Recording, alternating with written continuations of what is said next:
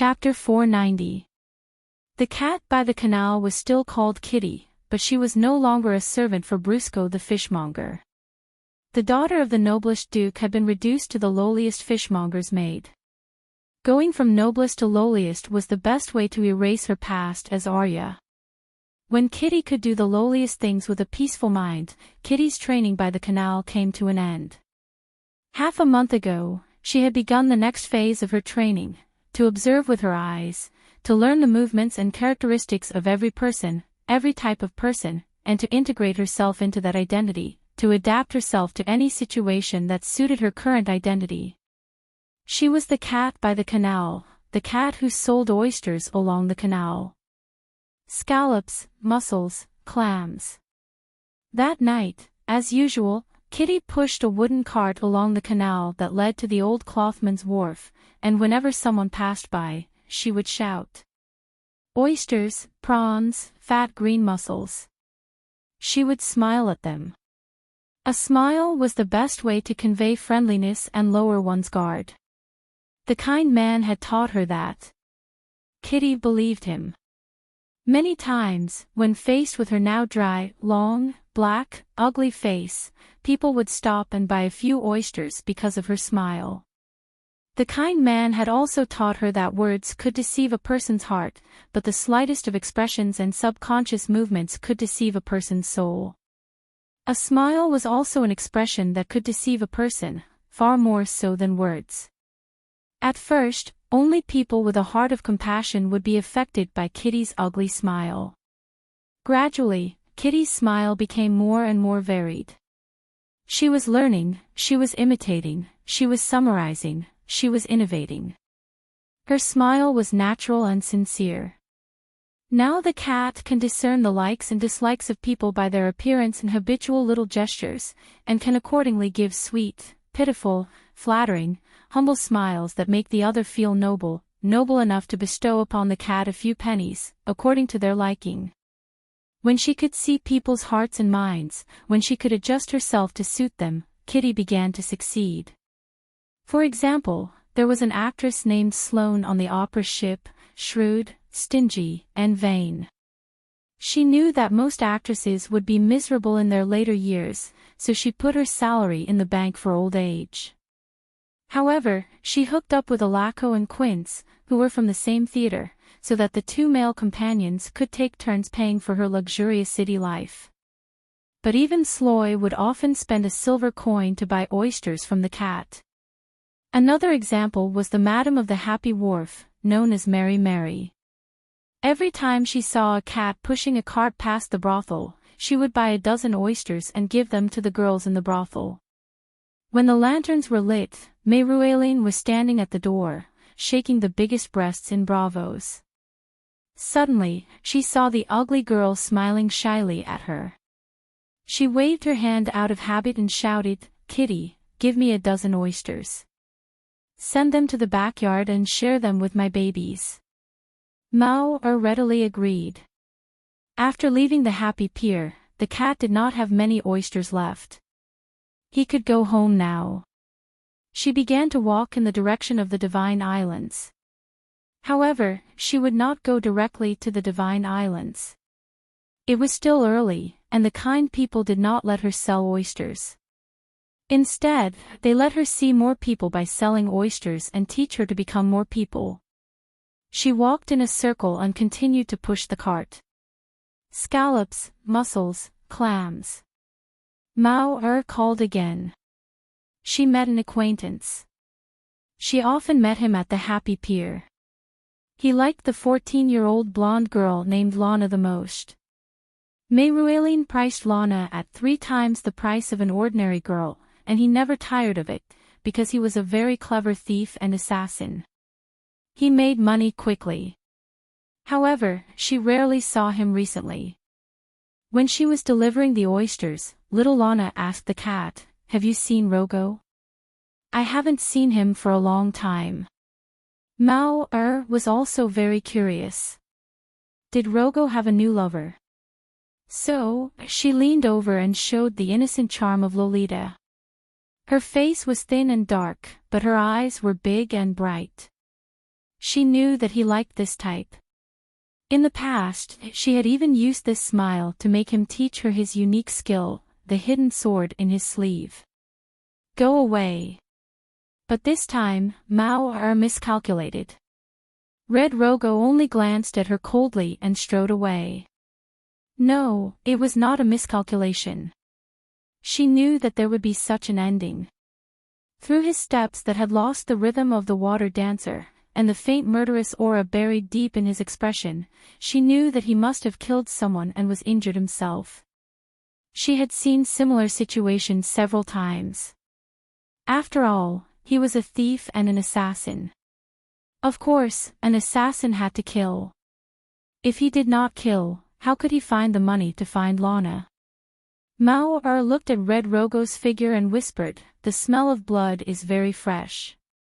The battle happened 2 hours ago. Left palm, right leg, an inch below the base of the leg. The injuries were treated by a doctor. His face was pale and he lost a lot of blood. There was a bag behind the cloak.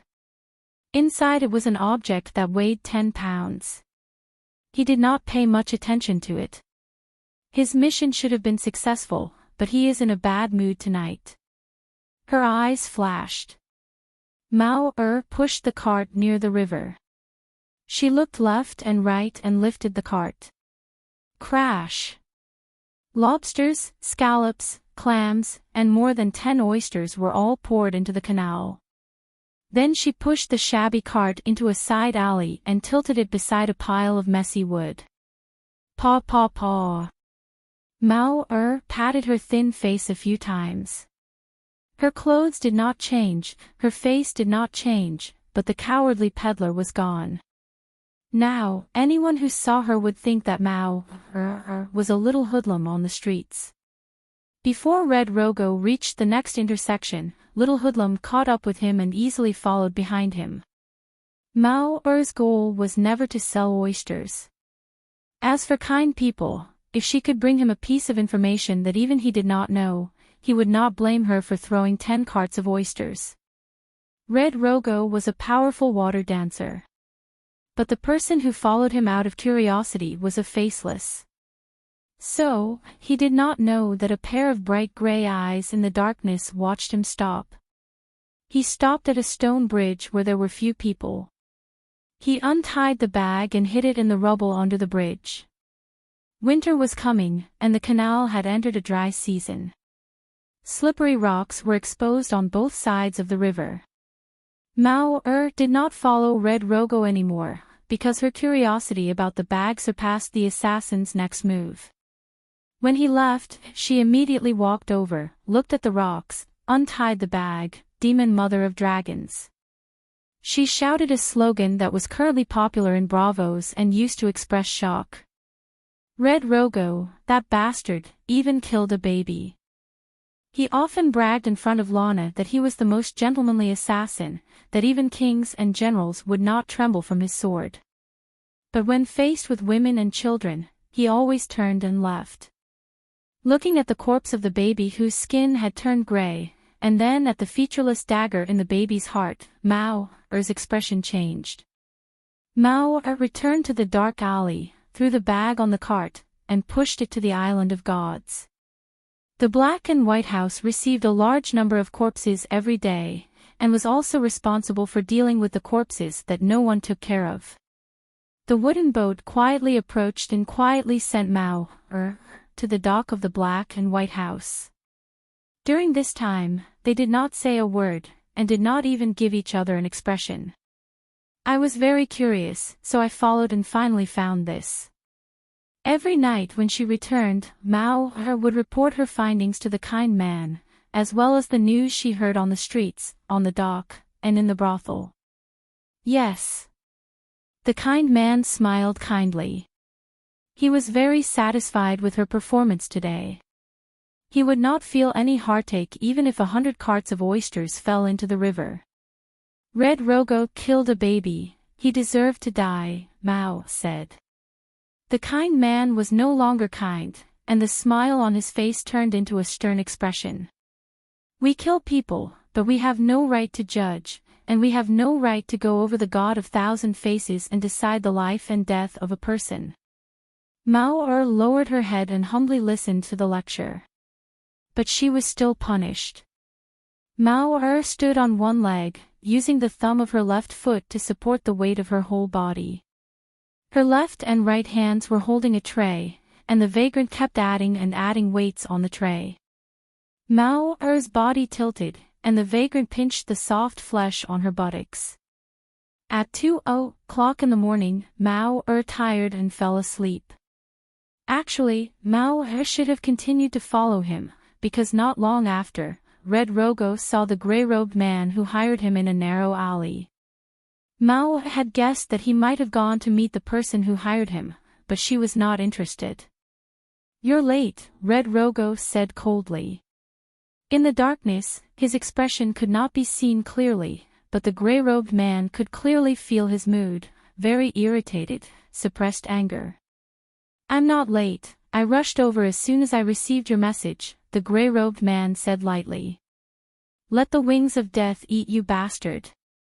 That's not a corpse demon at all, I've been to Koor and seen the stitched monsters of the necromancers," Red Rogo cursed softly. "Then, what do they look like?" the gray-robed man asked curiously. "You don't know?" Red Rogo raised his voice, his tone full of disbelief. "Let me see the head," the gray-robed man said. "Ha, you've been at the dock all this time, right? Didn't you see the fire?" Red Rogo sneered. The gray-robed man did not deny it. He patted the money pouch at his waist and smiled faintly. "I'll pay, and you do the work. When you see the head, I'll pay. That's the agreement." Red Rogo's uninjured right hand unconsciously pressed on the hilt of his sword. He said softly, "Sir's head is too big to carry, but I brought back the baby's body. Give me the money, and tomorrow I'll leave a letter telling you where I hid the body. With my reputation, I won't lie to you over such a small matter." The gray-robed man took 2 steps forward, and his eyes flashed with understanding. He nodded and said, "I see, you're heavily injured." Red Rogo's right hand tightened on the hilt of his sword. He said in a low voice, "I killed 4 night watchers before, and now I can kill 2 more. No, no, no." The gray-robed man shook his head. "I'm just stating the facts, nothing else. You're heavily injured and can't carry too many heavy things, I can understand. But you're too cautious. I only want them dead, and I only want to see the bodies to confirm this. You don't have to hide the bodies to threaten me. I won't be greedy for your reward, and I won't kill you to silence you. Is that so?" "That's good." Red Rogo's right hand moved away from the hilt of his sword. The gray-robed man took off the money pouch at his waist and tossed it over. He said, 15 gold radiance coins. Pay me the balance, and we're even." Red Rogo shook the money pouch and nodded with a smile. "The amount is correct. We're even. Goodbye." As he spoke, he cautiously took a few steps back and turned to leave. Suddenly, a cold light flashed in the darkness, and blood splattered. "You." Chapter 491. "You, of course I'm going to kill you." Hong Rogo sneered. Just as the man in the gray robe turned around and took 3 steps toward the other end of the alley, he suddenly felt a chill on his back. He looked down and saw that a rapier as wide as a fingernail had pierced through his heart. From his back to his chest, a foot-long blade stained with blood was exposed. "Kill me." The man in the gray robe was confused. "Idiot, can't you tell that I'm mocking you?" Hong Rogo stepped forward and supported the man's body to prevent him from falling. He chuckled softly in his ear. "You tried to kill me, so I killed you instead. If my peers know, I'll explain it this way. But I don't think they'll care because we've already completed the deal. I've fulfilled my mission." "Why?" The man in the gray robe spat out blood. Why? In Bravos, there were many assassins who would kill for a silver coin, or even for a good-looking cloak. And you gave me 20 gold coins. Then, you should have at least 1 gold coin on you right now, right? 1 gold coin is enough for me to kill you 10 times over. As he spoke, Hong Rogo used his shoulder to push the man in the grey robe's body while his right hand quickly searched the man's clothes. Soon, he found a money pouch, a dagger, a rapier, and an exquisite sheepskin pouch hidden in the man's inner pocket. Wow, what's this? You hid it so well. Hong Rogo tossed the pouch. It clattered and felt heavy in his hand. Bravos people can't be trusted. They even violate the rights of guests. I should have known. The light in the man's eyes began to fade. Hong Rogo's smile disappeared. He said coldly, "Actually, I'm killing you because I'm pissed. This evening, I did something against my principles. I killed a baby. I've never killed children or women. Killing you will make me feel better, you hypocrite." The man in the grey robe was furious. Hong Rogo was stunned. He slowly laid the man in the grey robe flat and pushed out a small single-wheeled cart from the darkness. After half an hour of work, the man in the grey robe's body was tied to a rock and thrown into a canal called a Baysad. Red Rogo squatted under the arched bridge and opened the money pouch with an expectant expression. Let the mother of dragons devour his soul for only 30 copper coins. He cursed in a low voice. Then, he used the dagger to cut open the sheepskin pouch and took out a chain made of gold, silver, iron, copper, tin, and lead. The hope in his heart turned into a fragrant smell that gushed out of his mouth. Forget it. At least there's 1 section of gold and 1 section of silver. I can still sell them for some money after melting them.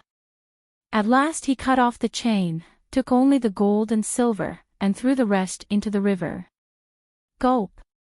The chain fell into the water and coincidentally landed on the neck of the grey-robed man. You actually brought deviant ghosts to Bravos.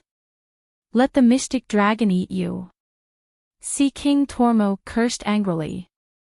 The new Sea King was a well-built man in his early 30s. He was tall and sturdy, with long, slender limbs. We're just passing by Bravos. We're going to the old town, Sam said. If we can find a boat, we'll leave tonight, Darian continued. At this time, a purple-robed general entered the guest room and reported to the Sea King, "Your Majesty, someone at the dock saw a man in a green cloak leaving the night watcher's boat. He was limping and was holding a black wool package in his right hand." Ah, the deviant ghost didn't burn to death. Was he kidnapped? Sam exclaimed. Oma immediately bowed and said, "Your Majesty, please help us." The Sea King frowned and said, "I can help you. After all, the person was lost in Bravos. However, you can't announce that you're looking for the deviant ghost. Bravos is the world's largest and most prosperous harbor. There are many foreign merchants. I don't want the citizens and merchants to panic. Do you understand?" Yes, Sam nodded. "We'll just say that the thief kidnapped the baby." That night, the Sea King's purple-robed army began to patrol the city. They were looking for suspicious people. The old clothes merchant's wharf was almost locked down. After a thorough search, it was lifted before dawn. Whose child was kidnapped? Why is there such a big commotion? Some merchants were puzzled. It must be the Sea King's son. Someone swore. No, the purple-robed army said that the child was brought by the night watchers. What, the night watcher's son? 1 spread to 10, 10 spread to 100. The more the news spread, the more out of control it became. The next day, when Kat was pushing the handcart to sell oysters in the canal, she heard the owner of the fruit stall and the owner of the sesame seed stall talking. "Have you heard? A boat of night watchers died last night. The fire lit up the sky and even the boat sank, the old man selling fruit said. Yes, the purple-robed army even went to my house. I heard that the son of the night watchers went missing, the old woman replied. Sigh, in today's world, even the commander-in-chief of the night watchers has started to raise illegitimate children. The old man shook his head and sighed. The commander-in-chief of the night watchers, Jon Snow, has an illegitimate child. Cat couldn't help but interrupt. Seeing that it was a little girl selling oysters who didn't seem to be a competitor to their business, the old man and the old woman's expressions softened a lot. I don't know Jon Snow, but the Sea King did say that the commander-in-chief's illegitimate child was kidnapped, the old man said. The mother of dragons, Jon is a night watcher and has an illegitimate child. Father is the strictest. If he's still alive and knows that Jon went back on his words, he might cut off his head with ice. Cat turned back into Arya and muttered in disbelief. What did you say? You know the commander-in-chief of the night watchers? The old woman shouted. Oh, I've heard of him. Arya's expression didn't change. She said calmly, I'm curious. Night watchers can't have children. The old man sighed. The host can't violate the guest's rights. Now the mother of dragons.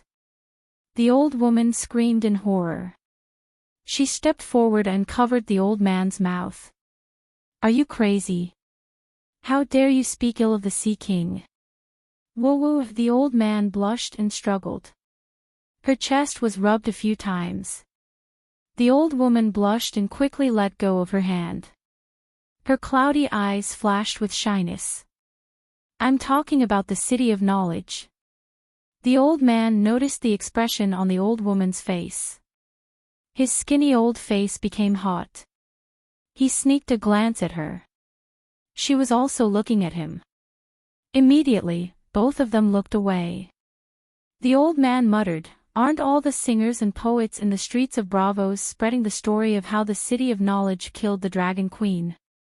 Oh, you said it clearly. I thought you were talking about. The old woman looked left and right. When she saw that there was only an ugly girl in front of her, she spat out the last two words. The Sea King. Arya was stupefied. But she understood what both of them meant. She didn't know why, but recently, almost every tavern in Bravos had a singer singing the story of the City of Knowledge's 7 deadly sins. Especially when the City of Knowledge violated the guests' rights. It made everyone recall the fear of being dominated by the wings of death. Ugh, Bravos was self-defeating. Hearing the story of how the City of Knowledge violated the guests' rights, the citizens and merchants thought of how Bravos violated the guests' rights. Big news could suppress small news, but the constant small news could only create an atmosphere and remind people not to forget about the big news. Compared to Bravos, the largest city in the continent of Ursos, Westeros was not the center of civilization. It was a rural place in the free cities. Who would pay attention to a remote City of Knowledge in the countryside? If it wasn't for the Dragon Queen, the City of Knowledge would not even be on the hot search list. Now, the Sea Palace had been buying hot searches for the City of Knowledge. Naturally, Bravos itself had been on the headlines every day. In the process of the City of Knowledge and Bravos hurting each other, Wade Fry was laughing. Why is the Sea King's Purple Army helping the Night Watchers find the illegitimate child? Arya asked. I heard that the child is the illegitimate child of the Night Watchers and the Sea King's daughter. Of course the Sea King is worried, the old man said. The woman waved her hand and said, No, the Sea King's daughter is only 13 years old. The child is the illegitimate child of the Night Watchers Commander-in-Chief and the Dragon Queen. The Dragon Queen's son is missing in Bravos. How could the Sea King not be worried? Shoo, do you want to die? The old man anxiously stepped forward and covered the woman's mouth. How dare you spread rumors about the Dragon Queen? Aren't you afraid of her eldest son, the wings of death? He is the dragon god who can pluck stars. Bastards, what are you doing? Just then, a loud shout came from the corner of the street. It was a white-haired old man with a hunched back, holding a lunchbox in his hand. Copywan, how dare you hug my wife in public? Looking at the four old men who were fighting, Arya turned into a cat again and pushed the handcart away silently. Well, it was noon. The wife of the old man from the fruit stall came to bring him lunch. After that, the cat purposely went to the old clothes vendor's wharf. There were many guesses about the mother of the kidnapped child. The Sea King's daughter, the Sea King's sister, the Sea King's 7 aunts, the Dragon Queen, the daughter of a noble in the Northern Territory, Circe, Marjorie, the princess of the barbarians. In short, the mother must be of noble status. Otherwise, why would the Purple Shirt Army help her find her son? That's right. Other than the Dragon Queen, even Circe and Marjorie were innocent. Many of the citizens of Bravos had never been to the Westeros. They only knew who the Queen and Queen of the Westeros were through hearsay. It was all thanks to the Queen's parade that shocked the world. In the hearts of the citizens who were ignorant, it was as easy as the Sea King secretly bringing the Dragon Queen's niece into the palace to have a relationship with the King's Landing's queen and the Night Watchers on the Great Wall. The small island nation always liked to use their own way of thinking to infer the big country next door. Fine. The Westeros had a big territory, but it was not a big country. But regarding the child's father, almost everyone agreed, the commander-in-chief of the Night Watchers, Jon Snow. In fact, the person who was looking for the child was the Night Watchers. Combining all the information, the cat was sure of one thing, other than the child, for Night Watchers were dead, the ship was burned, and Red Rogo was the murderer. Then she was furious. Red Rogo killed a ship's worth of Night Watchers, and possibly Jon's son, her nephew. The House of Stark and the Night Watchers were very close.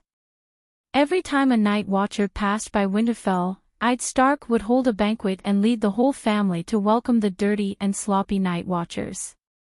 Arya also inherited her father's feelings for the Night Watchers. Her uncle and brother were Night Watchers, and the Night Watchers had saved her before. Red Rogo, she muttered. Red Rogo had officially joined her death list. That afternoon, the cat became Arya again. She took out the sewing needle hidden in the gap between the steps of the House of Black and White. It was a gift from Jon before he went to the Great Wall. All mortals have to die. Chapter 492. The second day after Jon's illegitimate child was kidnapped. Night. Cat pushed open the weirwood door of the House of Black and White and entered the hall. She was greeted by a pool of 10 feet in diameter. Along the wall, there were 30 statues of different gods. Beside the feet of the statues, there were flickering candles. There were many holes in the wall, and in the holes, there were dead people. A kind man stood by the dark pool, facing the door, as if waiting for someone. You're back. He smiled kindly. The moon is dark. Cat said respectfully. The moon is dark was a slang used by faceless believers. It meant it's late or it's late. Cat wandered the streets, so she was proficient in the slang of many professions. Between them, she could often determine each other's identity with just one sentence. The benevolent man nodded and said, "Tell me the 3 things you learned today." The Night Watchers lost a ship's worth of people. In fact, only 4 died. They lost a baby, the one Red Rogo killed and I brought back. Cat said. The kind man's eyes flashed with a dark light. I see. Then Cat began to talk about the second thing. The Blue Lantern Theater planned to write a play called Death Wings Roar, but the Purple Army came and arrested the scriptwriter. Tonight, they will continue to perform the play called Dark Bat Layla. The kind man said numbly. I see. Seeing the man's face, Kat, who had practiced her reading skill to the max level, became nervous.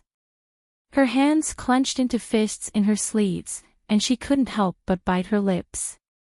Slap. The kind man slapped her. Kat covered her cheek with one hand, more frightened than in pain. What happened? The person who has a habit of biting her lips when thinking is Arya Stark. Are you Kat, or Arya of the House of Stark? The kind man asked. I'm a nameless person. Arya said alertly.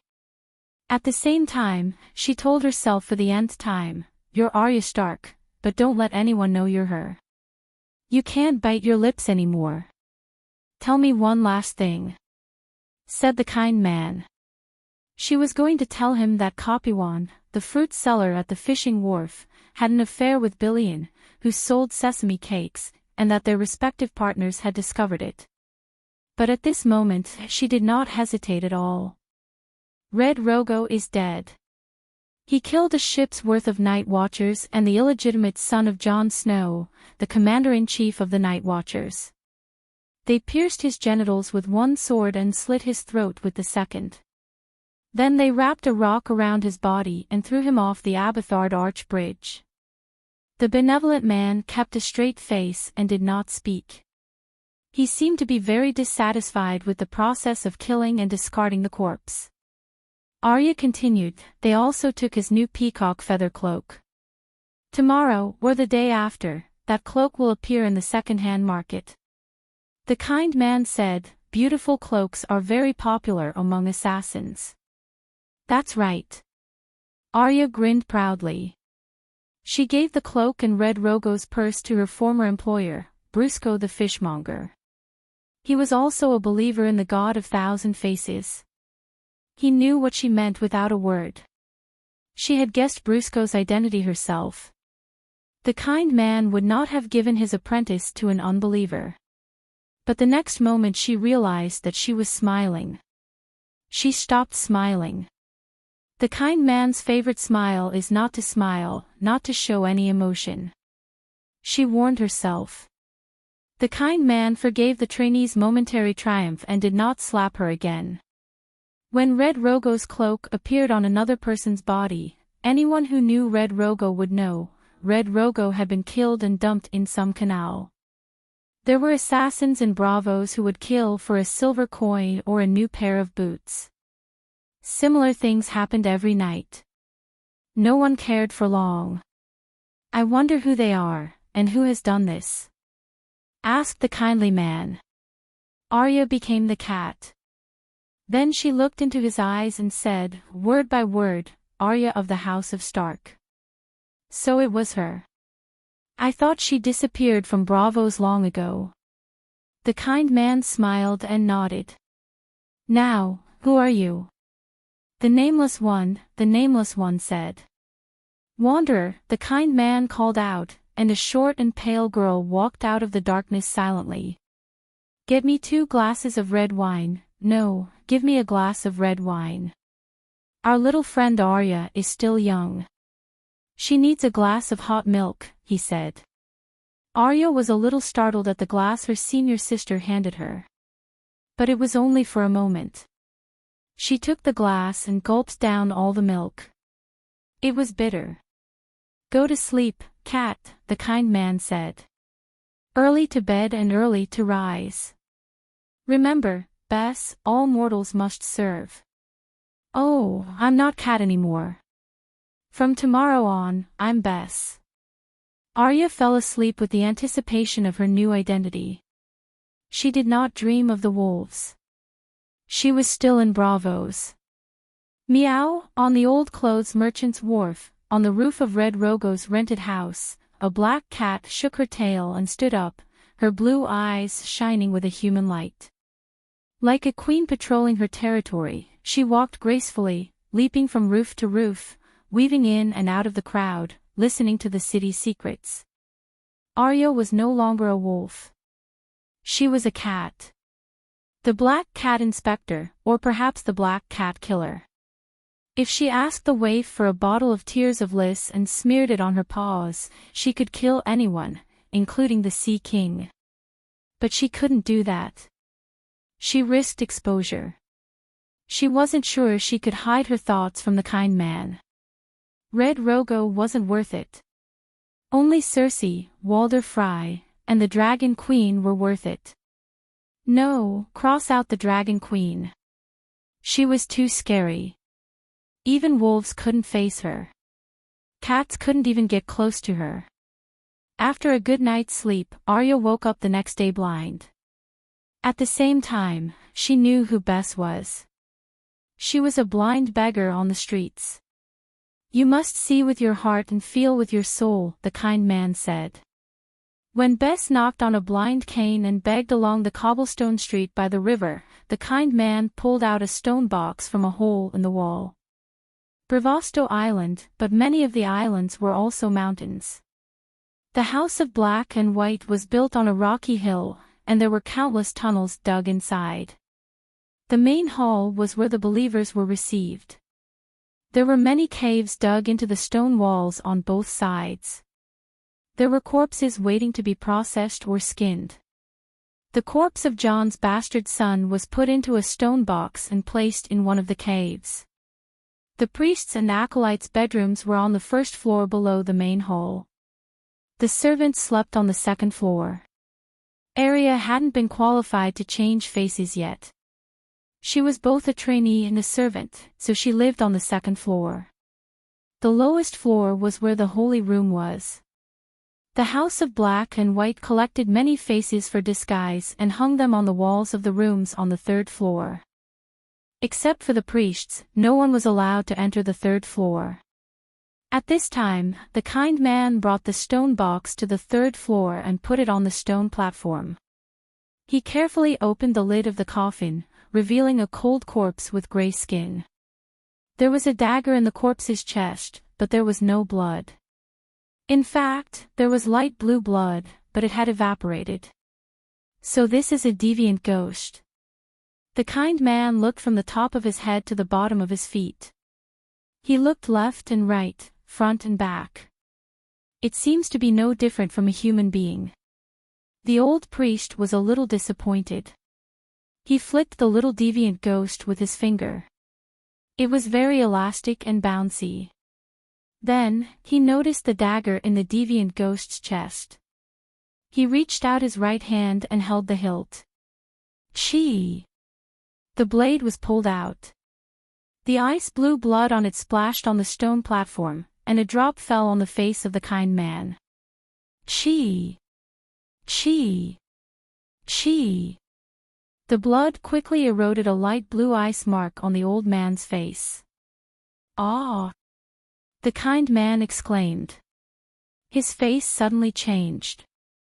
In the blink of an eye, the original face appeared in his left hand. This is really a deviant ghost. Suddenly, the little deviant ghost's closed eyes opened. There was a light blue glimmer in them, and the temperature in the basement dropped rapidly. It's alive.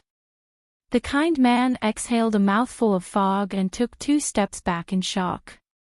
The little deviant ghost looked at him with its emotionless eyes, like a mentally disabled baby looking at a stranger. After a while, the kind man's beating heart calmed down along with the temperature in the room. He walked forward again and gently tapped the little deviant ghost's face.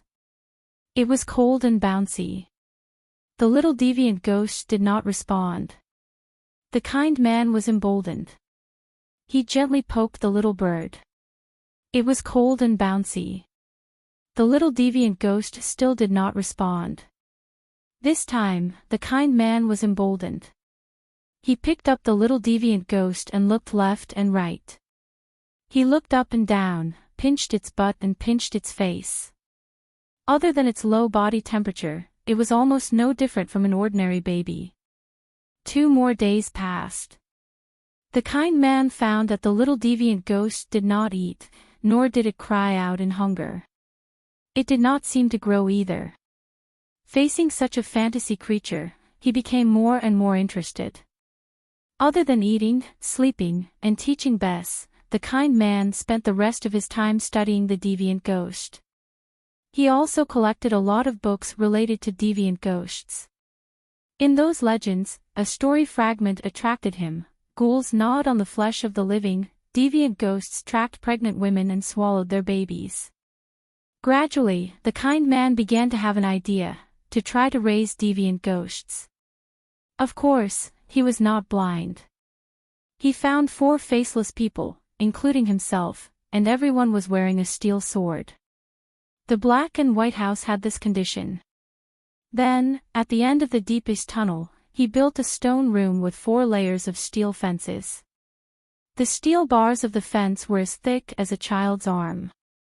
There were 4 layers of doors, each guarded by a faceless person. The last layer had a hole dug above the door and buried a lot of kerosene and gunpowder. P.S. As for the little deviant ghost's food. Every day, there were believers of the God of Thousand Faces who came to the Black and White House to seek relief. Dying old people, patients tortured by diseases, bankrupt businessmen, hungry beggars, the kind man would represent the God of Thousand Faces and randomly provide them with a way to escape. But this time, he took them to the deviant ghost feeding room. All mortals have to die, and all mortals have to serve. Use your blood as a sacrifice to the Holy Son of the God of Thousand Faces. The kind man said. The old priest was not lying, nor was he confused. The god of cold was also a god of death. Wasn't the deviant ghost the Holy Son of the God of cold? In theory, the God of Thousand Faces represented all the gods of death, and the deviant ghost was the Holy Son of the Black and White House. I'm willing to serve, please help me. A withered old man knelt under the stone platform where the deviant ghost was worshipped, kowtowing devoutly. The faceless person standing on the side received a signal from the kind man's eyes and immediately walked forward. His sleeves hung down, and a cold light flashed. With another wave of his sleeve, the old man's head flew up, and a thin mist of blood sprayed out from his neck, landing on the deviant ghost's face, lips, and chest. Smack! The deviant ghost licked the blood on its lips, and a strange blue light flashed in its eyes. Chapter 493. The ordinary people were guessing who the missing baby belonged to. However, the benevolent man was definitely a member of the upper echelons of bravos, and he definitely knew that the night watchers were looking for the other ghosts. However, from the moment Arya brought the little other ghost back to the school of Black and White to bury it, the benevolent man would never hand it over again. Not to mention that the little other ghost itself was a precious magic material, even the red-robed woman Melisandre was reluctant to send it away. Previously, the red-robed woman had been taking care of and studying the baby. Even if it was no different from an ordinary baby and was of no use to the benevolent man, the faceless man would still kill it with a steel sword. He would not send the other ghost back. Even 100 mouths would not be able to explain the situation clearly. The Night Watchers, the City of Knowledge, and the Westeros had nothing to do with the School of Black and White, so why would the benevolent man care about their lives? Therefore, after a week of continuous searching, the Sea King began to treat this matter lightly. The Purple Army was lazy, and even the Night Watchers like Sam and Olma were numb and did not have any expectations. Send a letter to the Great Wall and Dragonstone Island. Let the Commander-in-Chief and Her Majesty Dany Alice deal with this matter. Olma said dejectedly. Bravos only had a direct Raven connection with the cities with sea trade ports, and it could not reach Dragonstone Island and the Great Wall directly. To send a letter to the Great Wall, one had to transfer from White Harbor and use the route Bravos, White Harbor, and the Great Wall. To send a letter to Dragonstone Island, one had to go to King's Landing or Seagull Town first, and then ask the scholars of those two places to help deliver the letter to Dragonstone Island. When the Dragon Queen received the news, more than half a month had passed since the day of the incident. So, what's the use of looking for me now? Danny sighed helplessly through the glass candle. Could it be that the Braavosians stole it? Marwyn asked. Why not the City of Knowledge? Danny asked in return. When I received the news from Seagull Town, my first reaction was also the City of Knowledge. This is very much like the City of Knowledge's style. However, the City of Knowledge only needs to kill the other ghosts, there's no need to kidnap the little other ghosts, Marwyn said. So, you want me to burn Bravos again? That won't be necessary. Samwell said in his letter that the Sea King really did his best this time, Marwyn said awkwardly. I'm about to start the first phase of the anti-invasion war, Danny reminded him. To be honest, she was not too concerned about whether the people of the Seven Kingdoms could realize that the night was coming. First of all, she had done everything she could and could not do. She had already fulfilled 500% of her obligations. What else could she do? Secondly, she really didn't know what to do. If the deviant ghost was lost, they would either find it or go to the Great Wall to hunt for another one. Even the Sea King, that local dragon, could not find it. She knew magic, but she did not know the 1,000-mile tracking technique. Moreover, no one could be sure whether the little ghost was dead or alive. One had to know that after deviant ghosts died, they would turn into water and evaporate. Even their corpses could not be found. As for finding another one, no matter what, Dragon Queen would never go on a rampage beyond the Great Wall. Winter is coming. Are you going to deliver vegetables to the Great Wall? Finally, the war at Slaver's Bay was about to begin. She did not have the time or energy to accompany the Westeros. Night Watchman Sam hopes that you can go to Bravos. If you really can't find the little deviant ghost, then go to the Great Wall to discuss the future arrangements with the Night Watchman's Commander-in-Chief.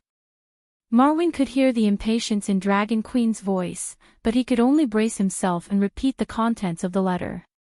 Did that fatso eat something wrong in his brain? How dare he give me a mission? Moreover, how would I dare to go to Bravos now? If I really go, I might violate the guest's rights a second time, Dragon Queen said cowardly. She did not tell Marwyn that she was not the one who went to Bravos the last time. Without the three-eyed crow's twisted will, Dragon Queen was more stable than anyone else. Are you going to start the war here soon? Marwyn asked. We can start the war at any time, but I'm looking for a better opportunity. Then, Danny explained her battle plan of plundering Tauros, damaging the Alliance's naval forces, and drawing out the Alliance's trump card.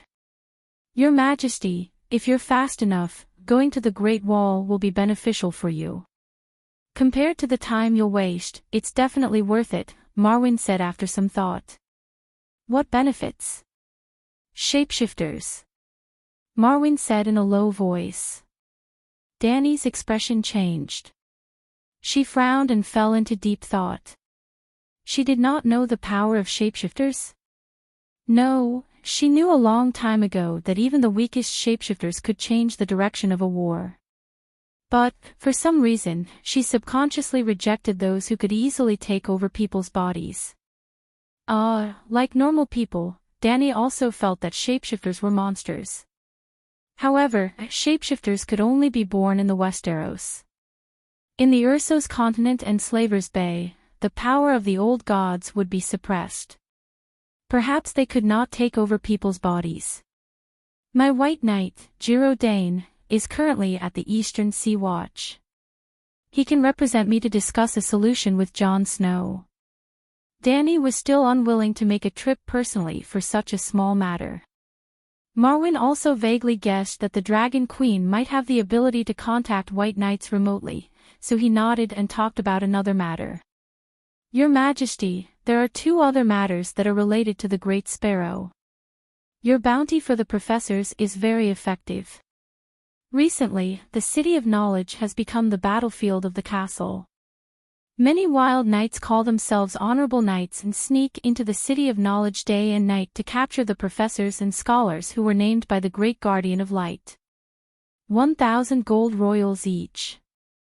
Jaime Lannister's bounty is only 500 gold royals. Now, 5 professors and 4 scholars have been captured and sent to the King's Landing Cathedral. Dragonstone Island has also paid the honorable knights 9,000 gold royals as promised. How can those professors be in good condition after falling into the hands of the Great Sparrow? They will soon all confess. Just violating the guests' rights and interfering in the politics of the 7 kingdoms is enough to take their lives.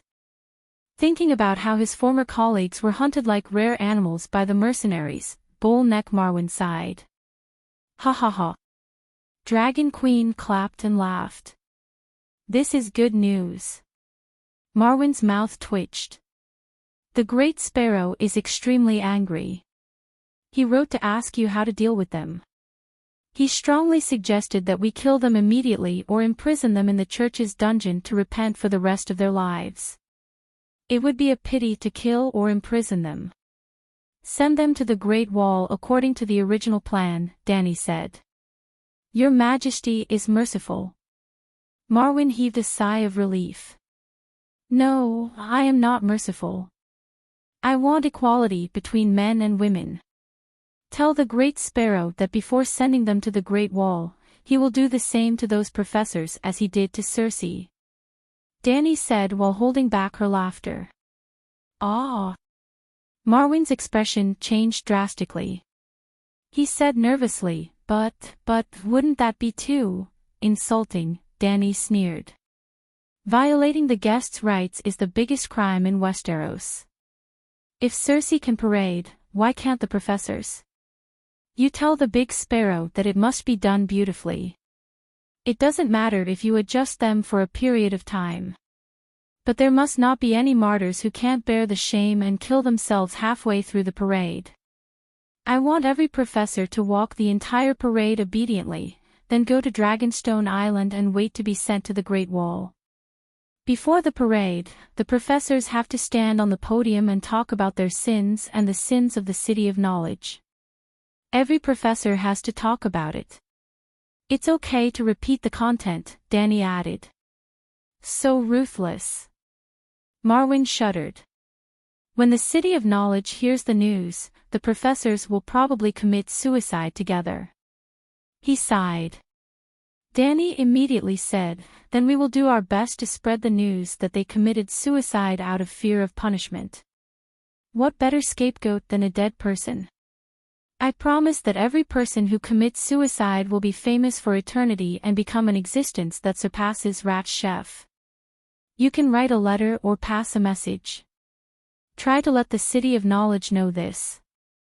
Whoever commits suicide will be the scapegoat. Sigh.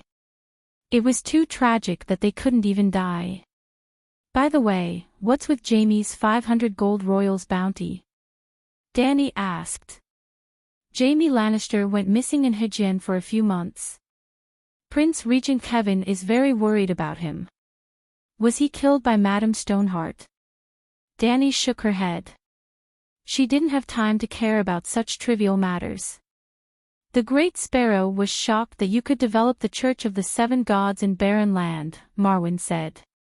Well, Buching was still in Volantis, but he told the Great Sparrow about being promoted to the Archbishop of the Seven Gods and helping the Dragon Queen develop the Church of Barren Land. Look at how powerful the 7 gods plus dragons equals 7 gods method is. Not only did it establish a foothold in Slave Bay, but it also developed to Barren Land. Why don't you learn from me? Then is he willing to follow my method and put the dragon robes on the 7 gods? Dany asked. He said that when he's free, he'll find time to pray to the 7 gods, Marwyn said. Dany face-bombed. Forget it. That's all for today.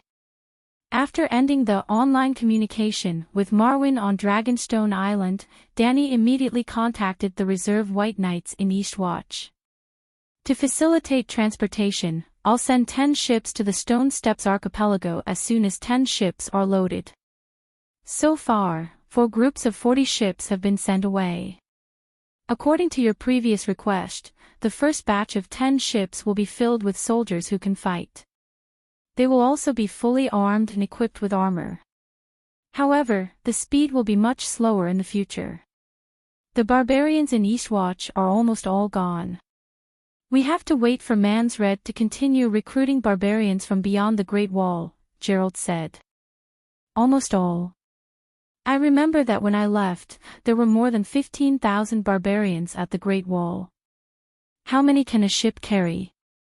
Danny asked curiously. It depends on the size of the ship. Our smallest ship can carry 400 tons and at least 500 people. The bigger ones can carry up to 1,000. That's a bit much. People aren't goods. They need space to live, Danny said with a frown. Gerald pursed his lips and explained, the barbarians are tough. They even set up tents on the deck. When it rains, they'll be forced into the cabin, so it's not too crowded. Actually, this is Manfred's suggestion. It's best to transport all the barbarians in one go. The sooner we leave Eastwatch, the more barbarians will survive. He thinks that the barbarians' food reserves are about to run out as the night is coming. There's probably no time for a second trip. All right. You can discuss it with Mans Red. Danny nodded and asked, how many shapeshifters are there among the barbarians who signed the three-way rental agreement with us? Most of the shapeshifters who came to the Great Wall signed the agreement. Shapeshifters can't integrate into the Night Watchers. The Northerners see them as monsters. They've all been transported away. Danny frowned. Seeing her expression, Gerald's heart skipped a beat. He asked, you want to recruit shapeshifters? Is the battle at Slave Bay very tense? I want to add a trump card. Shapeshifters are the strongest among the barbarians. They left with the first fleet long ago, but I can ask Mans Red to help you recruit another batch. Then, the reserve White Knight suggested, actually, giants are not bad. They can put on iron armor and make heavy cavalry to spare. You've captured the Giant King, and now there are more than 150 giant warriors loyal to you, 150 rice buckets. They're so big that even the Black Dragon can't transport them by air. Chapter 494. After Blackie sent Kuei-shi to Thunder Island, it circled above barren land for 3 days to promote the establishment of the Seven Divine Dragon sect. Well, Bucheng was still in Volantis, so Butian used his name to establish the Seven Divine Dragon sect. It wasn't the national religion of barren land, but it had more advantages than other sects, because the Bo dynasty officially supported this newly established Seven Divine Dragon sect. Blackie was like a loudspeaker with unlimited stamina, preaching to believe in the Seven Divine Dragons, get the Holy Dragon Essence, in the sky of barren land. Redwood County was the place where the Great Plague outbreak was the most serious. The Holy Dragon Essence was an antidote to the Great Plague made with dragon essence as the main ingredient. Blackie didn't just shout slogans, he also had the Seven Divine Dragon sect to cooperate with him to cure diseases and recruit believers. That's right, a large number of Seven Divine Dragon sect cultivators had appeared in barren land. They wore white coats with the emblem of a seven-pointed black dragon, set up tents, and treated the patients who believed in the Seven Divine Dragon sect. Every morning, noon, and night, there were 3 prayers. The sect hadn't been established yet, so they prayed to the 7 wooden statues with black dragon tattoos. This was the effect of the official support. Those 7 Divine Dragon sect cultivators were mostly doctors arranged by the Bo dynasty, and there were even many necromancers from the Necromancer Association. They changed into the 7 Divine Dragon sect cultivator robes, and temporarily, until the epidemic ended, acted as fake cultivators. But fake cultivators could develop into true believers.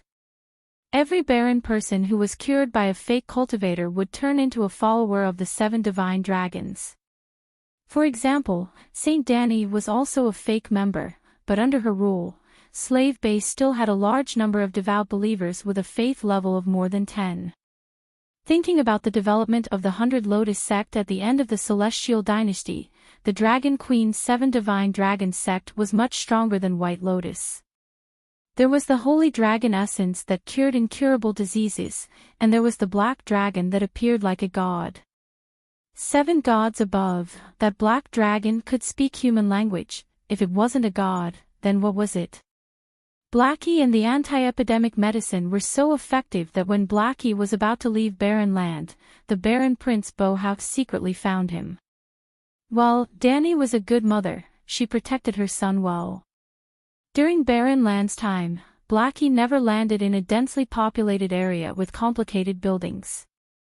It would either fly above 200 meters in the sky or meet the Barren people at the peak of Dragon Mountain. Dragon Mountain, 5 kilometers away from the outskirts of Barbarian country, was a 700-meter-tall mountain peak, the same name as the volcano on Dragonstone Island. From halfway up the mountain to the peak, there was not a single trace of green.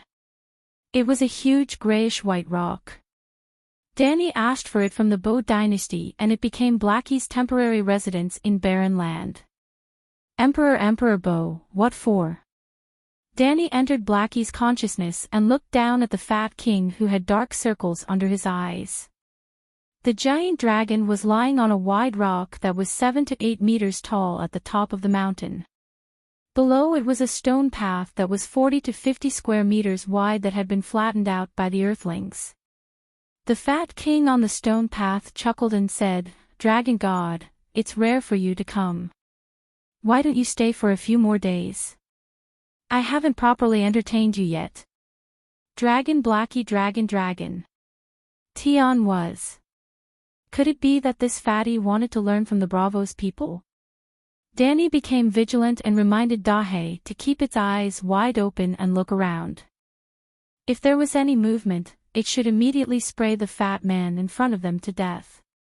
This Emperor Bo Hao did not seem to be as bad as Kuei Shi and the others said. He dared to use himself as bait, and he was much braver and more decisive than the people of Bravos. She became even more cautious and vigilant. "Emperor Bu, how do you plan to treat this dragon god?" The fat king's eyes flickered and there was an unnatural expression on his face. He stammered, "Go to my palace.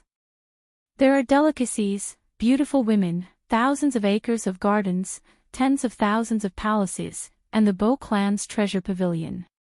I will give you whatever you like." Using a peerless beauty to lure a black dragon, even a pig would not say such a thing. He must be smarter than a pig, so he must be pretending. Well, this fat king was indeed cunning. He actually planned to lower Dahe's vigilance by pretending to be crazy. One could not judge a book by its cover. Bo Hao might be the legendary pig's face and fox's heart. Even Kuei Shi and Batian seemed to have been deceived. Dani became even more vigilant. This dragon god does not need treasures or beauties. I will leave tonight. Then. The fat king looked hesitant and stammered, "Some of my officials want to see you. Can you let them come up?" Officials, or fully armed dragon-slaying warriors? If he could not hold a Hongmen banquet, he would kill by force. Let them come up. In the soul space, Dahe's 9-colored vortex was spinning rapidly. Magic power was surging, and the dragon flame was ready to be released. Soon, more than 20 strong soldiers climbed up along the narrow mountain path. 2 of them carried more than 10 palanquins. They must have hidden the crossbows in the palanquins. How cunning! Unfortunately, the Dragon Queen had seen through everything. Dahe crouched on the ground and spread its wings on the rock. Its muscular legs were ready to move. The next moment, he could use the dragon flame to clean the narrow stone path below the huge rock. The fat king noticed the Megalosaurus movements and hurriedly said, "Dragon god, don't be in a hurry to leave." "Okay, I won't leave." The loud and rough voice suddenly became a little evil. Yes, he had switched to the role of Smog. How can I leave without killing all of you bastards? What, Dragon God is leaving? There was a cry of surprise from the palanquin. The curtain in front of the palanquin was immediately lifted, revealing a few white-haired old men in luxurious clothes. Danny was stunned. Not the dragon-slaying crossbows. Dragon God, don't leave. We have something to say. 10 elegant old men came out of the palanquins and jogged to the huge rock that Dahe was crouching on. They said, Dragon God, we are willing to convert to the Church of the Seven Gods. What? Danny was stunned again. It's like this.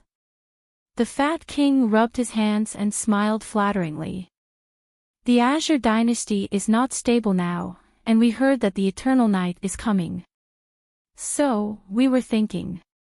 Can we make a secret agreement with the Dragon Queen? He emphasized the word secret agreement. What agreement? Danny asked strangely. Was it a deeper conspiracy, or was she too sensitive before this? The Fat King turned to look at the leader of the old men with a flat nose. Prime Minister, I'm not good with words. You explain to Lord Dragon God. This old man is Moldo. Greetings, Your Majesty Dragon God. The old man with a flat nose stepped forward and bowed calmly. Your Majesty Dragon God's wisdom is as deep as the abyss. We mortals do not dare to use clever words to deceive you. If the Eternal Night is real, the Alliance will lose, and the Azure dynasty will not survive the Eternal Night. So, we hope to borrow the power of the Dragon Queen to avoid this calamity. Interesting. Danny was interested and said, tell me about it. We hope that the Dragon Queen can marry the Bow family. The dragon aura descended as if it was real. The old Prime Minister bent his body and almost fell to the ground. President Bo Tian was not lying. This is really a god. Moldo screamed in his heart as he explained, Dragon God, please calm down. It's not that His Majesty Bo Hao wants to marry the Dragon Queen. It's a marriage between their children. The Dragon Queen is in her prime. Sooner or later, she will have many children and grandchildren. His Majesty Bo Hao hopes that the Dragon Queen's daughter or granddaughter can marry into the Bo family and become the Empress. What's so special about the last Empress? Danny immediately understood two things. First, she seemed to have become a dragon startled by the bow, because she was repeatedly violated as a guest. The barbarians did not want to slay dragons and misunderstood Bo Hao. He was an idiot who was stupider than a pig. Second, the last dynasty of the barbarians wanted to rely on the Dragon Queen to prolong its life. As long as the Seven Dragons sect becomes the national religion of the barbarians and preaches the Eternal Night from now on, you can also survive the Eternal Night if you are brave. The Holy Dragon rumbled. The Prime Minister was silent for a moment and sighed, we want to sign a secret agreement with the Dragon Queen. After all, the Eternal Night may not come and the Alliance may not lose. The barbarians do not dare to stand on the Queen's side before the situation is clear. Then that's it. I'm leaving. The Holy Dragon stood up and planned to leave. How about the Queen's son comes to the barbarians to marry the Bo family's daughter and inherit the Azure dynasty? An old man wearing a silver-embroidered robe hurriedly said. You are. The Holy Dragon climbed down again. I am the Bo family's great-uncle. Danny noticed that although Fatty Bo Hao looked unhappy, he didn't say anything against it. A sacred oath? She asked. The 9 ministers here come from the 9 famous clans. They and I are all witnesses of the oath. The great-uncle said solemnly. Okay. She had no reason to refuse a free throne. No matter what the Bo family's plan was, with this sacred oath, she could openly intervene in the matters of the barbarians in the future. In fact, if Dani knew more about the history of the barbarians, she would not have the slightest doubt. During the time of Valeglia, the emperor of the barbarians had a marriage alliance with the 14 Fire Peak families. Otherwise, how could the barbarians have survived the conquering Dragon King's dragon flames? A noble lady of Valeglia married the emperor of the barbarians, and her dowry included a dragon. The Bow family's Azure dynasty was really at the end of its rope. The emperor's decree could not even leave the walls of the capital. The country's power was now in the hands of a few hundred princes. Bandits, wizards, and warlords ran rampant in the country. The people had no way to make a living. Anyone with a bit of intelligence could see that the country was about to die. If the Dragon Queen defeated the alliance, the Bow family, who had a marriage alliance with her, would definitely be able to keep the throne. They would then use the Dragon Queen's power to sweep the world and revive the Azure dynasty. The great-uncle was still hoping that when the son of the Dragon Mother came to the barbarians, he would also follow the old rules and bring 1 or 2 dragons. It would be best if he could establish a family of true dragons. As for whether it was the son of the Dragon Mother or the daughter of the Dragon Mother, it did not make much of a difference.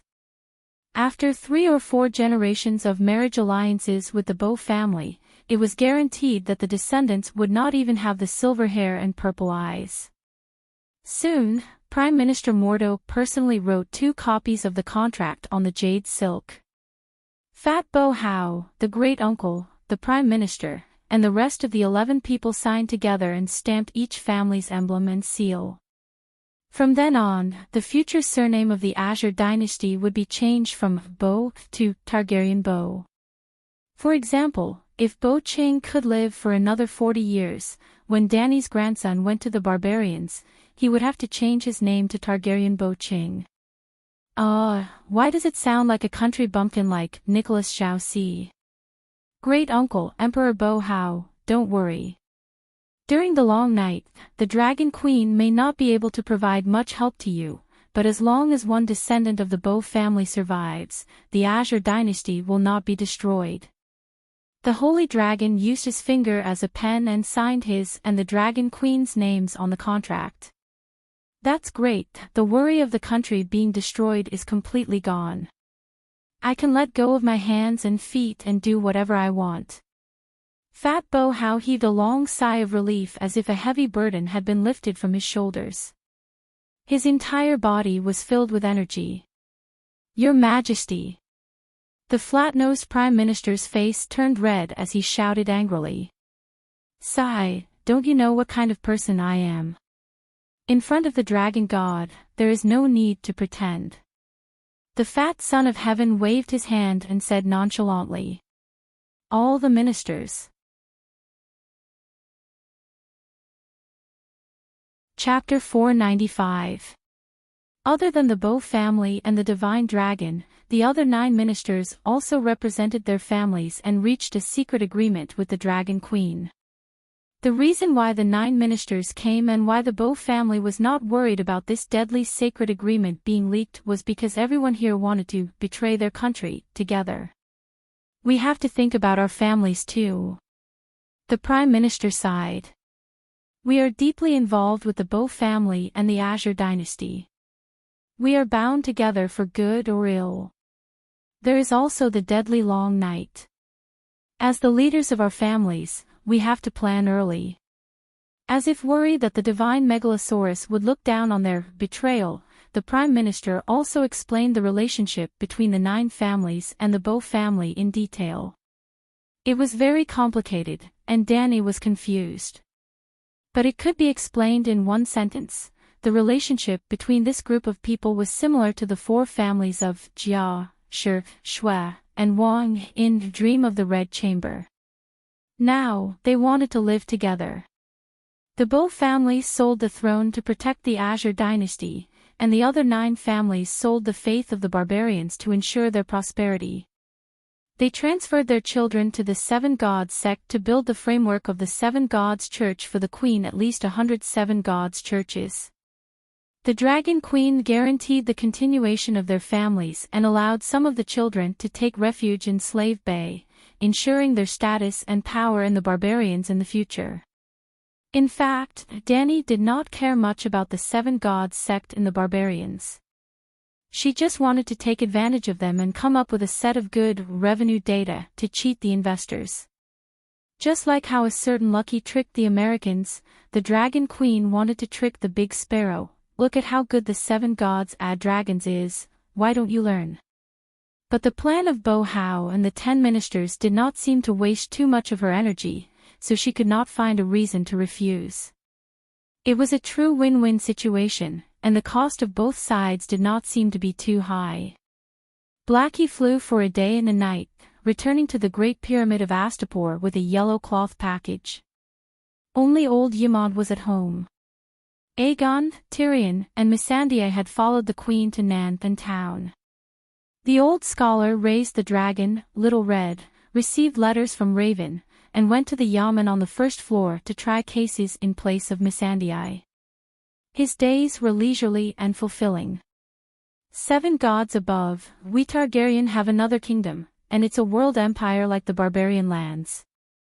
Old Yimad felt like he was in a dream when he saw Dahe handing him a stack of documents. Becoming a king is so easy. Then why are we still cooped up in the Westeros? Coming back to his senses, the old scholar began to recall the dance of the blood dragon that would cause any Targaryen to feel pain in their hearts. He began to regret it. He regretted it for his ancestors. With dragons, the world is free to roam. Why exterminate the entire race for a broken chair that pokes in the butt? This was what the Dragon Queen had said back then. Now it seemed, Dani might really be able to turn the Targaryens into world royalty. The Alliance naturally had more than 300 warships. Volantis alone could gather 500 warships, and the various cities of the Alliance had more than 2,000 large ships. However, the Alliance only had 3 fleets at the moment. Each fleet had 100 ships, and they were a mix of paddling longships and large warships that fought for control of the sea. The reason was simple. The Alliance was formed by the alliance of vassals. The current situation was very much like the 18 vassals asking for Dong the United version. The Dragon Queen was Dong Feifei's role. The vassals' forces were united, but they would not hand over all the troops to Yuan Shao to command. Rhys' fleet belonged to Rhys, and the Alliance's fleet belonged to the Alliance. Although everyone had the same goal, they did not want to be cannon fodder. There were only 300 warships under the direct command of the Alliance's command. The Alliance countries that joined the Alliance provided varying numbers of warships for the Alliance's service according to their national strength. For example, Prince Rhys Treg brought 250 warships from the Three Sisters Kingdom to New Gith, but only 50 of them were distributed to the 3 major fleets of the Alliance. The remaining 200 were still under his command. On paper, Treg alone was comparable to 2 Alliance army fleets. However, in reality, one could not calculate it that way. The fleets that joined the Alliance army had strict standards. Age, load, maximum speed, number of paddles, sailor configuration, etc. The 3 major fleets of the Alliance army had the heaviest responsibility, and they were the main force that was not afraid of sacrificing themselves. The various city-states also sincerely contributed their strongest warships to the war effort. In this aspect, the 18 vassals of the Alliance army version had more awareness and integrity than Yuan Shao and the others at the end of East Han. Of course, the pressure that Dong Feifei gave the vassals was far less than the pressure that the Dragon Queen gave the slave owners. If Dong Feifei had a dragon, even Yuan Shao and Yuan Shu, the 2 most selfish brothers, could also be as selfless as Chao Mingda. Old Chao was really hot-blooded during the period of the 18 warlords. The 18 vassals of the Alliance army version did not have a leader, and they were led by many heads. Just talking about the navy, the 3 heads of the Alliance army were Commander Zanetti of the New Gith Iron Legion, Zero of the 13 Heads of Quills, and Governor Ilios of Volantis. After discovering that the Dragon Queen's White Dragon had been spying on the port of New Gith recently, the Alliance Army's internal meeting decided to summon Tauros' First Fleet back, ambush them in the open sea, and find an opportunity to cut off the Dragon Queen's fleet's return route. The highest goal was to kill a dragon, while the lowest goal was to clear out the Dragon Queen's fleet and seize control of the seas.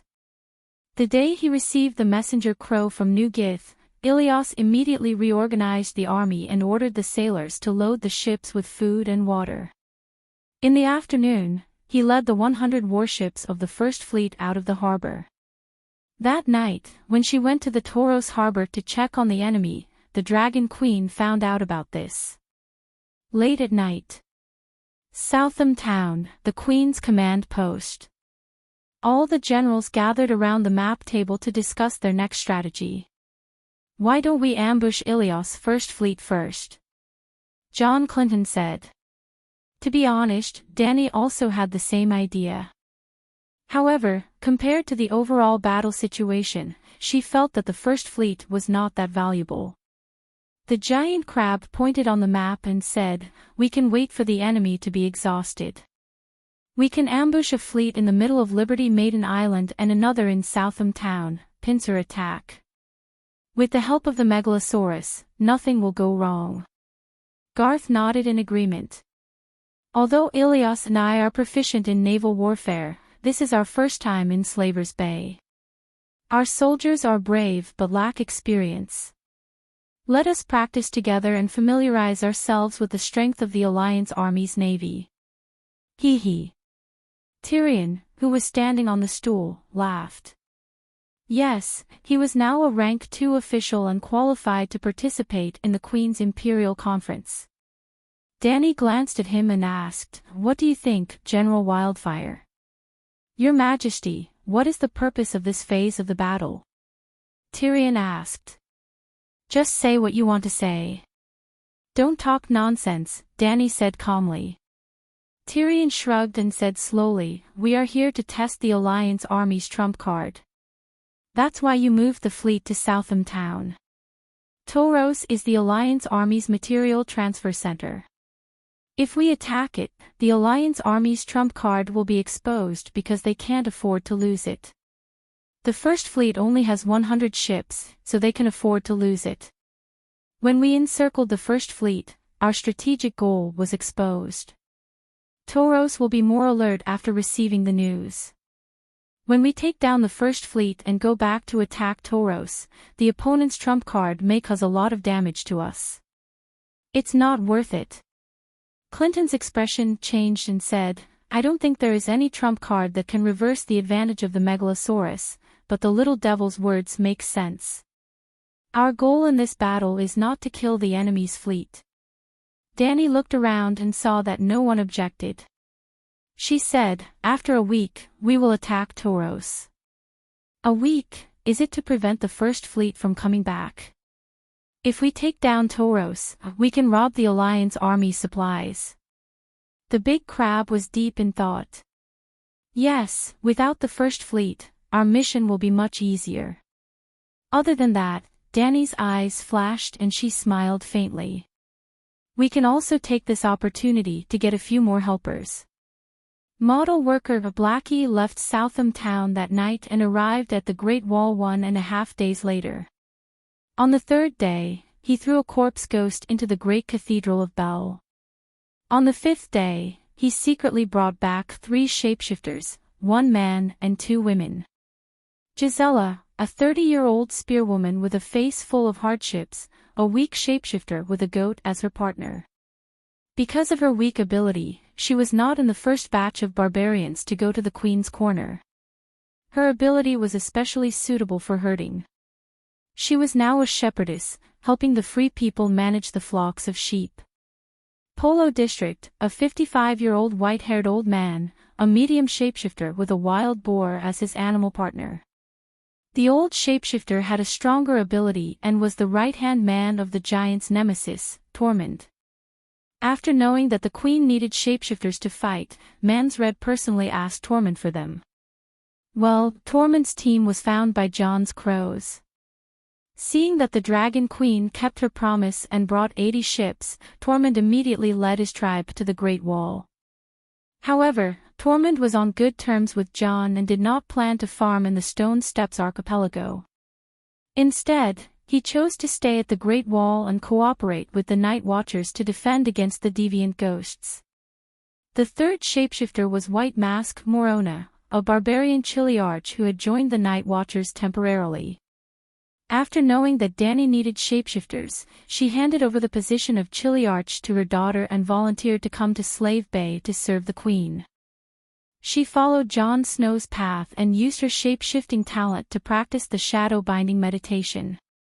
After her last animal partner died 3 years ago, it happened that the magic revival happened.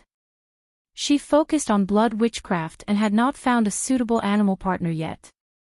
Dany held a bird cage in her left hand and a cat cage in her right. She said to the 3 barbarians who had changed into clean clothes, "Forget the goat and the boar.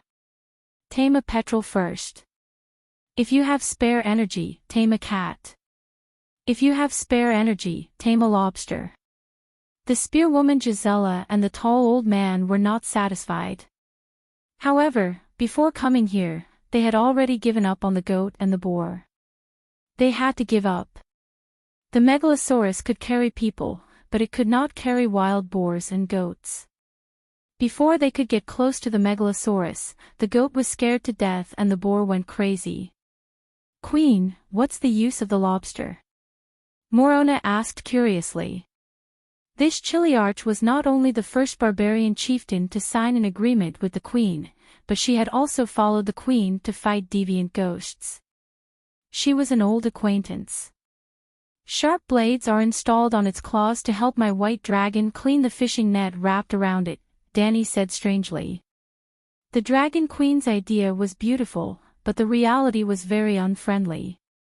Even the weakest Gisela found a petrel and a cat as partners. Polo and Morona also contracted a meter-long lobster at the same time. The lobster was found by Blackie in the sea. It swam fast, strong, and tasted delicious. After the blades were installed, its claws were very inflexible and its center of gravity was unstable. By the time the lobster cut the fishing net on Whitey, the enemy's second and third nets would have been cast. However, Dany did not steam and eat the 2 shapeshifters' lobster partners. The lobster's efficiency in cutting the fishing net was low, but the effect of laying mines. It was worth a try. However, it was difficult for the lobster to detonate the wildfire jar. In the end, Dany promised Morona, "How about this? Take down Toros first. If the lobster is really useless, I'll help you catch a few eagles." With the Megalosaurus, the strongest and fiercest eagle in the world is not much different from a sparrow. Chapter 496. On the 8th day after the first fleet left Toros, the white dragon that had been hiding in the clouds and secretly observing New Gis City disappeared. At this time, the first fleet of the Alliance army had already left Slave Bay and the Free Maiden Island, entering the wider Bay of Sorrows. That night, the city lord of Toros, Baelor Terrelise, called all the city defense commanders over for questioning as usual before going to bed. Terrelise was also one of the 14 Fire Peaks and managed Toros together with another Fire Peak family, Valoris. Originally, the city lord should have been Piero of the Valoris family. Piero was young and strong, and he was also Baelor's son-in-law. He was just right to deal with the Dragon Queen, who was getting stronger and stronger. However, a month ago, an invitation came from Materis. It was a letter from Jenny herself. "We need Valeglia warriors with noble bloodlines." Toros and Illyria, like Materis and Orlos, were all directly under Valeglia. It was very strange. Compared to Materis, Toros and Toros were closer to the 14 Fire Peaks, but these 2 cities were not affected by the curse at all.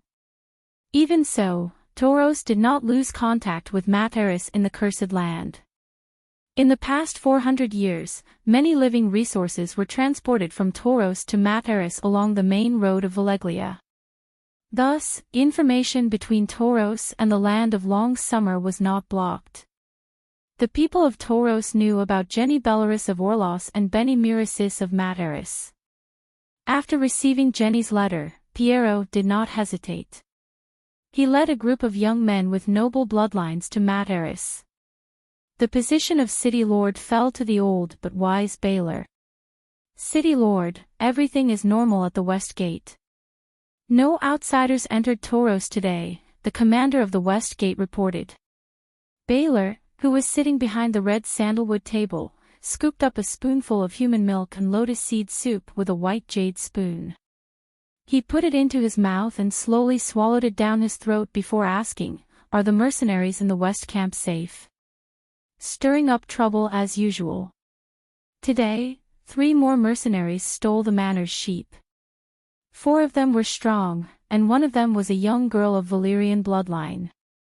The silver-haired, purple-eyed garrison commander suppressed his anger as he spoke. Bang! Crash! The veins on the back of the old man's hand bulged. He suddenly swept the table, and the soup bowl and spoon fell to the ground. That group of trash will be sent to Myrene as cannon fodder sooner or later. Lord Baylor cursed. The West City garrison sighed inwardly. He understood the mayor's meaning. We still need mercenaries to deal with the Mother of Dragons. Let's turn big problems into small ones and small ones into nothing. Then, he silently bowed and left. Everything is fine in the northern part of the city. There are no disturbances, no spies, and the granary and armory of the northern barracks outside the city gate are also safe. At 3:00 in the afternoon, Shoemaker Gilo Regis Pike Regiment, a total of 1,600 pike cavalrymen and 4,000 infantrymen, came from Materis along Valeglia Avenue. They also brought 500 scorpion crossbows, dragon-slaying crossbows, reported the commander of the North City garrison. I know Jig the shoemaker. He's a guest at my mansion. A bowl of lotus seed soup was placed in front of Baylor. It was his habit to drink a bowl of breast milk every night before he went to sleep. Including the Pike Regiment, Tauros has almost 30,000 soldiers and 2,000 scorpion crossbows. Now, I can finally sleep in peace, sighed the old mayor in satisfaction. After the North City garrison left, the South City garrison came. The south of the city faced the sea, and the South City garrison was also responsible for the safety of the harbor. Lord Mayor, 7 ships from New Guise entered the harbor today. 4 of them were grain transport ships, and 3 of them were carrying Astapor liquor, white sugar, and white paper. Very good. Lord Baylor nodded and smiled easily. Ever since the First Fleet left, I've been worried that the Dragon Queen would create a diversion. She likes to do this the most. For the past 8 days, the number of ships coming to Tauros has been almost constant. This means that the sea route from Tauros to New Guise has not been blocked. Lord Mayor, you are wise, praised the South City garrison. However, I heard that Slavers Bay has sealed off all trade. Can we still buy their white sugar and liquor? Asked the mayor curiously. The headquarters of the Alliance army was too far away from Slavers Bay. Materis did not produce grain, and the nearest Tauros was more than 1,000 kilometers away from New Guise. Even if they went by sea, the cost of long-distance transportation of supplies was too high. Without a doubt, buying supplies from the Dragon Queen was not only cheaper, the Dragon Queen was doing a promotion, but the distance was also very close. If the Dragon Queen was willing to sell food, the Alliance army would probably be overjoyed. Buying food from the Dragon Queen, transporting it to Tauros on the other side, and then feeding the Alliance army from Materis to Myrene was simply too whimsical. The Dragon Queen never sold food. She sold olive oil, sweet potatoes, wine brewed from grapes, sugar from sugar beets, refined salt, textiles, and even bronzeware. She did not sell iron, she only bought iron. However, she did not sell wheat or rice. She did not even sell potatoes or dried sweet potatoes. Yes, she sold high-concentration white wine brewed from sweet potatoes, but not dried sweet potatoes. That sounded a little weird. Because of that, Astapor was exceptionally prosperous. Merchants bought goods from the Dragon Queen, transported them to New Guise, and sold them to the Alliance army. New Guise was only an island with a radius of 100 miles. It was unable to supply the Alliance army with hundreds of thousands of soldiers. The wine that the Alliance army drank was all from Astapor. The salt and white sugar that the Alliance army ate also came from Astapor. The Alliance army officers wore beautiful silk and brocade robes that came from Slavers Bay. Even the Alliance army soldiers' monthly wages, copper and silver coins, also came from Slavers Bay, which was produced by the Dragon Queen's mint. Why did Danny do that? Because the sea merchants did not come to Slavers Bay empty-handed. They also brought things that Danny needed. Refined iron, finished swords, cooked cowhide, sheepskin, whale oil, and even rice and wheat. That's right, there were sea merchants who sold the Alliance army's rations. Because the Dragon Queen offered a high price, she even subsidized them. 100 caddies of rice for 10 caddies of high-concentration white wine, 10 caddies of white wine for 200 caddies of sweet wine. Because rice was a subsidized item, not only was it exempt from tax, they could also get a 30% discount coupon. For example, if Zhang San sold $100 worth of rations at Slavers Bay, he would buy $100 worth of white wine. Before leaving, the Dragon Queen would compensate him with $30 of gold. Who could resist the temptation of this business? Even the Alliance army knew that the sea merchants were selling rations to the Dragon Queen. They turned a blind eye to it, and even encouraged them. The reason was simple. Between transporting 100 caddies of rations from Volantis to New Guise and 200 caddies of sweet wine, which one was more expensive? After all this trouble, the Dragon Queen's rations actually increased. The military clothing also changed from high-value and low-cost silk cloth to low-value and high-value fur. Fur was the only way to survive the winter. Although Queers, Volantis, New Guise and other southern coastal city-states never survived the winter, they wore silk clothes and brocade robes. Coupled with the export of materials such as white paper, table salt, and coins, even if the Dragon Queen crazily subsidized them, the gold in her treasury was increasing day by day. This was actually a win-win situation. Targaryen, your words are like a mountain. The city's South Guard said seriously. Oh, I've heard of this before. What does this have to do with us being able to continue buying supplies from Slavers Bay? City Lord Baylor asked curiously.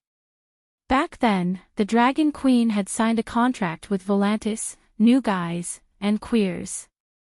At any time, Slavers Bay would not reject VIP customers.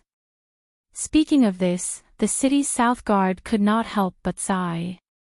The small merchants back then relied on the sea trade with Slavers Bay to grow into influential sea merchants in a few years. Take Volantis fought Doxim for example.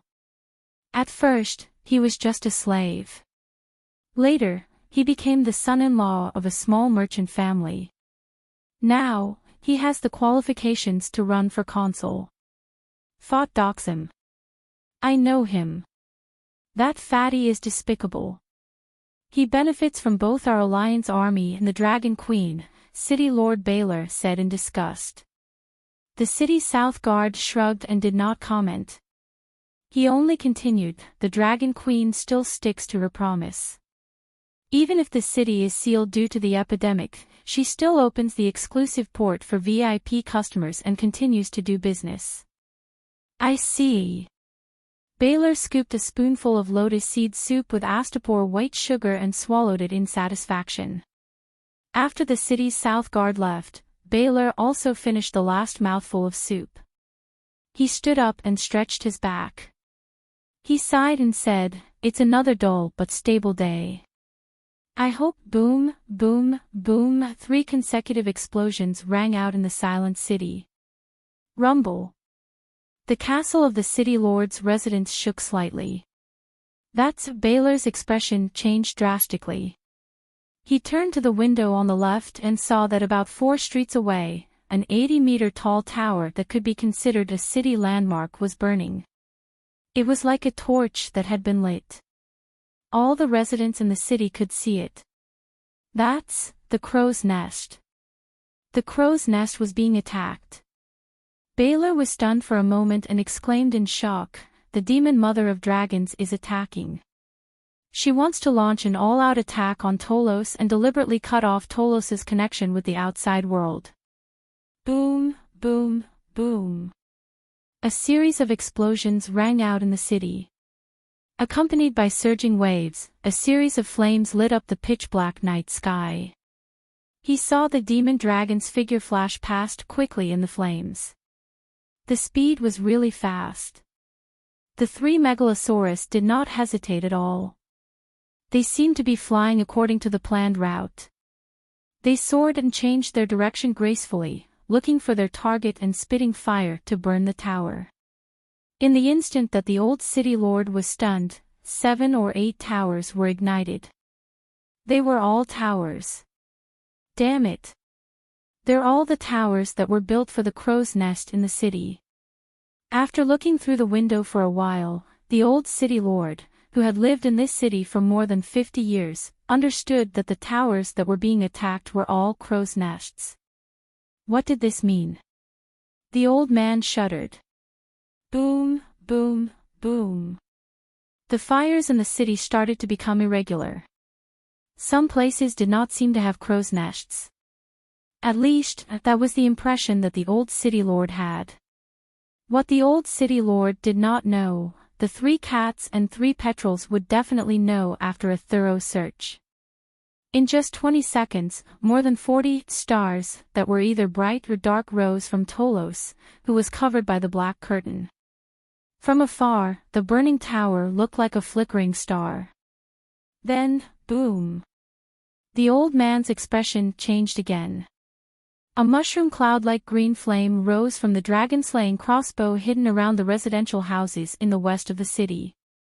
It was 15 meters tall and covered the city walls that were 6 meters tall. Almost all the nearby city areas were covered by the green flame. Even though they were a mile away, the flames reflected the pale face of the city lord. "Wildfire," Baylor said softly.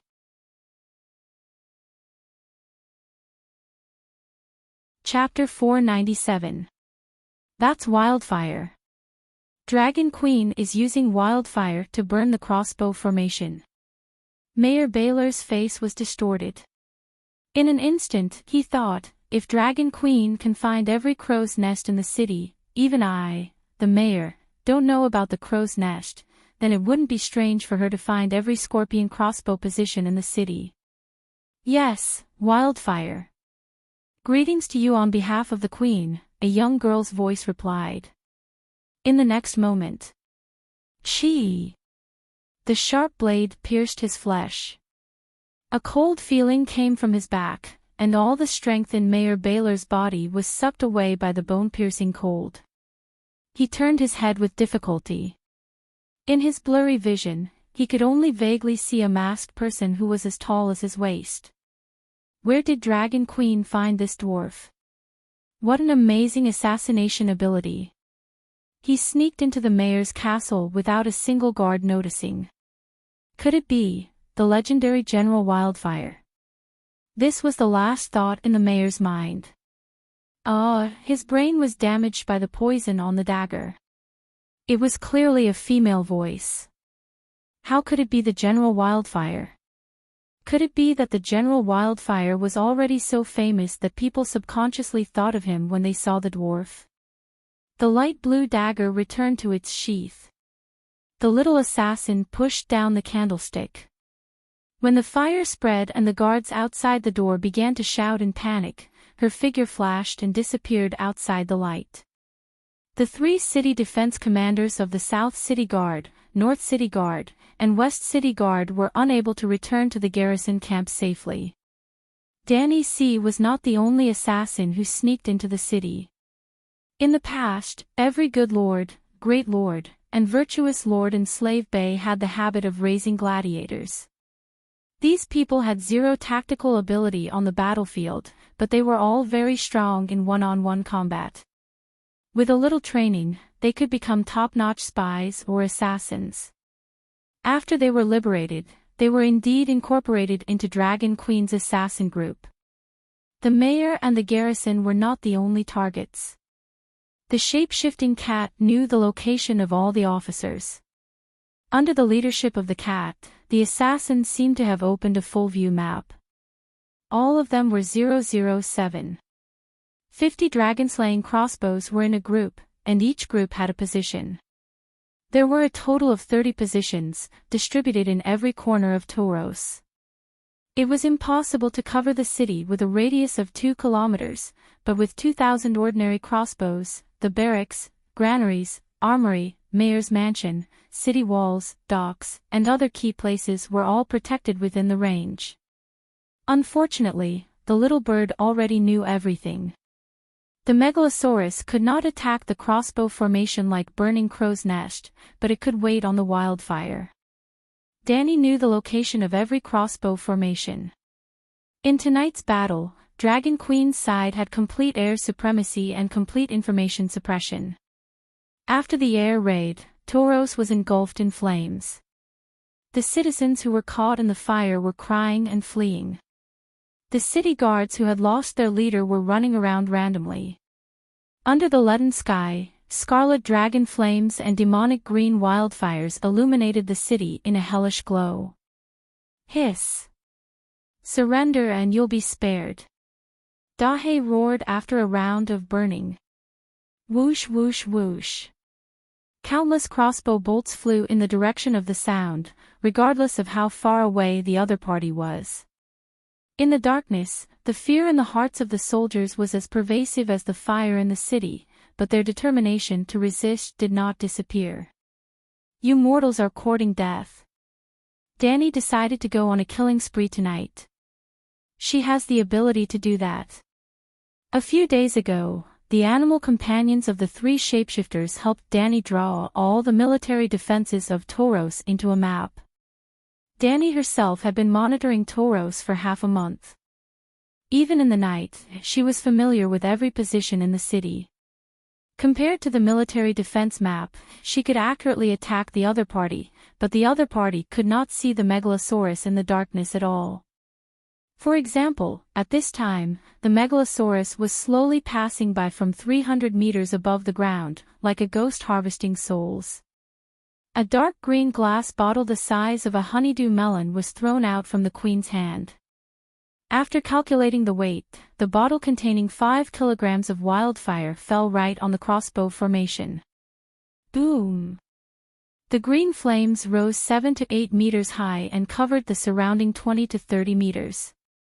Where the wildfire splashed, nothing could not be burned. The wooden crossbows burned in the flames, the bowstrings broke, and dozens of crossbowmen were covered in green flames. They screamed miserably, struggled and rolled, melted into meat juice, and burned into skeletons. No, not even a bone would be left. Dragon Queen turned into a bomb maniac this time, and it was very similar to Dedale's style of riding a clay duck to attack the sand-hidden village. She tied a large basket on Blackie's back, lined the basket with rice grass, and covered it with a layer of crushed ice. The wildfire bombs were neatly stacked on top of it. When she encountered a crossbow or scorpion crossbow formation, she would quietly fly over, reduce her speed, and silently throw down a bottle. Flying bombs was a high-tech job. In order to make the wildfire bombs accurately hit the target during the flight, Danny also trained for half a month.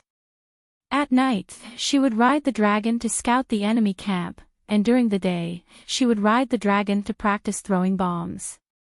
Even if she made 1 or 2 mistakes, it would not matter.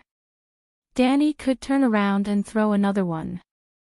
Well, if one was not enough, she would throw 2. If it really didn't work, she could throw a bottle of grape bombs. 10 bottles of grape bombs would always hit the target. At this time, the wildfire bombs could withstand 50 degrees of heat, and they would not explode even if they were shaken hard. Of course, they still could not be exposed to the sun for a long time. Under Dragon Queen's suggestion, the transparent glass bottles were replaced with dark glass.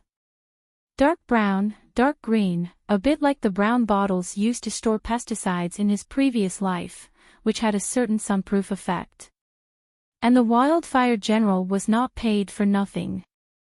Although he did not understand the principle of combustion requiring oxygen, he had seen with his own eyes that wildfire without contact with air was more stable. But it was very troublesome and dangerous to fill a wildfire bomb without air. When filling it, the wildfire must overflow, and then the cork must be slowly stuffed in.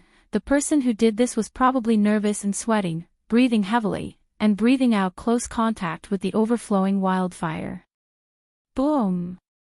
To solve this problem, Tyrion designed a new wildfire filling model, a mixture of wildfire and olive oil. Wildfire was denser than olive oil, and the two were not compatible. So, the wildfire sank to the bottom, and the olive oil floated on top. There was no need to worry about the olive oil spilling onto the table, and there was no need to worry about the intense friction between the cork and the mouth of the bottle. Based on this principle, Tyrion designed a special insulating layer that could insulate, absorb heat, and extinguish oxygen according to the fire-repelling ointment of the fire mages. Dragon Queen even named it Tyrion Oil to reward the wildfire general. Don't doubt, it was invented by Tyrion himself. That guy's survival ability was very strong, and in order to survive, his potential exploded. Recently, he had been studying potioneering ointment, scar removal ointment, wildfire, white phosphorus, and so on. First, 4/5 of wildfire was added, then 1/20 of Tyrion oil, and finally 3/20 of olive oil. It was tightly sealed with a willow cork and sealed with wax. After a period of time in the cellar, even if there were rice-sized bubbles in the bottle, the wildfire was terrifyingly stable. The oxygen in the bubbles was reduced to other chemicals by Tyrion oil Dragon Queen's language. Thus, the wildfire bomb could be used on a large scale on the battlefield. Boom boom. Ha ha ha, explosions are art. Dragon Queen began to understand Dedale's happiness. Standing on Blackie's back, she had a wildfire bomb in her left hand and a string of grape bombs in her right. Looking at the balls of evil green flame mushrooms below, she was so excited that her cheeks turned green. The city gate tower, the crossbow machine formation, the camp outside the west gate, and the sentry post guarding the granary outside the north gate were all bombed. Balls of green mushroom flames rose from the dark ground, and the mercenaries and guards were turned into ashes in the fire. Tauros is finished, wildfire plus Megalosaurus, almost unsolvable. On the sea outside the port, the wildfire general stood on the bridge and observed the situation with a telescope. This was a fast ship transporting wildfire. The cabin was filled with waist-deep seawater, and green and brown bottles of wildfire were neatly stacked in the seawater. Even with such tight protective measures, it was floating alone on the sea, 1 kilometer away from the nearest ship. Until now, the Queen has already come back to replenish wildfire bombs 6 times, more than 500 kilograms. General, there's not much wildfire left in the cabin, the consumption is too fast. The fire mage Pogba frowned. It's okay, our people have already boarded the dock. Tyrion didn't care. Kill, kill, kill. Long live the Dragon Queen, long live Her Majesty Dany rise. Megalosaurus is invincible. The shouts of the Unsullied came from the dock. Other than the 5,000 Unsullied brought to Meereen by Grey Worm, the remaining 3,000 came. Together with them were 10,000 Wings of Liberty and 5,000 Marines. Cleaning up the crow's nest was the first step, and removing the 12 crossbow machine formations from the dock to the south gate was the second step. Then, the three dragons split up. Danny rode Blackie and cosplayed as Deadale, burning the city with wildfire. Little White and Little Green changed classes to attack machines, spitting dragon flames at the dock area. The enemy no longer had dragon-slaying crossbows and ballistae, but Little White and Little Green wore undergarments from the neck to the chest. There was a layer of carbide steel scales, and ordinary arrows couldn't hurt their vital parts at all. There were thousands of ships outside the dock, like a dense forest. Little White and Little Green opened up a path of fire in the forest for Dragon Queen's troop transport ships to enter. There were more than 100 large ships and 300 speedboats. The Big Crab and Garth led 2 fleets to seal off the port, and the troop transport ships were escorted by Little White and Little Green. Whenever an enemy warship attacked a troop transport ship, the 2 dragons would immediately descend from the sky and burn them into a group of torches on the water. Long live the Dragon Queen, long live the Dragon Queen. As the 18,000 warriors landed and spread out from the dock to the sea, the tens of thousands of Long Army participating in the battle cheered loudly together. Surrender and you'll be spared. When the south gate was burned down by wildfire, the Unsullied began to enter the city, and Blackie persuaded them to surrender again. This time, the effect was much better. The Tauros soldiers who had lost their commander resisted slightly. They were completely no match for the orderly Unsullied, so they put down their weapons and surrendered. The 20,000 allied soldiers in the west camp were composed of large and small mercenary groups. They refused to surrender, but they didn't resist stubbornly either. At this time, they displayed their mercenary nature and began to flee in all directions. However, the Pike Regiment in the north of the city had received orders from the Allied forces to garrison Tauros, and had just arrived at Mataris today. They were tired and couldn't escape, but they didn't escape either. Instead, they took control of the granary and the armory, and requested to negotiate with the Dragon Queen. The leader of the Pike Regiment, Shoemaker Gilo Regia, happened to be a guest at the city lord's mansion tonight. After the banquet, he had a hangover and didn't return to the Pike Regiment's camp in the north of the city after the chaos. Dragon Queen, I know that everyone praises Targaryen, your words are like a mountain.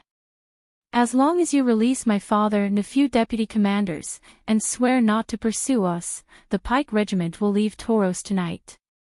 Danny was preparing to take Little White, Little Black, and 500 light cavalry, Wings of Liberty, to chase after the mercenaries who escaped in the west of the city. The young commander of the Pike Regiment in the north of the city, Jack Rhea, rode alone and entered the city to negotiate.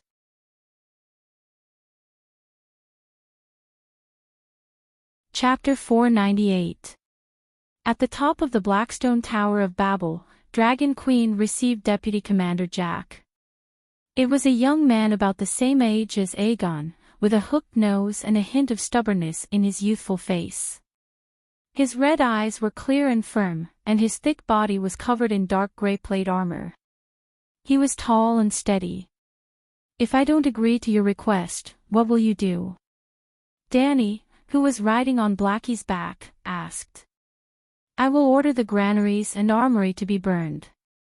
Before coming, I have already ordered my subordinates to pile oil barrels in every warehouse. You only need to throw down the torches, and you will suffer a great loss." The shock in the young man's red eyes when he first saw the Dragon Queen disappeared quickly. His face was expressionless, as firm as a rock and as cold as ice. Clap, clap, clap. Dragon Queen clapped 3 times, and 2 Wings of Freedom immediately carried a stretcher over. "Father."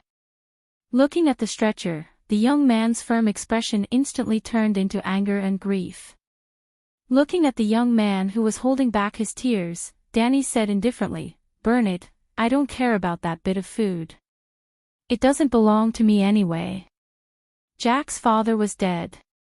He was assassinated by Dany's men before she attacked Tauros. The Long Spear Troop was a well-known large mercenary group. Therefore, their commander and mayor were the top targets. After that, it was the 3 guards and the commanders of the West Camp mercenary group who entered the city to have fun. The commander of the Long Spear Troop, shoemaker Gilo Regia, died in grievance. He traveled thousands of miles from Tauros to Volantis, recruited and trained for more than half a year, and traveled more than 4,000 miles east in a few months, passing through the Demon's Avenue and arriving at Tauros. In the end, he did not even see the Dragon Queen, nor did he even pull out his sword, and died in his drunken dreams at the hands of the little assassin Dany C. The hook-nosed Jack hugged his father's gray-green corpse, and his eyes were so red that it was almost dripping blood. After a moment, he turned his head and stared at Dany, and said word by word, "I will not let you get a single grain of rice. Brat, accept reality. Your resistance is destined to be futile. The Queen has never lacked food." Tyrion could not help but say. For some reason, when the dwarf saw the young man risking his life for his father, hugging his father's corpse, holding back his tears and stubbornly resisting the Dragon Queen, he could not bear to see him die under the Dragon Queen's wrath. "At least I can make her heart ache. If she doesn't cherish those resources, she won't waste her time meeting me here." Jack's face hardened, his eyes filled with determination. "Are you sure you can leave this place and give your men an order?" Little Aegon asked curiously. Yes, little Aegon had also participated in tonight's battle. The matte white steel armor on his body was splattered with dark red blood. His swordsmanship was not bad, he fought bravely, and his equipment was good enough, forged by the blacksmith Grandmaster Tobu Mott. He had killed 2 soldiers at the dock, so he had seen blood. "I really hope that the Queen will kill me right now." The young man smiled bitterly. "Why?" Aegon asked with interest. "Hurting the negotiator will hurt the Queen's reputation more than the value of the food. He is willing to use his life to take revenge on the Queen." Old Face explained to his adopted son in a low voice. "You can go. I will return the corpses of your father and the deputy commanders," Dany said calmly. Jack gave her a deep look, then carried his late father's body and walked downstairs. When the hook-nosed man's figure disappeared, Dany ordered in a clear voice, "Miss Sand, take the Unsullied and surround the warehouse in the north of the city. Morono, commander of the Wings of Liberty, take 5,000 archers and cooperate with Miss Sand. Miss Sand, stay in the City Lord's manor and temporarily take over the position of City Lord. Sir Clinton, take the sailors to clean up the dock and collect the unburned ships. Simon, commander of the Wings of Liberty, command the remaining soldiers to search the city and arrest the Tauros officials and nobles. In addition, collect the remaining scorpion crossbows. Chui Luo, take 500 light cavalry and follow me to sweep the West Camp." "Yes." The generals promised. "Wait a moment, Your Majesty." Seeing the black dragon get up and about to take off, Tyrion hurriedly called out to the Dragon Queen and quickly said, "Why don't I suggest the long lance spear? Why don't you let me persuade the Pike Regiment to surrender?" Just as the shoemaker's son said, "It's always beneficial for you to obtain a batch of food and armaments." Dany looked down at the dwarf below, a faint smile in the depths of her violet eyes. "You can tell the long lance spear that if they dare to burn a single granary, the demon mother of dragons will kill everyone." Hiss Blackie leaped and flew into the dark night sky. That night, the Dragon Queen let loose and went on a killing spree. The 3 dragons chased after more than 10,000 mercenaries in the night. Tauros had 3 city gates in the south, north, and west. The east side was higher, and there was no dock on the cliff facing the sea. The reason why the West Camp was built outside the West Gate was not because there was a large piece of land to the west, but because the west side was close to the dock and convenient for sea transportation. Therefore, When Toro's control of the sea fell into the hands of the Dragon Queen, the mercenaries in the West Camp could only run north through Valeglia Avenue to Matteris, or leave the avenue and enter the wilderness. The Dragon Queen chased along Valeglia Avenue and burned the troops with torches when she encountered them. She did not persuade them to surrender at all. She had done so long ago. The fact that they could run here meant that they had refused to surrender. It was too late to surrender now. She chased them until the dawn of the second day. They were 80 kilometers away from the city and almost at Matteris. Along the way, they left behind an endless stream of charred corpses. Chui Luo, Little White will stay behind to help you. Capture the captives along the way and let the captives clean up the corpses. Chui Luo and the 500 light cavalry followed her for the whole night. They did not kill many enemies, but tied up several thousand mercenaries who surrendered. Danny returned to the mayor's mansion. When she was having breakfast in the bright and spacious hall, Tyrion came back with a face full of smiles. "Your Majesty, I took down the warehouses in the north of the city for you. None of them were burned. There are at least 300,000 tons of food and thousands of tons of iron ingots. There are also 500 brand new scorpion crossbows and tens of thousands of sets of steel swords and iron armor. Especially the elephant armor, there are a total of 5,000 sets." The dwarf said happily. Danny swallowed half a boiled egg with milk and asked, "How did you do it?" "I secretly told Missandei not to arrange for the corpses to be sent to the North Gate. You only promised to return them, but you did not say where, did you? Therefore, Jack, who lost his father, could only go to the backyard of the mayor's mansion and find a handcart to push his father's and the other deputy commander's bodies back to the Pike Regiment. Hee. At this point, Tyrion was so proud that he could not help but chuckle. "I took advantage of the time difference and rushed to the warehouse station before Jack.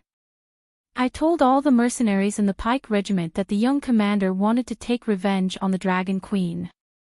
He wanted to use the lives of more than 5,000 people in the regiment to perish together with the supplies in the 20 warehouses." "Ah, it seems that you also know the conduct of mercenaries very well." Danny chewed on the bacon and sighed vaguely. "Of course. Otherwise, how would I deal with Bronn?" Tyrion shrugged and continued, "The leaders of the Pike Regiment have all been killed by your assassins. The regiment originally only had 800 pike cavalrymen. Now, their cavalry has doubled. At first, they didn't even have any infantry. Now, they have 4,000 more. They are all new recruits recruited in Volantis. Mercenaries have never had honor. At this time, the new mercenaries have no friendship with the old commander. Of course, none of them are willing to die under the dragon's flames. Even the old members may be willing to take revenge for the old commander, but they are not willing to perish together with a few sacks of wheat. I clearly told them that you do not care much about the grain. Everyone in the world knows that Slave Bay is engaged in large-scale grain production. Burning the grain is useless other than provoking the wrath of the true dragon." When the young commander huffed and puffed, sweating profusely as he pushed the handcart back to the camp, what welcomed him was the swords and chains of his comrades and my proud smile. "That fellow only hates me and thinks that everything is the work of the deformed devil monkey. You do not know about this matter, so you are still glorious. Your honor is not at all affected." The dwarf quickly added. Danny wiped her mouth with a napkin and looked at him meaningfully for a while. She said, "All right, I will let him go. I will give him a bag of dry rations and let him leave at noon." Ah. Tyrion and Aegon were stunned at the same time. "You heard?" Tyrion asked. "Heard what?" "Then how did you know that the condition of the spear cavalry surrender was to spare Jack Rhea's life?" Tyrion asked in surprise.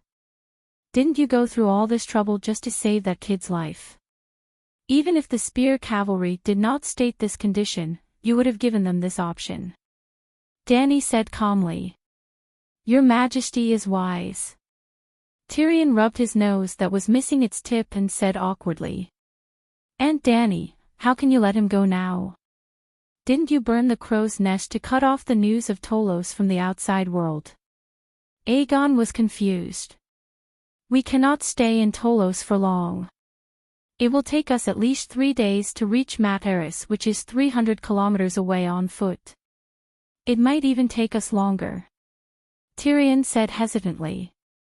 When encountering a major event and having personal feelings in his heart, did the dwarf habitually do something stupid?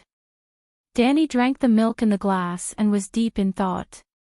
The next morning, around 10 o'clock. The weather was clear.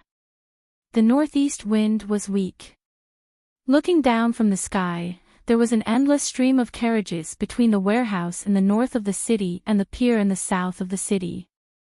The soldiers of the Unsullied and the Wings of Liberty were like diligent worker ants. They carried rations, furs, and iron ingots from the warehouse, drove the ox carts and carriages, and moved to the ships with the true dragon flag on the pier. Very good. The Mother of Dragons troops have not left yet.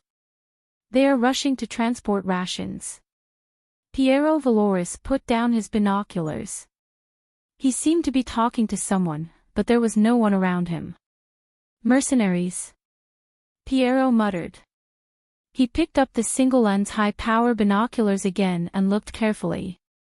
At the original location of the West Camp, a pigsty-like camp was rebuilt.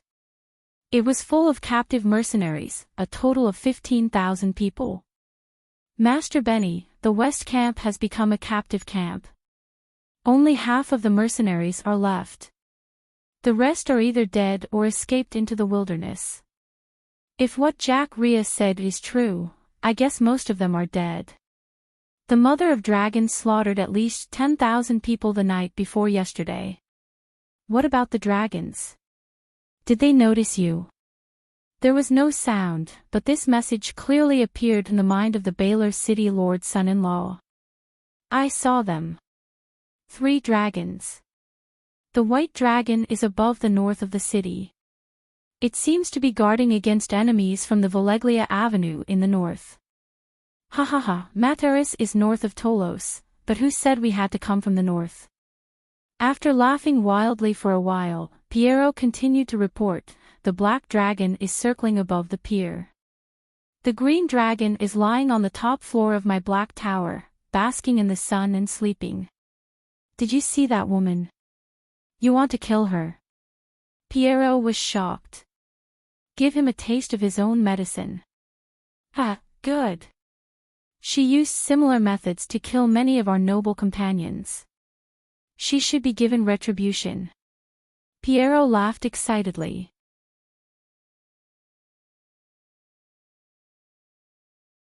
Chapter 499. Ka, the sky above the clouds was shockingly blue, revealing a clear vitality. A proud golden eagle spread its wings and soared. Below, in the clouds, there was a terrifying shadow. It was curious and wanted to explore, but the fear from the depths of its soul made it subconsciously stay a few kilometers away. After a full 15 minutes, Piero put away his binoculars and said regretfully, I don't see the demon Mother of Dragons, but I guess she's in the main castle in the center of the city right now. Then. Let's set off, burn the main castle first, and then kill the 3 dragons. The first team will kill the white dragon. The second team will target the blue dragon. The rest will follow me to kill the black dragon. At the dock, in an ordinary house, White Mask Morona woke up from her coma. She said to the Dragon Queen who was sitting on the armchair with her chin resting on her hand, they're here. Okay. Dany stood up and said, you guys retreat through the sewers. Enemy attack. At the same time, Blackie roared in the sky above the ship. Yes, the Eastern Dragon language. Other than their own people who were informed in advance, no one could understand it. They only thought that the Megalosaurus was used to making caws. The people in the city didn't change. Those who were supposed to transport food continued to do so. The captives in the West camp were still tied up and sat listlessly under the sun. 5 minutes later. Whoosh whoosh whoosh. The sky above Tauros was covered by dark clouds. Clay pots as thick as water tanks fell from the sky. Dragon, so many megalosaurus. The mouths of these megalosaurus are a little weird. The Unsullied who were driving the carriages to transport food heard the roar of the falling objects and felt the sky suddenly darkened. They stopped and looked up. They were all stunned, frightened, and confused. The megalosaurus were even bigger than the black dragon queen. They were 40 to 50 meters long, and the left and right wings were more than 70 meters long. Their bodies were like giant whales leaping out of the sea. Moreover, it was not just one or two dragons, but a group of 10, 20. There were a total of 30 megalosaurus, and even the smallest of them was about the same size as the 30-meter-long black dragon. They were different from megalosaurus. First of all, they were duller in color, grayish-white, grayish-green, green and white. Their scales were not as shiny as megalosaurus. Secondly, their mouths were not as blunt as megalosaurus. They were more like a bird's beak and looked more ferocious. Moreover, their leathery wings were wider and seemed to be able to cover the sun in the sky. Pterosaurs, they were all pterosaurs, a group of pterosaurs from Sosrath rainforest. SSSS, the dragon's roar shook the heavens, and the Unsullied and Wings of Freedom below were all dumbfounded. Woo woo woo, suddenly, the sound of a bugle horn pierced through the air from the back of the leading old green dragon, spreading across the land and sky. His voice was like a sharp blade, instantly cutting through the angry roars of the dragons, loud and fatal. The urgent screams made people's bones tremble. The sound waves drilled into people's ears like ocean waves, tightly grabbing onto people's souls, tearing them apart and chewing them up. It was as if someone had used a soul-manipulating technique on the long army below. Their faces were filled with fear, and their bodies were stiff. They stood on the spot, unable to move. Boom, boom, boom, boom, boom, boom. The earthen jar, which was as thick as a water tank, finally fell and covered the main castle at the center of the city. The jar was smashed open, causing kerosene to splatter everywhere. White phosphorus burned, and waves of flames rolled as it exploded with a loud bang. One explosion. The explosion covered the entire building. The 30 megalosaurus were much stronger than Big Black, and each of them carried 3 or 4 jars. The main castle, which had a radius of 100 meters, seemed to be covered in a layer of bright red fire. Raging flames and thick smoke billowed. Gardens, towers, fruit trees, lawns, and even fountains were burning. Ha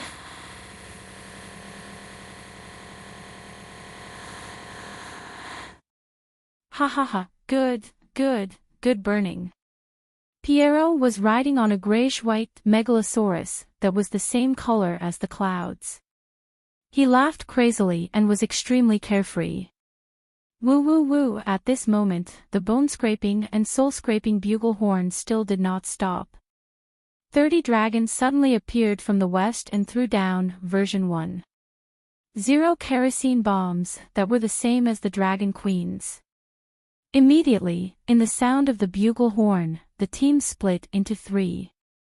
5 megalosaurus rushed toward the white dragon in the north of the city, and 5 megalosaurus only rushed toward the green dragon on the black tower of the Valorous family.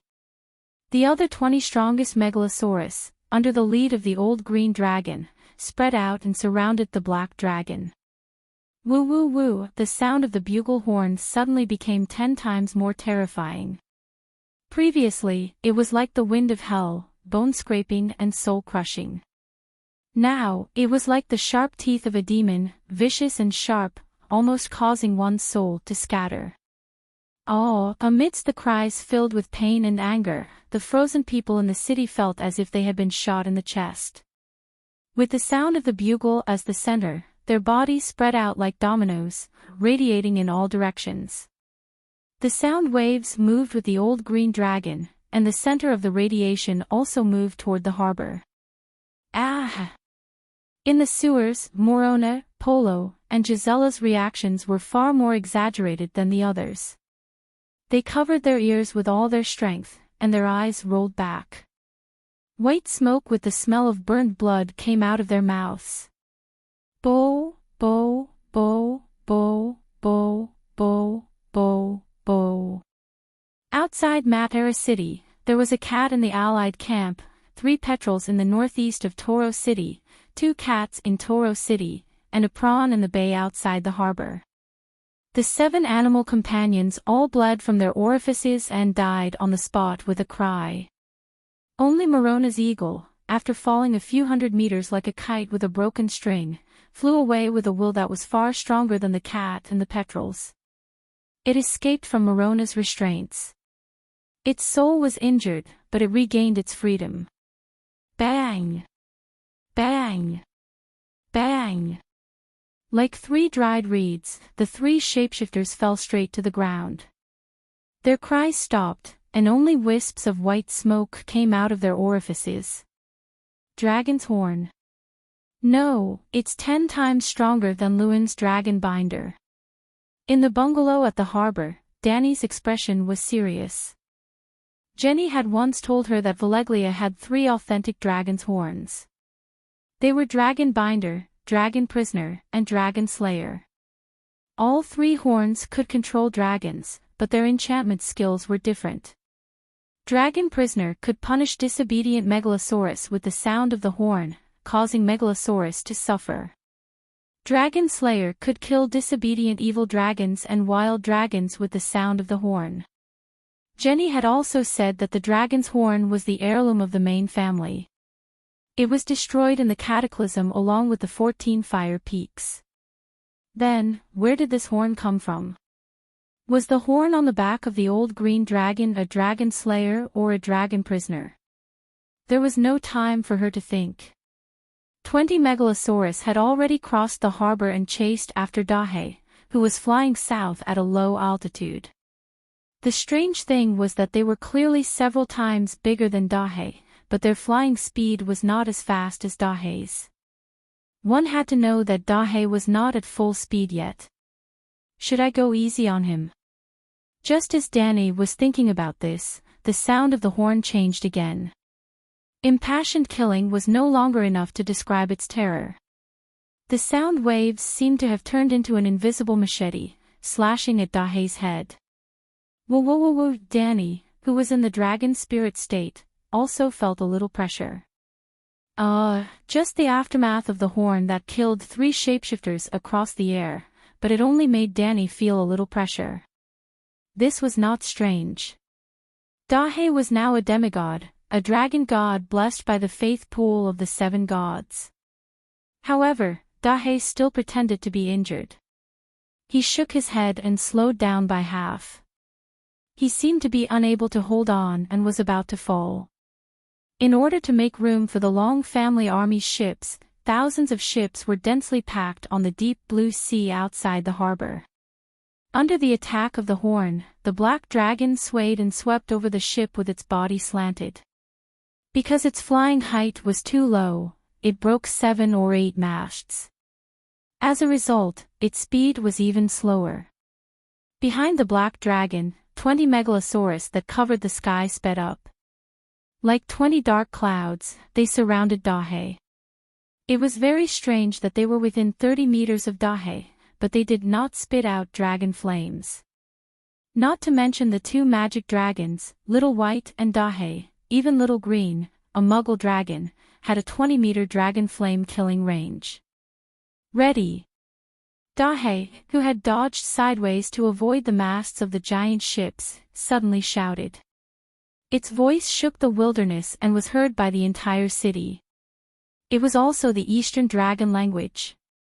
Moreover, the voice carried the soul-suppressing meaning of the true dragon roar, which instantly eliminated the influence of the dragon horn within a few kilometers. In fact, the souls of Dahe and Danny in the dragon spirit state were already stronger than the dragon's soul in the dragon horn. Benny and the others on the old green dragon's back were only stunned for a moment, but they did not care. They all knew that Dahe was a demigod, otherwise, they would not have specially gathered 20 dragons to kill him. At the same time, these people did not understand Dahe's words. Even Balerion did not understand. They only thought that the black dragon was howling. Whoosh! Like a whirlwind, 21 pairs of huge fleshy wings flapped with all their might. The whistling wind blew the sails, masts, and ropes until they were crackling. After roaring "Ready," Dahe's body turned sideways. Like an airplane that had lost its speed, it directly inserted itself between the two ships. Boom! With a splash of water more than 10 meters, the black dragon plunged into the sea. The waves caused by it caused the ships on both sides to shake violently. The 20 megalosaurus that were chasing after it were at a loss because of their shock and bewilderment. Dozens of ships nearby suddenly had brick-shaped holes on the flat and smooth decks. A plank that had been laid on the deck was lifted. Whoosh whoosh whoosh whoosh whoosh, scorpion crossbow arrows with barbs were densely packed together like spilled water. In the blink of an eye, they hit their targets. The 20 megalosaurus were like dark clouds that covered the sky and the sun. They were also like large magnets that absorbed all the arrows that were shot at them. There were more than 1,000 ships, and the cabins were empty. There were 800 scorpion crossbows seized from Tauros. Of the 1,500 in the city, only 300 were usable. The remaining 500 came from the spear regiment. There were also 6,000 normal crossbows. 2,000 were seized from the Battle of Tauros. The other 4,000 were shipped from Kayuan. The Guy's Alliance had ordered them from Kor that day. This was a death trap. The dragons flying close to the surface of the sea barged in without any warning. Of course, Benny knew that the Dragon Queen had dragon-slaying crossbows, but he thought that he had launched a surprise attack. He thought that as long as he fought with Dahe, the Dragon Queen would not dare to shoot arrows into the sky. After all, their dragons were older and had thicker skin. Dahe would definitely die before them. Thud thud thud thud, it was not the chi-chi-chi sound of an ordinary crossbow arrow hitting a human body. Instead, it sounded like the sound of an old cow's skin being pierced. Occasionally, there was also the sound of cloth being torn. It was the sound of the barbs on the crossbow arrows tearing the flesh membrane when they pierced through the wings. An endless rain of arrows and 7-foot steel crossbows pierced the 20 dark clouds in the sky into hedgehogs. Golden sunlight shone through the holes in the wings and fell on the sails and the deck together with blood. Roar, the dragons cried out in grief. Dark red sticky blood splashed out. It dyed the sails, the deck, and the nearby sea red.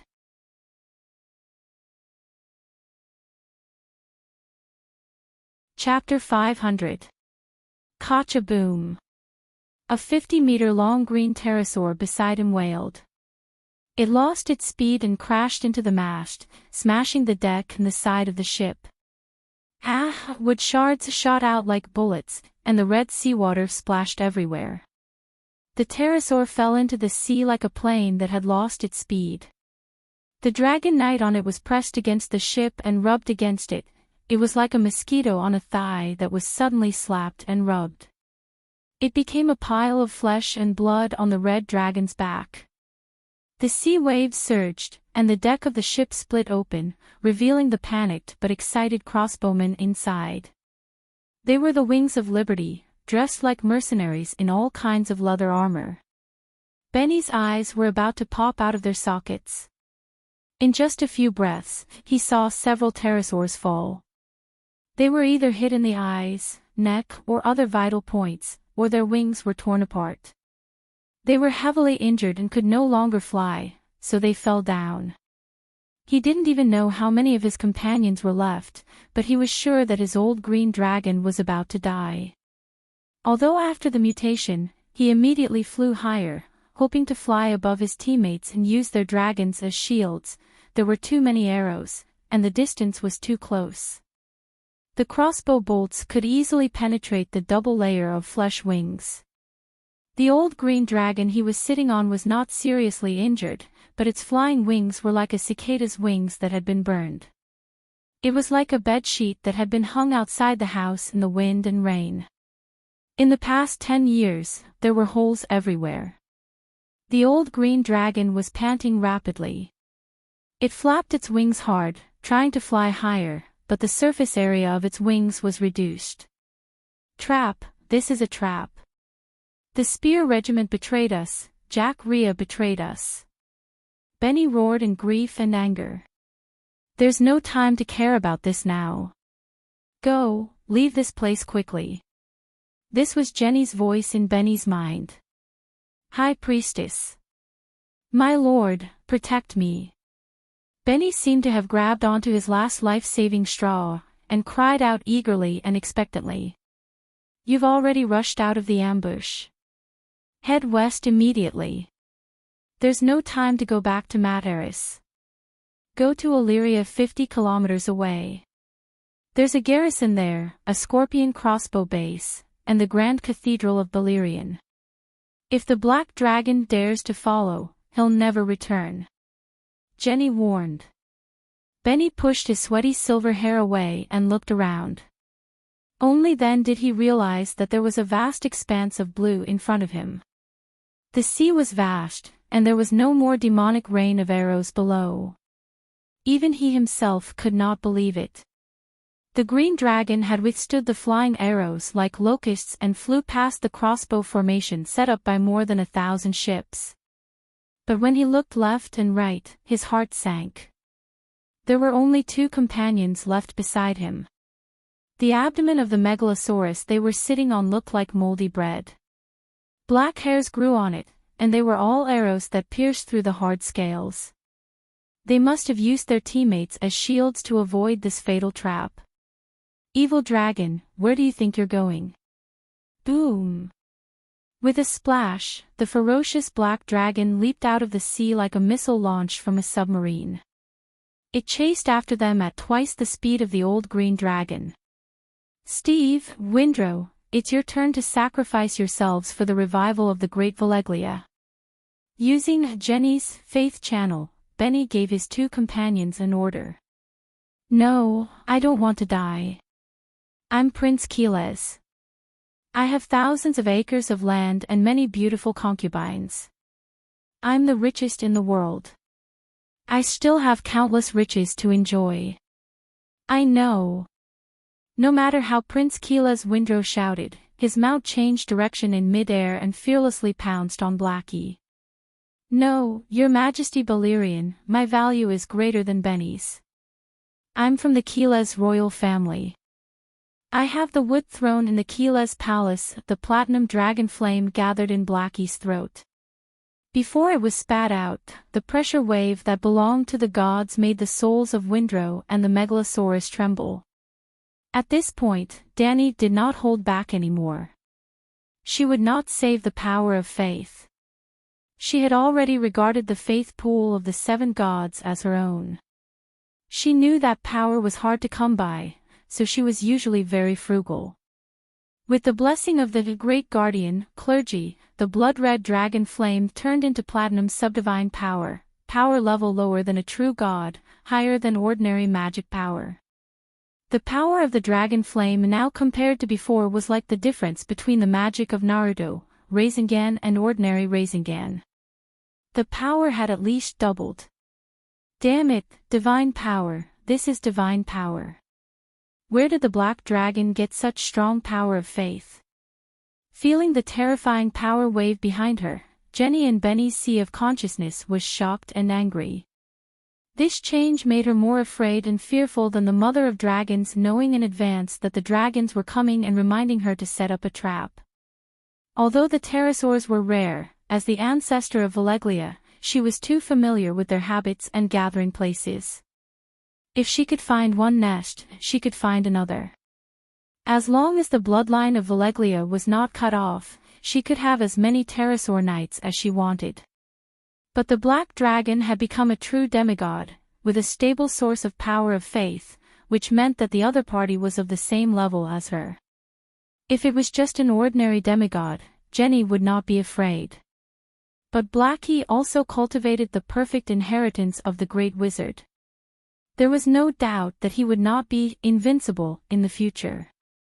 After all, the Dragon Queen did not receive the full set of inheritance and had internal techniques.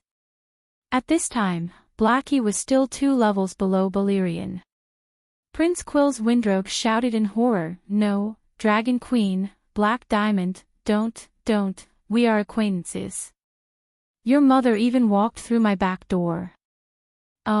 Back then in Quills, Danny gave him 777 gold coins as a gift and asked him to put in a good word for her when she met the royal family. In the end, this guy took the money but did not do anything. Now, he even had the face to talk about old times with the Dragon Queen. But Prince Quills was smart enough. As he shouted, he unbuckled the leather buckle on the dragon's saddle. Before the dragon flame attacked, he flipped his body and smashed into the deep blue sea, creating a bright white splash. Then, it was a 50-meter-long pterosaur versus a 30-meter-long black dragon. Boom! Before the collision, the platinum dragon flame covered the pterosaur's head, like a welding torch spraying aluminum ingot. The azure dragon's fist-sized sky-blue eyeball immediately exploded into a ball of green-red juice in the dragon flame. Its tough dragon skin, which could withstand arrows, actually melted at a speed visible to the naked eye. The dragon's angular face dripped with juice, like a braised lion's head that had been simmering for 2 hours. Bang! The azure dragon's body tilted and fell diagonally downwards. Its wing bones touched Big Black's body, causing it to stagger. Big Black's body tilted, and its speed slowed down. Benny took the opportunity to distance himself. The azure dragon could not breathe fire, but its physical strength was stronger than Big Black's. It was overwhelmingly strong. Danny, in her dragon spirit form, instantly understood that she could not fight the pterosaurs head-on. "Steve, it's your turn," Benny ordered his last companion. Benny had let 2 of his companions attack together, but Steve's dragon was more seriously injured than his and Prince Quill's dragon. It was not fast enough, and it was not high enough. Its movements were very difficult, and it was 1 or 2 kilometers behind Windrow. Now, it was desperately trying to increase its altitude. Otherwise, it would not be able to be cannon fodder. Big Black would fly over its head. "Don't give up on me, Great High Priestess Jenny. My surname is also Belarus. You are the main family, and I am the branch family of Mill. We are of the same family, and our blood relationship is closer than that 2-headed monster Benny. Let him fill in the hole, save me." Steve wailed. "Idiot, you are a branch family of Belarus, how can you be more honorable than me, a direct descendant of Miracis?" Benny sneered in his heart, but in his mind he was urgently shouting, "High Priestess Jenny, the black dragon is fast. It will catch up with me in 20 minutes, but it won't reach Illyria in 20 minutes. If it does, I will blow the dragon slayer's horn, but it may not work. If it doesn't work, you should face the sacrifice calmly." Jenny said calmly. "Benny, squeak," Little Green wailed. Danny, who had been hiding in the basement of a bungalow at the docks, suddenly heard Little Green's dragon cry behind her. He was injured. Anxious, Danny activated the double dragon spirit and brought the second soul into Little White's body. Little White did not send any warning, so she did not use the dragon spirit with him. Little White was indeed not in danger. Since she knew that the opponent was going to ambush her, how could Danny not make preparations for Little White and Little Green's safety? There were thousands of ships at the harbor to set up traps to protect Big Black. There were also 100 Dragon Slayer crossbows around the Black Tower where Little Green was sleeping. There were also 100 Dragon Slayer crossbows and 500 ordinary crossbows hidden in the warehouse in the North City. Danny knew that the opponent's main target was her, and the secondary target was Big Black, so she hid and let the 3 dragons separate to disperse the opponent's forces. As for attracting all the dragons to the bay, that was not realistic. If too many pterosaurs gathered together, they would form overlapping spaces. For example, the Megalosaurus on the lower level would block all the arrows for the upper-level Megalosaurus. In fact, 20 pterosaurs were already overlapping. Otherwise, with thousands of crossbows shooting within 100 meters, how could 3 dragons escape? Little White and Little Green did not need to kill many enemies, as long as they could keep their lives and at the same time, they would have completed their mission. The surveillance along the way made Danny understand that her dragon flew faster than the other party. There was only one thing that she miscalculated: the old pterosaur's skin was too hard, and the Dragon Slayer crossbows were not effective. She was tricked by the finale of Game of Power again. In the last episode of Game of Power, Yuluin's scorpion crossbow shot through Little Green's neck and head from hundreds of meters away. It was as easy as shooting a chicken with a normal crossbow. She had underestimated the power of the Dragon Slayer crossbow against the Megalosaurus. She had overestimated it. Of course, Danny had the Dragon Slayer crossbow, but she dared to experiment with her 3 dragons. Alright, Danny did not overestimate the scorpion crossbow. Little Green was still a 3-year-old dragon, so it was not strange for it to be shot through the head. However, the dragons led by Benny were all adult dragons. The biggest difference between pterosaurs and Megalosaurus was that pterosaurs had no magic power, while Megalosaurus had magic power. Their physical fitness and physical resistance were almost on the same level, except for demigods. Pterosaurs were to Megalosaurus what Baristan was to Danny. Danny knew magic, but old Bart did not. Danny's swordsmanship and physical strength were in the category of ordinary people, and so was old Bart. Therefore, Little Green was in for a tragedy. When the 5 pterosaurs rushed over, the hundreds of scorpion crossbows that were lying in ambush all hit their targets. However, the 5 pterosaurs were all injured but not killed. They blocked Greeny's escape route. Danny could not fight Greeny's dragon spirit. Greeny could only fight by instinct. At first, Little Green had the geographical advantage. It spat out a mouthful of dragon flame and killed an old pterosaur with little HP, and beat the other 2 to a pulp. The dragon knights on the opposite side were even more miserable. 4 of them were burned to death on the spot. But then, the pterosaurs also landed beside him, and Little Green had to engage in a cruel hand-to-hand battle with them on the Black Tower. Little Green's dragon flame kept burning the opponent's skin and flesh. The pterosaurs had low magic resistance, but they were strong, and their claws and teeth were sharp, scratching bloody marks on Little Green's body. Little Green was young, and its physical skills were not a match for the pterosaurs. In a moment, its scales were broken, its muscles were torn, its wings were broken, and it cried out in pain. Fortunately, there were 100 dragon-slaying crossbows nearby, and Little Green was barely on par with the 2 pterosaurs. The problem was that the old dragons had a long HP bar, so even if they were on par, they were the ones who gained. Now, Little Green could not stand it anymore and began to call for help. He had not forgotten that he had 2 brothers and a mother.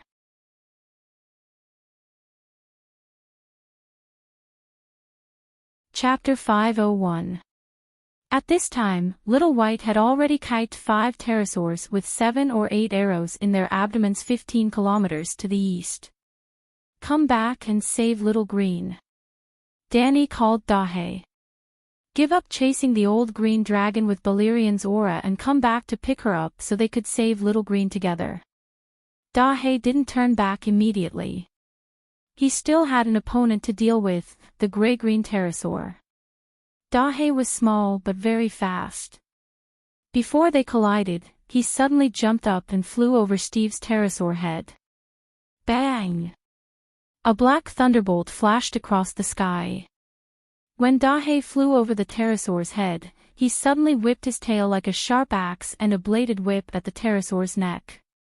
At the same time, Dragon Knight Steve was split into two and the pterosaur's bones were broken. Then, Dahe easily circled behind the pterosaur that had fallen into the sea. His pale golden eyes flashed with bloodlust and he swooped down like a sharp arrow. Bang! He actually rode on the pterosaur's back and grabbed its two wing bones with his two claws. He opened his mouth and bit the pterosaur's neck crazily. Cracked scales and minced meat flew into the sea. Blood was like tap water that had been cut off. Hiss! Ow, ow, ow! The pterosaur screamed in pain but couldn't struggle. Dahe, don't. Danny was about to persuade it to leave it alive. Dahe's claws were full of power. Rip, like a child tearing a piece of hard leather paper, the pterosaur's wing that was bigger than Dahe's body was torn off by him. Trash, how dare you challenge me? Dahe had minced meat in his mouth and hot blood dripped from his lips. He roared ferociously and his voice spread everywhere. Danny gaped. She had not taught him to do it. She had not taught him to say it. What Dahe did now was all out of instinct. She felt the terrifying anger in his heart like a volcanic eruption. It was the anger of the mystic dragon after being insulted. You damn kid, hurry up and save third brother. Mother Dragon was stunned for a moment and immediately scolded him. Idiot, wastrel, is it cool to bite off a wing? Isn't it good to use it? You bit my dragon to death. A pterosaur is also a dragon. The hostility in Dahe's heart was like a pool of water that had been opened. It quickly poured out and spat out the minced meat in its mouth. It didn't eat raw meat, so it lowered its head and flew to the dock dejectedly. When Dahe passed by the tower on the city wall, Danny, who was waiting at the top of the tower, jumped down and landed on Dahe like a swallow. When he arrived at the black tower of the Valorous family, Xiaolu was being pressed to the ground by a grayish-white scaled pterosaur. Lil the Green's dragon breath didn't stop, burning the other party's butt and wings. The two dragons rolled into a ball, their flesh and blood badly mangled. It was a complete mess. The other pterosaur was struck in the eye by an unsullied lying in ambush nearby. It was easy for the crossbow formation to kill the two pterosaurs. They were within the encirclement, but the unsullied were worried about accidentally injuring their allies, so they were very cautious. However, seeing that Little Green was at a disadvantage, they had no choice but to take a risk. Under the premise of avoiding Little Green's vital points, they attacked the pterosaur's vital points. Well, Little Green's flesh wings were also pierced a few times. Roar submit. Dahe pounced forward, roared, and spat out dragon flames. This time, Danny was present. The dragon flames turned into a golden rope of light, accurately wrapping around the pterosaur's wings, legs, and neck, roasting it with a sizzling sound. Little Green was rescued and dragged its injured leg to the side. Submit, or die. Dahe roared again. The pterosaur was still struggling desperately. Seeing that its milky white eyes were turbid, Danny's heart stirred. Dahe cooperated with the second soul to launch a soul attack. Howled, the soul storm easily swept into the pterosaur's spiritual space. Roar, a mini red dragon came over, exuding an ancient aura and a trace of divine pressure. It let out a soul-shaking roar at Danny and Dahe. This is the dragon soul in the dragon horn. No, it's just a spiritual imprint. The other party is also a demigod. Danny was surprised. How did the other party control the pterosaur with a spiritual imprint? With a thought, she opened her mouth wide and swooped over. Like an ordinary person eating a shrimp, she swallowed the mini red dragon opposite her in one bite. Well, in the spiritual sea, the volume was determined by the quality and quantity of the soul. The next moment, she and Dahe left the pterosaur's spiritual sea and returned to her own spiritual space. The mini red dragon's eyes lost their luster after being swallowed by her, as if a real dragon had turned into a toy dragon built with building blocks. Crack, crack, the building blocks fell off one by one, and the mini red dragon scattered into a pile of runes in Danny's spiritual sea. Valeglia's runes. Danny knew all of them, but she could only remember 1/3 of them. In reality, the pterosaur's eyes regained clarity, and it no longer struggled. It only crawled in front of Dahe and wailed. It was surrendering to Dahe, voluntarily surrendering. Danny was excited and urged, "Go to the south. My 5 pterosaurs want to escape." One day later, 1,500 ships raised their anchors and raised their sails. Like patterned blankets on the blue sea, they were slowly being dragged to the southeast by the gods. The ships carried food, iron, gold, cloth, and other valuables plundered from Tolos, 70,000 Tolos slaves, 45,000 sailors and sea merchants who served the alliance, and 20,000 mercenary captives. When the ships completely left, there were only 20,000 Valeglia's free citizens left in Tolos. The first phase of the plan against Tolos had never been to take over the city. Tolos was too close to Mataris. It was only 200 kilometers away, and it was connected by the convenient Valeglia Avenue. If it was a fast horse, it would take half a day. If it was a pterosaur, it would only take an hour. However, Tolos was too far away from Danny's headquarters. It was 600 kilometers to Astapor, 700 kilometers to Kayuan, and 900 kilometers to Myrene. It was too difficult to provide support. Therefore, Tolos was never Danny's first choice for the final battle. The main goal of this battle was to find out the opponent's trump card, which had been completed. The secondary goal was to plunder the alliance's supplies, which had been perfectly achieved. Since both goals had been achieved, Danny had to leave. However, even though Tolos could not be taken over, the slaves in the city had to be liberated. This was Danny's responsibility as the shackle breaker, the Misha of the slaves. There were 2 types of captives, the dragon knights and the nobles of Tolos.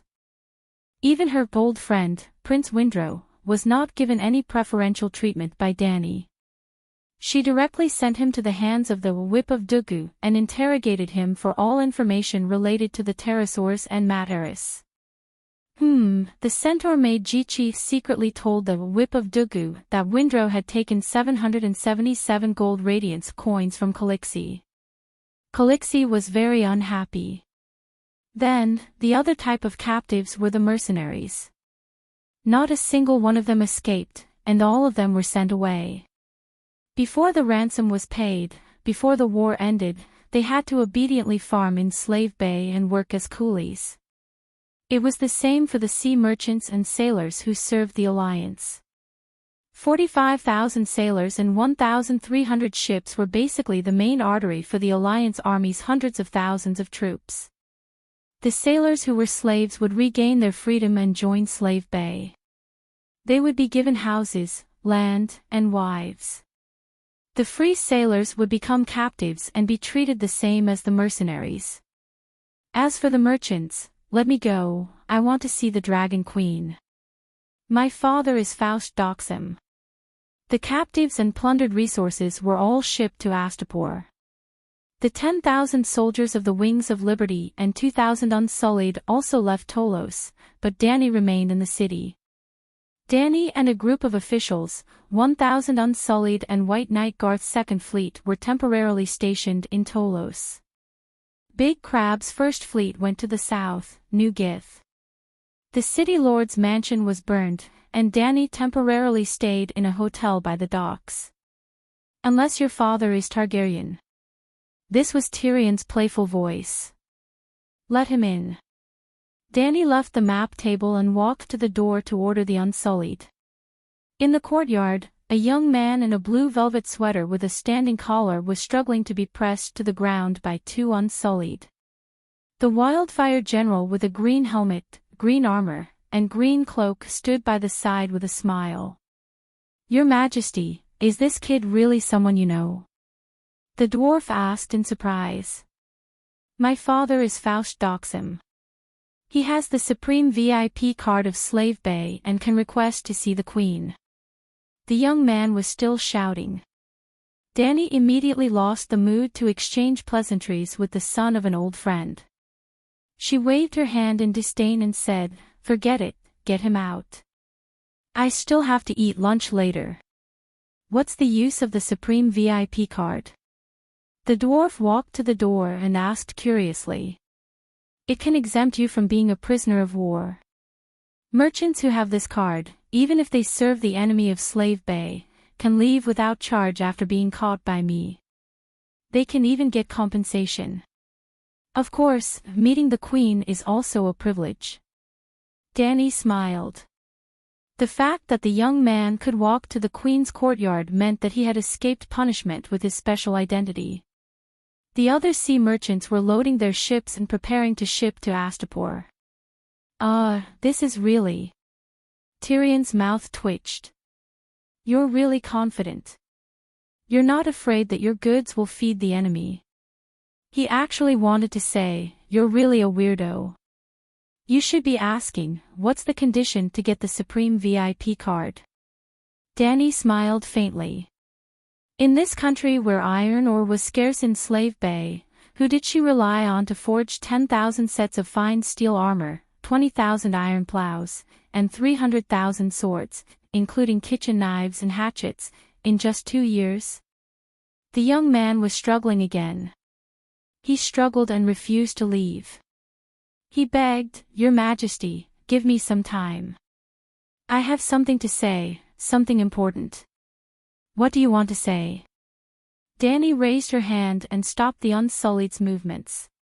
Fat Faust's son didn't even bother to pat off the dust on his body as he jogged over with his messy hair and reported, "Your Majesty, I've been requesting to see you since last night, but your Unsullied kept stopping me.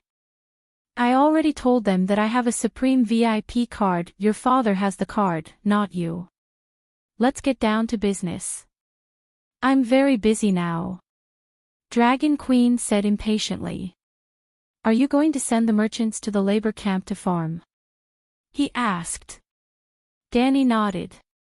"Your Majesty, I want to ask you for a favor. Can you let those merchants go? And those merchant ships, there are more than 1,000 of them. You have no use for them. Why don't you return them all?" Little Doxim smiled fawningly. "Do you have a big face?" Danny said faintly. Little Doxim's thin face turned red. He said awkwardly, "Your Majesty, the merchants are weak. They eat a lot but do little. It's better to exchange them for money. I guarantee in my father's name that the ransom will not be a single copper coin less." "What will your father get?" Danny asked curiously. Little Doxim rubbed his hands and said proudly and shyly, "My father plans to run for the next senator. Most of those merchants are from Volantis. They have votes." "Senator from Volantis."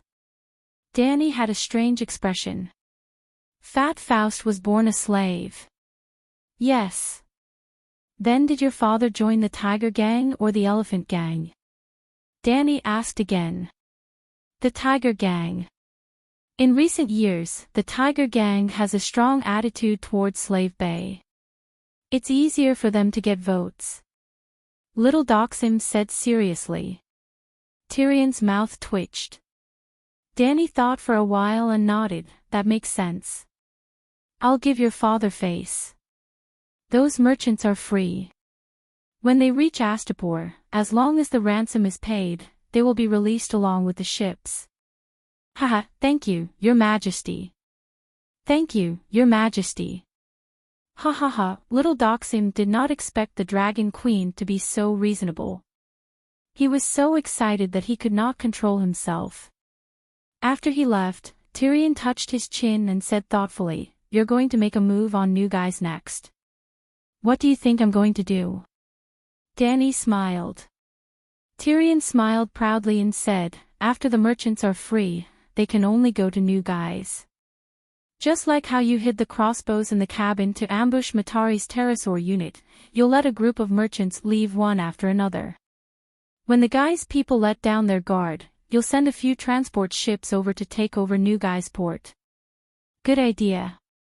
Dany nodded with a strange expression. "Right, I still don't understand. How did you know that Matari's has pterosaurs?" Tyrion asked.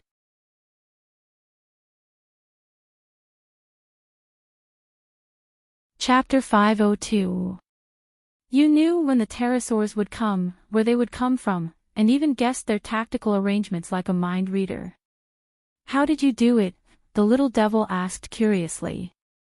"Why don't you ask me how I know every crossbow formation and every hidden guard in Tauros?" Dany asked. "For the past half a month, you've been riding a dragon to Tauros every day to gather information. Isn't that how you got it? But yesterday, when the pterosaurs attacked, the 3 dragons didn't leave Tauros, but you knew exactly when they would arrive," Tyrion said with certainty. "I'll take you to see a few people."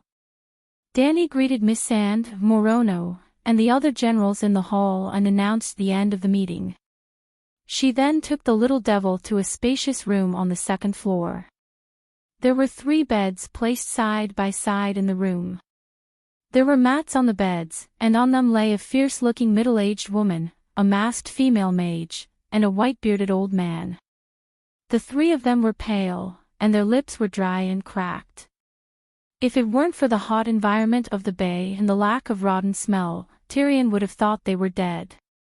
"Who are they?" he asked. "Shapeshifters." Tyrion was from the western region. Grandma rarely told stories about shapeshifters, so he was stunned for a while before he found the name and its meaning in the corner of his memory. "You must be joking. Are there really shapeshifters in this world?" He said so, but he couldn't smile. "After the first Allied fleet left, I sent Blackie to the East Sea to find 3 shapeshifters. The 3 of them found 3 petrels, 3 cats, a lobster, and an eagle as their animal companions. After seeing the efficiency of shapeshifters, Dany decided to let them join the regular army, so she didn't plan to hide their existence anymore. Shapeshifters can really turn into beasts like the legends say. That's not wrong. Their bodies don't change, but their souls do." Then Dany told Tyrion about the abilities of shapeshifters. "Ah!" The dwarf was stunned for a moment before realization dawned on him. "I understand now. You never intended to cut off the communication between Tolos and Matari's. Setting the crow's nest on fire was just a smokescreen to make everyone think that you were trying to buy time to move the supplies out of the warehouse. If the higher-ups in Matari's knew about this, they wouldn't allow you to leave so easily. However, your main goal in attacking Tauros was not to plunder resources but to test the Alliance's trump card. Since the trump card is not Tauros, then you have to continue probing. Otherwise, you won't be able to achieve your strategic goal. So, even if I didn't let the young leader of the Long Spear Regiment go, you would have purposely leaked the news." At this point, Tyrion's expression was dejected, and he smiled bitterly. "To think that I was trying to be clever in front of you. You must be laughing at me, right?" "No, I admire you." Dany shook her head. "Do you appreciate my sympathy for a young man who has lost his father?" The dwarf mocked himself. "Can't I? In this world, it is rare to be able to sympathize with people who have nothing to do with you."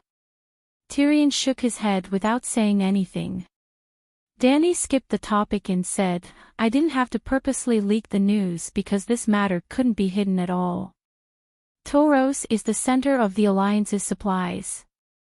Every day, there will be food sent to Matari's, and every day, there will be mercenaries coming to Tauros.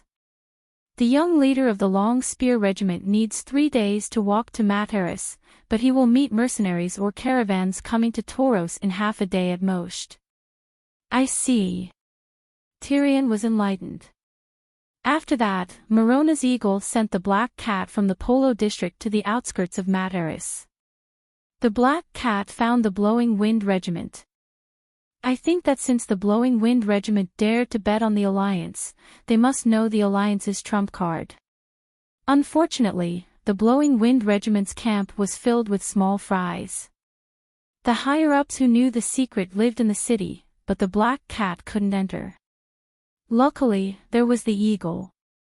At this point, Dany couldn't help but feel relieved. The ordinary soldiers and generals of the Alliance didn't know that Mataris had pterosaurs. For example, the mayor of Tauros, Baelor, only knew that a month ago, Mataris sent a letter to recruit a group of nobles with the bloodline of the 14th Fire Peak family. However, Baelor didn't know that these people were going to Mataris to train the dragons. Unless they had the bloodline of the 14th Fire Peak family and were selected as Dragon Knights, the Alliance's big shots like War God Yuan Kai were also kept in the dark. Moreover, the training camp for the Dragon Knights wasn't in Mataris. It seemed to be on an island in the Sea of Sighs. Dany didn't dare to let Morona's eagle enter the land of long summer. Just like what Tyrion said, only the Megalosaurus could deal with the Megalosaurus. Dany guessed that the Alliance had dragons. Even if Lalo could really help them hatch dragons, they wouldn't be able to mature in a short period of time and become enemies with Dany. Then, Dany thought of the dragon worms.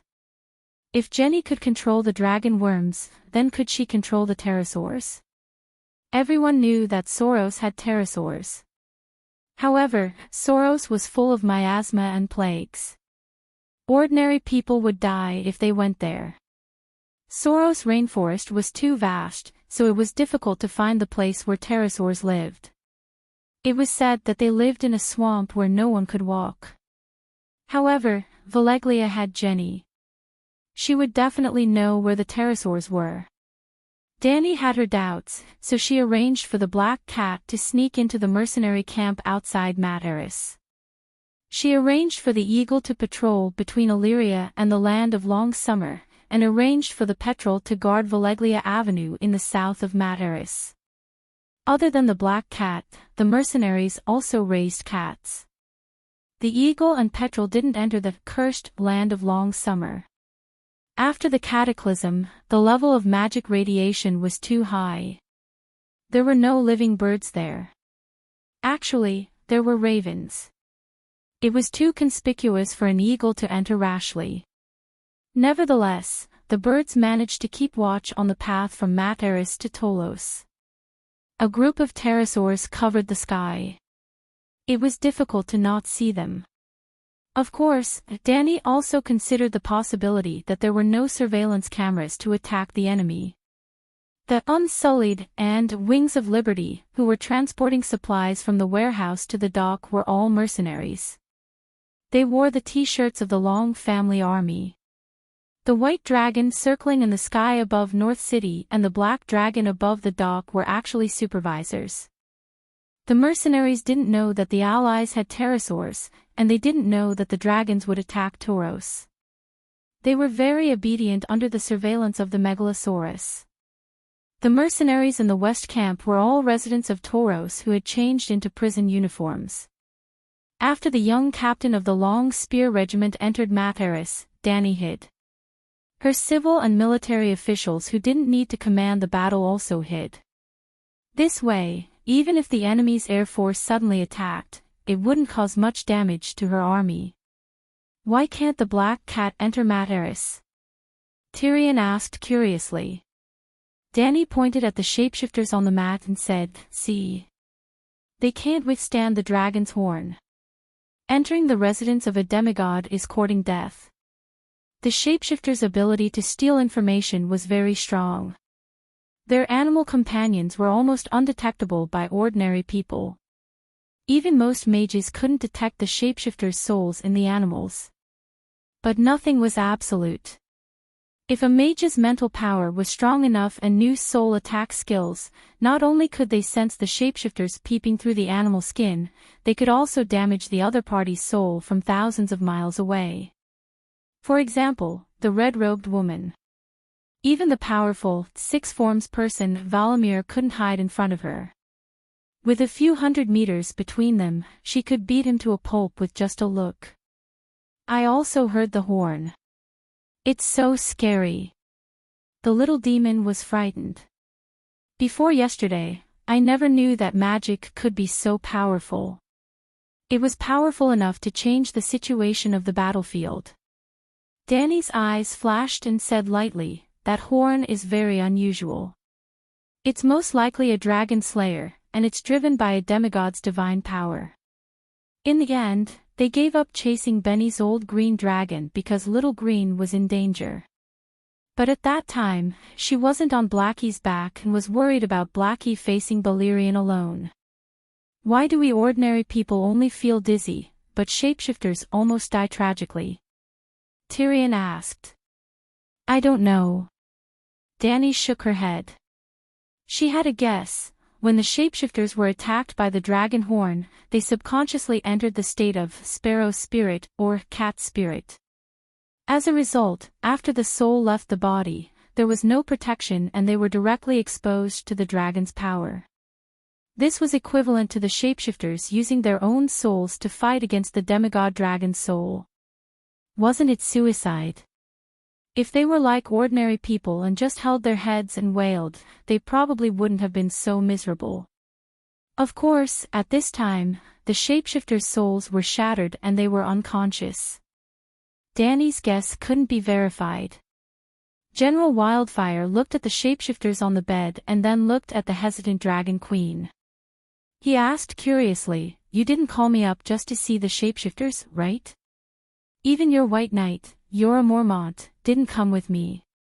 What confidential matters do you have to tell me alone?" So obvious. Danny was a little embarrassed. Tyrion nodded and said, "It's obvious. You've never been so kind to me in the past, and you've never explained to me in such detail." Then, he put on a vigilant look and said firmly, "Your Majesty, I'll make it clear in advance. Helping you with Wildfire is already the limit of my tolerance. I won't do any more dangerous missions. I'll resign." You think too much. What mission can be more dangerous than Wildfire? Danny's eyes flashed and she smiled. I heard that Materis is a city of monsters. There are many dwarves and two-headed monsters. Maybe you want me to be a spy and go to Materis to find the location of the Alliance's dragon nest, General Wildfire said with a straight face. Hee, don't underestimate yourself. You're quite famous in the Alliance now. That's why I said it's more dangerous than Wildfire. Okay, let's stop talking nonsense. You know that I've captured 6 pterosaurs, right?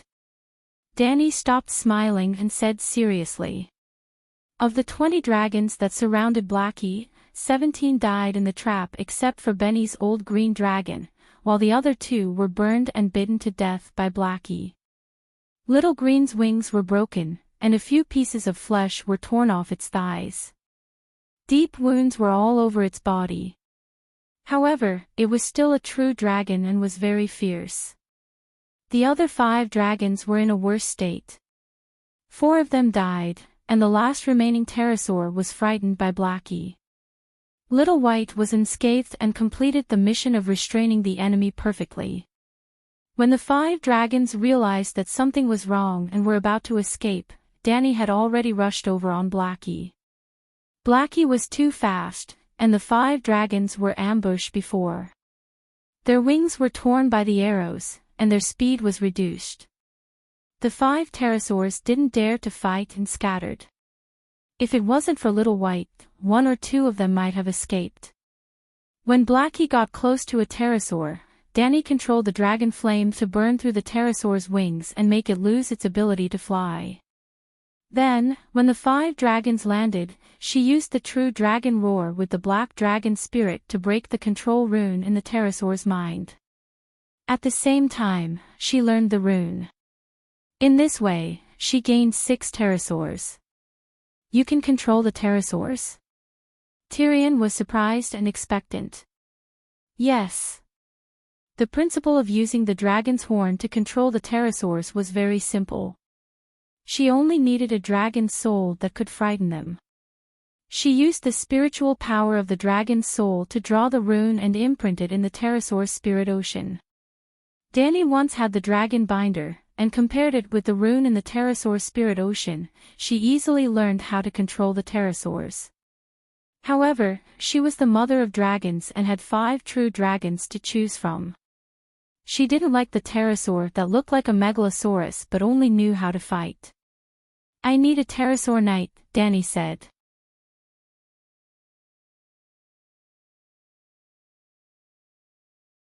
Chapter 503. Pterosaur Knight. Don't tell me, you intend to make me a pterosaur knight. Tyrion pointed at his black nostrils and said in shock. As if he was afraid that Dany would change her mind, he did not wait for her to answer and quickly said with a flattering smile, Your Majesty, I am very willing to serve you. Even if you want me to ride a pterosaur and fight the other party's dragons, I will be brave and fearless. A pterosaur was also a dragon. Ever since the grayscale disease was cured, Aegon regained his ambition and had been communicating with Blackie. He even sent him food, fed him personally, and told him about his difficulties in an attempt to move Blackie. In the end, even though his mouth was sore, the other party did not even look at him. Even Aegon could not become a true dragon knight. He, a Lannister, could only ride a dragon in his dreams. Now, the pterosaur had no magic power, and its speed and endurance were not as good as a true dragon's. Its color was not as bright as a true dragon's, and it could not breathe fire. Its wings were also too big. But at a glance, the pterosaur was not much different from the megalosaurus. It was older, stronger, and stronger. The pterosaur was his best choice, and his last hope to realize his dream of riding a dragon. Dany looked down at the dwarf with admiration and said, Tyrion, you are very smart, that's right. I have taken a fancy to your loyalty and your bravery. That day, you were conferred by me in the great cathedral, together with Aegon. You were conferred as an honorary knight by Dany, and swore to be loyal to me. Today, you have perfectly fulfilled your oath. So, I want to reward you. With your loyalty and bravery, I will confer you as a holy knight with a pterosaur as a companion. How about it? Plop. Without another word, Tyrion knelt in front of the queen. He was so excited that his ugly face was contorted. His nostrils flared like 2 black holes that absorbed light, unconsciously attracting the attention of others. Your Majesty, I swear to you again to be your most loyal subject, from today until eternity. I swear to give you honest advice and absolute obedience, to protect your rights and honor. No matter how difficult the future is, I will always fight by your side. Tyrion swore that he had never been more sincere in his life. If the Dragon Queen was willing to give him a dragon and treat him as a vassal, he was truly willing to pledge his loyalty to her. Dragon Queen pulled out her sword and patted his shoulders. She smiled happily. Very good, I can feel your loyalty. You are now my paladin, Wildfire Dragon Knight. Follow me to the Dragon Cave later and pick your favorite pterosaur. Thank you, Your Majesty. Tyrion grinned foolishly. He stood up and rubbed his hands. Your Majesty, I'm Lannister. I'm still wearing a lion helmet. Can you not call them Wildfire Dragon Knights? You can even call them Lion Knights. Tyrion's green helmet was in the shape of a lion's head. His green cloak was still fastened to his shoulders by the green lion head statue biting on the clasp. Although he killed his old father and was considered a traitor, he still followed the Westeros custom of using the symbol of a lion on his clothes. You are still the Wildfire General. You are in charge of the production of wildfire. In the future, you will be riding a dragon and throwing wildfire bombs. In view of this, you should think of a way to increase the scale of wildfire production. We need more wildfire. Dragon Queen said earnestly. All right. Tyrion nodded reluctantly. Since he had become a pterosaur knight, he also had the awareness to throw wildfire bombs. In the battle with Tauros, the queen had used up all the wildfire that had been accumulated for months. Now that there were 6 more dragons, it was indeed time to increase the production of wildfire.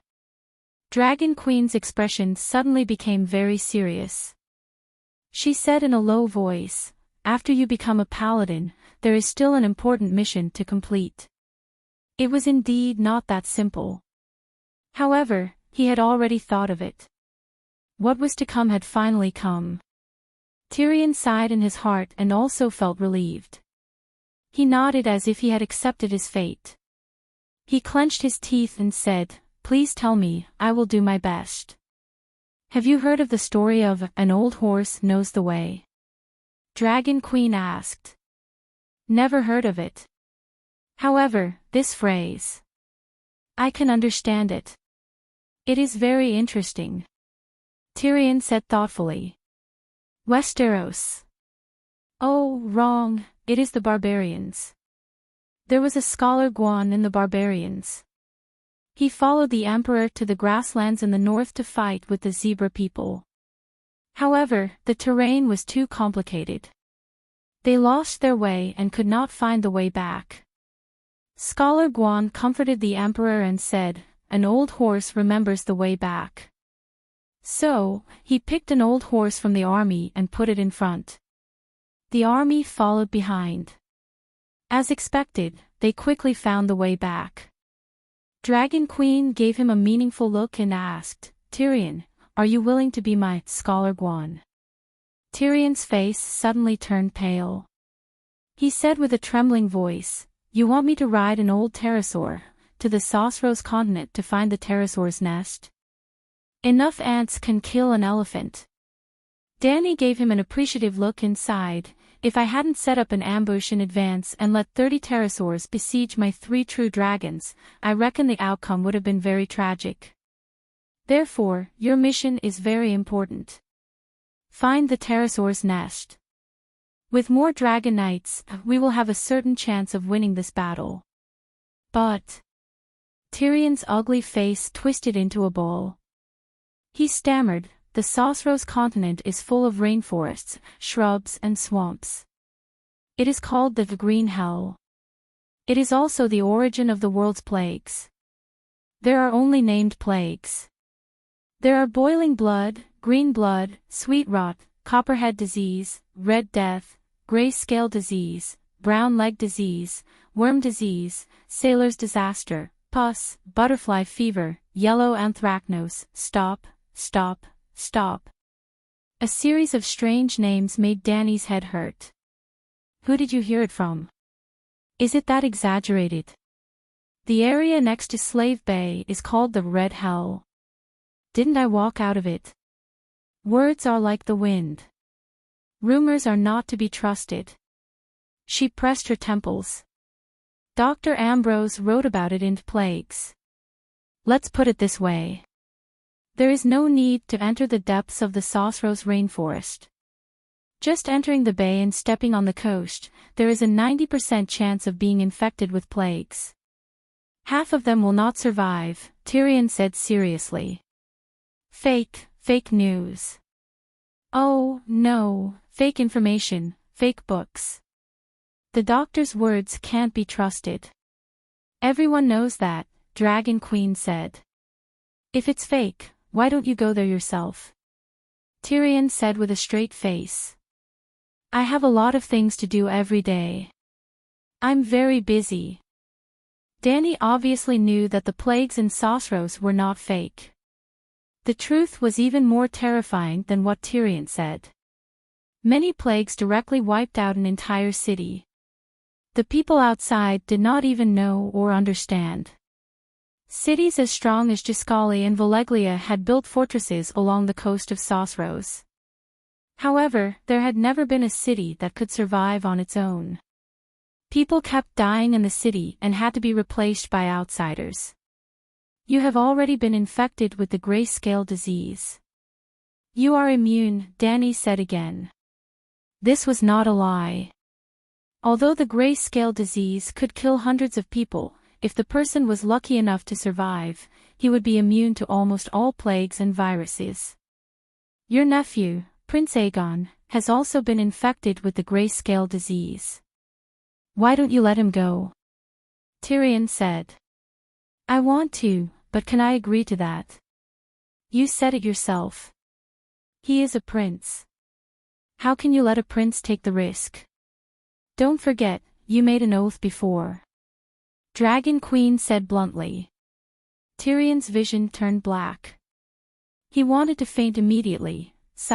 Facing the strong and powerful Dragon Queen, he could only faint. He did not dare to flip out or throw a tantrum at her. Otherwise, he would be the unlucky one. Then, Dragon Queen's voice became gentle again. Don't worry. The Alliance army did not have dragons before. They walked there. Didn't they be fine? You can ride a dragon and fly in the sky. It's safer. I'll give you a bag of dragon essence to drink daily. I'll also give you a big pot of dragon essence sun wine to wipe your body and disinfect. Wear a leather coat that covers your whole body. Don't let mosquitoes and poisonous insects bite you. You won't get infected. The so-called sun wine was a high concentration of white wine and alcohol. After soaking in dragon dung, it indeed had a strong germ-suppressing effect. It had almost become the Dragon Queen's standard antiseptic and anti-inflammatory medicine. The dragon cave was not inside the cave. Instead, it was an open square. In the Valoris family's mansion. Blackie lay in the center of the square. Opposite the wall, there were 6 sharp-mouthed pterosaurs lying side by side. Blackie, this is the meat from the pterosaurs. Do you want to try it? Aegon was attentive. Blackie closed its eyes and pretended to sleep, ignoring him. Blackie, why don't you teach me Draconic? Blackie did not say a word. Aegon sighed. He sat on the stone opposite Blackie's head and said, Blackie, have you heard of the prophecy of the dragon having 3 heads? My aunt said it herself. She saw the prophecy in the Immortal Palace. She also wrote a letter to Illyrio, asking about the meaning of 3 heads. She also hoped to find a dragon knight for her dragon. Without a doubt, I should be one of the heads. You are like the reincarnation of Balerion, the king of the sky who was born in the Westeros. I am also Aegon. My current situation is very similar to Aegon's in the past. We can go home together, to the Westeros. There is the Iron Throne that we Targaryens must fight for. This is my responsibility, and also your mission and glory. What do you think?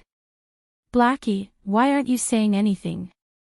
Pfft, laughter came from behind Blackie. Aegon suddenly stood up and shouted, Who is it? Little devil, is that you? Dany and the dwarf walked around Blackie's huge body with strange expressions and came to Aegon. Aegon blushed and glanced at Dany's aunt, then immediately turned to the dwarf who was smiling. He said angrily, what are you laughing at? No, I am not laughing. The dwarf grinned and waved his hand. You are still laughing. I am not stupid. I can tell that you are mocking me. Aegon said. This. Tyrion was also embarrassed. He wiped the smile off his face and said seriously, Your Highness, Blackie did not even look at you. This is very telling. Why don't we change our target? Change our target. Aegon's bitterness was about to freeze into ice. He was not stupid. He could sense the mockery on Tyrion's face, and naturally, he could also feel Blackie's coldness towards him. However, Blackie was only cold. The other dragons were completely hostile towards him. Little Green directly burned him with dragon flame.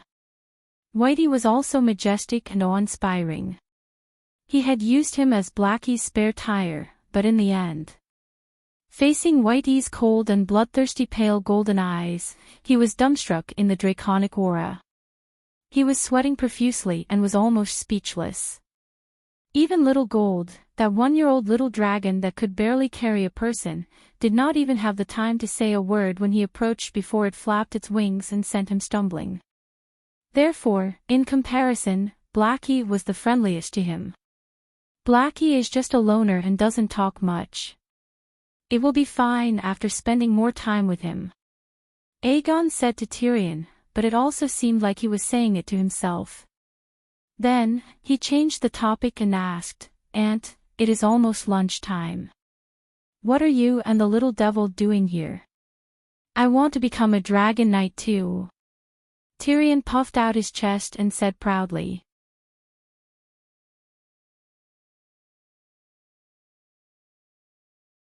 Chapter 504.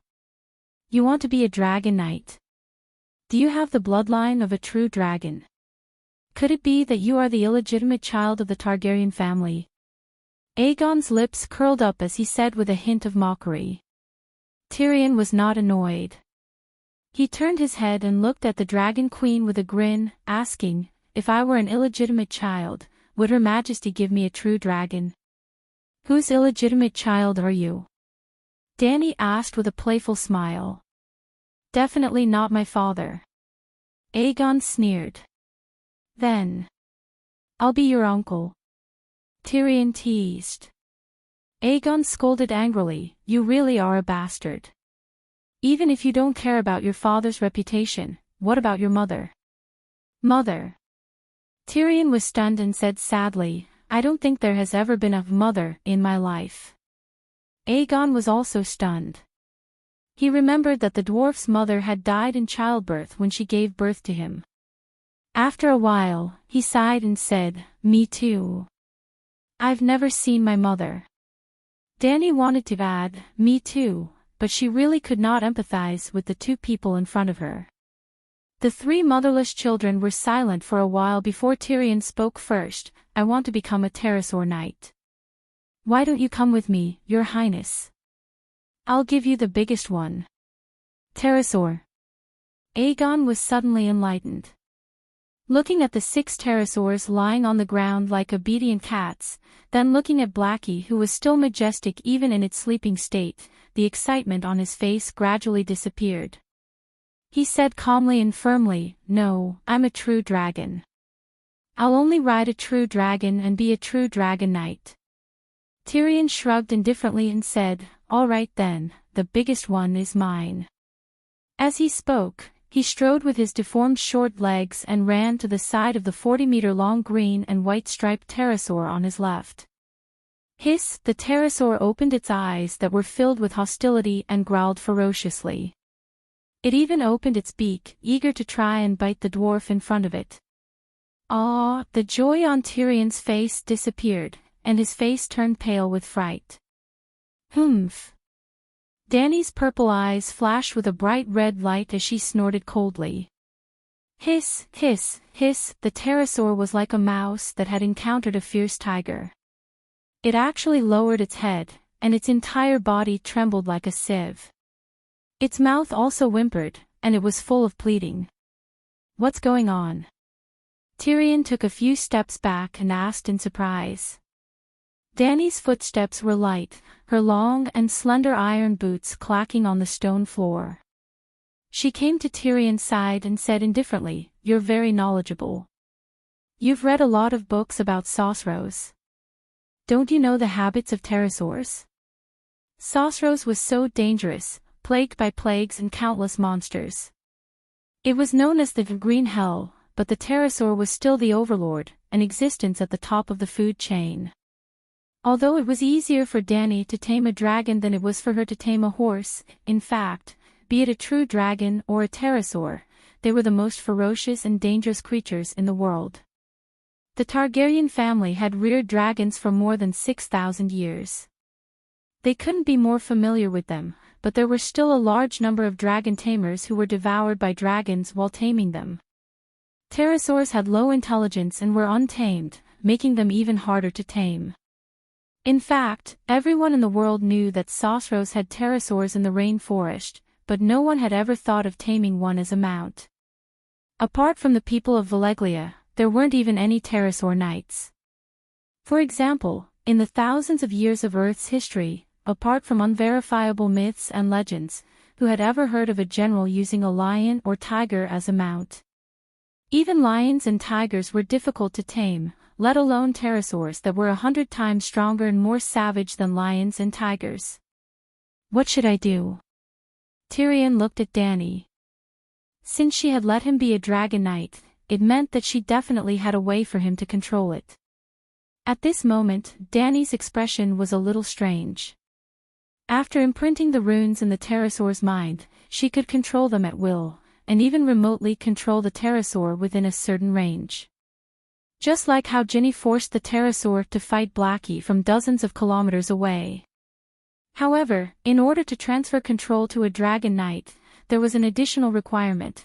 The dragon knight had to have a bloodline or faith connection with the demigod who controlled the Megalosaurus. Therefore, Jenny sent out hero invitations and gathered the young elites of the 14 Fire Peak families from all the major cities to come to Materis for dragon knight training. For example, Linny's husband, Prince Treg O'Molan of Reestrade. After Dany burned down the Passion Garden, he almost became the most powerful person in Reese, and the fleet of the Three Sisters was commanded by him.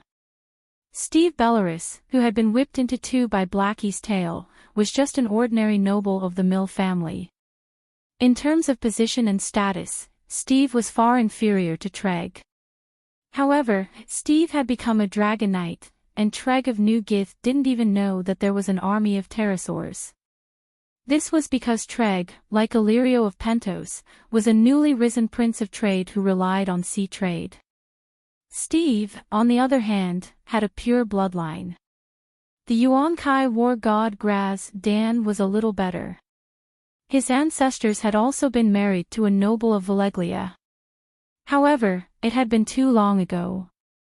Looking at his long black and red hair and copper skin, one could tell how thin his Valeglia bloodline was. After the dragon battle yesterday, Dany had captured more than 10 captives. Of course, the captives didn't know the blood witchcraft that transferred the control authority of the pterosaur, but they did know that they had become dragon knights through blood witchcraft. The next step was simple. The Dragon Queen used violent methods to break through the captives' mental defenses, enter their soul space, and plunder the blood witchcraft runes. After making 4 idiots, she successfully gathered the blood witchcraft runes. Then, she contacted Kuei Shi and asked the big shot of blood witchcraft for advice. Dany herself had also helped Jia Kun create the neither human nor ghost spell, and her knowledge of magic had increased greatly. In this way, in just one night, she created a blood witchcraft that was different from Belarus. Yes, an improved version too. 0, clang. Dany pulled out the clear sky sword from her waist, walked in front of Blackie's head, and tapped between his eyebrows. Crack. There was a trace of dark red dragon scales in the black, and a few drops of dark red dragon blood with faint white gas seeped out. Dany stretched out her hand, and a small light golden flame flew out of Blackie's nostrils, and wrapped around a bean-sized dragon blood, floating in the air. Come here. She waved to the dwarf who was standing aside. Ah. Oh, what should I do? Tyrion asked in surprise. Lie on the ground and close your eyes. It might hurt a little, but bear with it and don't scream, Dany said. Tyrion was at a loss, but he did as he was told. Dany held the dragon blood in her hand and chanted a spell. The blood gradually twisted into countless small runes that were invisible to the naked eye. When the small runes formed a complete QR code charm, she squatted down and pressed the rune between Tyrion's eyebrows. Hiss. Like a red-hot soldering iron, she pressed it hard on raw pork. Sizzling sounds. White smoke mixed with a burnt smell filled the air. Ah! Tyrion screamed like a pig being slaughtered. He struggled to get up, but his body could only twitch uncontrollably, as if he was having a seizure. What's wrong with him? Aegon on the side trembled in fear. One can only rise above others after experiencing the worst of hardships. Without the bone-piercing pain now, how can you have the glory of riding a dragon in the future? Dany's aunt said lightly. When Dany retracted her right hand, a dark red pattern appeared between Tyrion's eyebrows. It was a square rune the size of a thumbnail. Huff, huff, huff. Tyrion opened his eyes and panted in a daze. What's wrong? It hurts. My brain split open. It's like a dragon has crawled inside. It's swollen and painful. It's a dragon. It's a brand formed by a trace of Blackie's spiritual power, Dany said with a smile. The spiritual power that had been activated by the divine power of the seven gods' faith also had the indestructible characteristic of the Green Prophet's soul. Other than Dany herself, or one day when Tyrion's ability surpassed her and Blackie's combined, or he received the help of a true god, no one could erase that spiritual mark. In other words, even if Balerion came personally, he could not take away Tyrion's control of the pterosaur. This was a kind of anti-theft insurance. Dany was happy that she had easily taken away Balerion's 6 pterosaurs. She did not want her dragon. Even if it was a pterosaur, to be taken away by someone else. Yes, the right to use the pterosaur belonged to the Dragon Knights, but the final right to explain it belonged to the Dragon Queen. Go and try again, she encouraged. Try what? Tyrion was in so much pain that he was a little confused. Try to tame a pterosaur. Get close to it and press your head against its head. Put your forehead against its forehead and tell it that I want to be your partner forever and ever, even until death do us part. Oh. Tyrion got up and rubbed his swollen forehead. After coming to his senses, he said strangely, "Are you sure? It wanted to bite me just now. If I put my head over, will you compensate me if it breaks?" "I'll compensate," Dany said. Tyrion looked at Dany carefully. Although she was smiling, her expression did not seem to be joking. "Blackie, be careful. Don't let it bite me to death." After muttering a few words to Blackie, the little devil tried to take a few steps forward and slowly approached the green and white striped pterosaur. It did not bite him. It only stared blankly at the dwarf, who approached it cautiously with its bull-sized eyes. The little devil reached out and touched its nose. The pterosaur snorted. Phew! This time, he really heaved a sigh of relief. Following the Dragon Queen's instructions, he put his head over and said nervously, "Pterosaur, I want to form a partnership with you, forever and ever, until death." Just as he finished speaking, Tyrion's short body trembled. He felt a strange substance in his body flowing from his head to the other side. His swollen head suddenly relaxed. Then, an ice-cold liquid flowed from the other side and spread from his head to his entire body. It was so comfortable that he could not help but shiver. At the same time, the square rune on Tyrion's forehead was like a group of small tadpoles that were squeezed together. It quickly crawled and formed a pterosaur that spread its wings and flew high.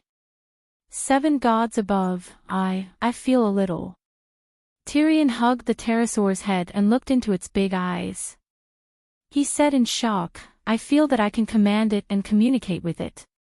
Hiss! The pterosaur let out a low cry and tapped Tyrion's helmet with its sharp, hard beak. It's not an illusion. I can really command it. Tyrion was wild with joy. He shouted to Dany and Aegon, "Did you see that? It pecked my head. I told it to do so." As if worried that they would not believe him, the dwarf emphasized, I swear, believe me. He could not transmit specific information to the pterosaur, but he could roughly understand what it meant. It was higher than a beast tamer's control over a beast's language and body language, but lower than a dragon spirit's control over a megalosaurus. How is that possible? Aegon muttered. Danny said matter-of-factly, this is my blood magic. If I can't communicate with the pterosaur, how can I be a dragon knight?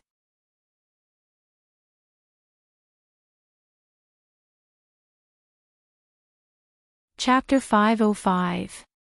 Tyrion's relationship with the pterosaur was not that of a dragon spirit. A dragon spirit could not be created with blood magic. Otherwise, everyone in Valeglia would be a great wizard. Similarly, Tyrion was not a shapeshifter. In fact, ordinary shapeshifters could not control the pterosaur. Just like Gisella's animal companion was a goat. Did the barbarian spearwoman not want crazy beasts like the direwolf and the shadow lynx? She definitely wanted to, but her strength did not allow her. Well, she did not have enough talent. Without a doubt, the pterosaur was stronger than the shadow lynx and almost impossible to subdue except for the Green Prophet and Stark's family bugs. The Dragon Queen added a part of the Green Prophet meditation runes to the contract mark, which was far stronger than Balerian's.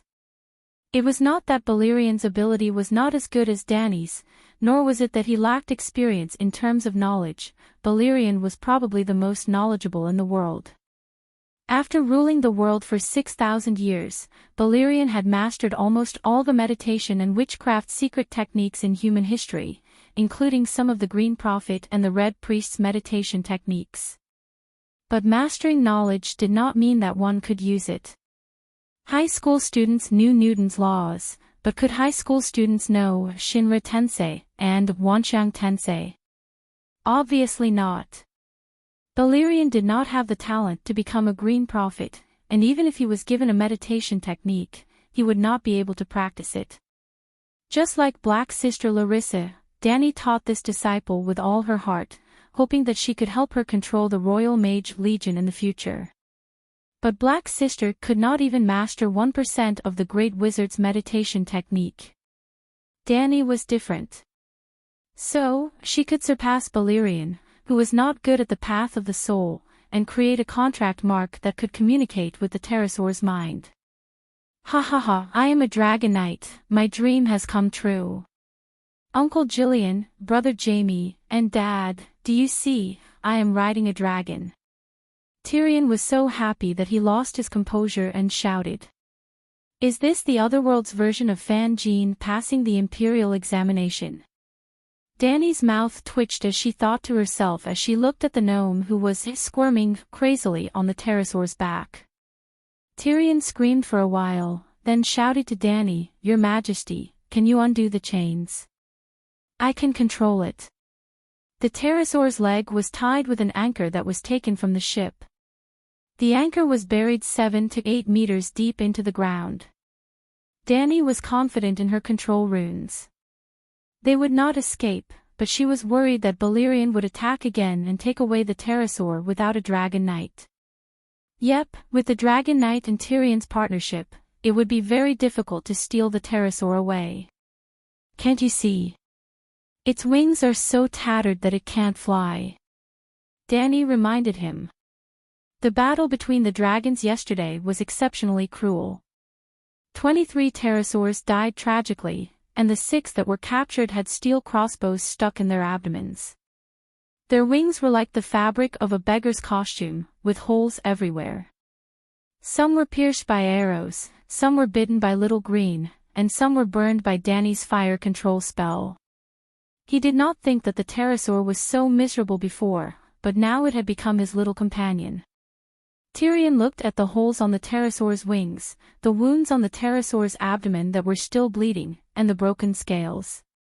His heart ached so much that he almost cried. 7 gods!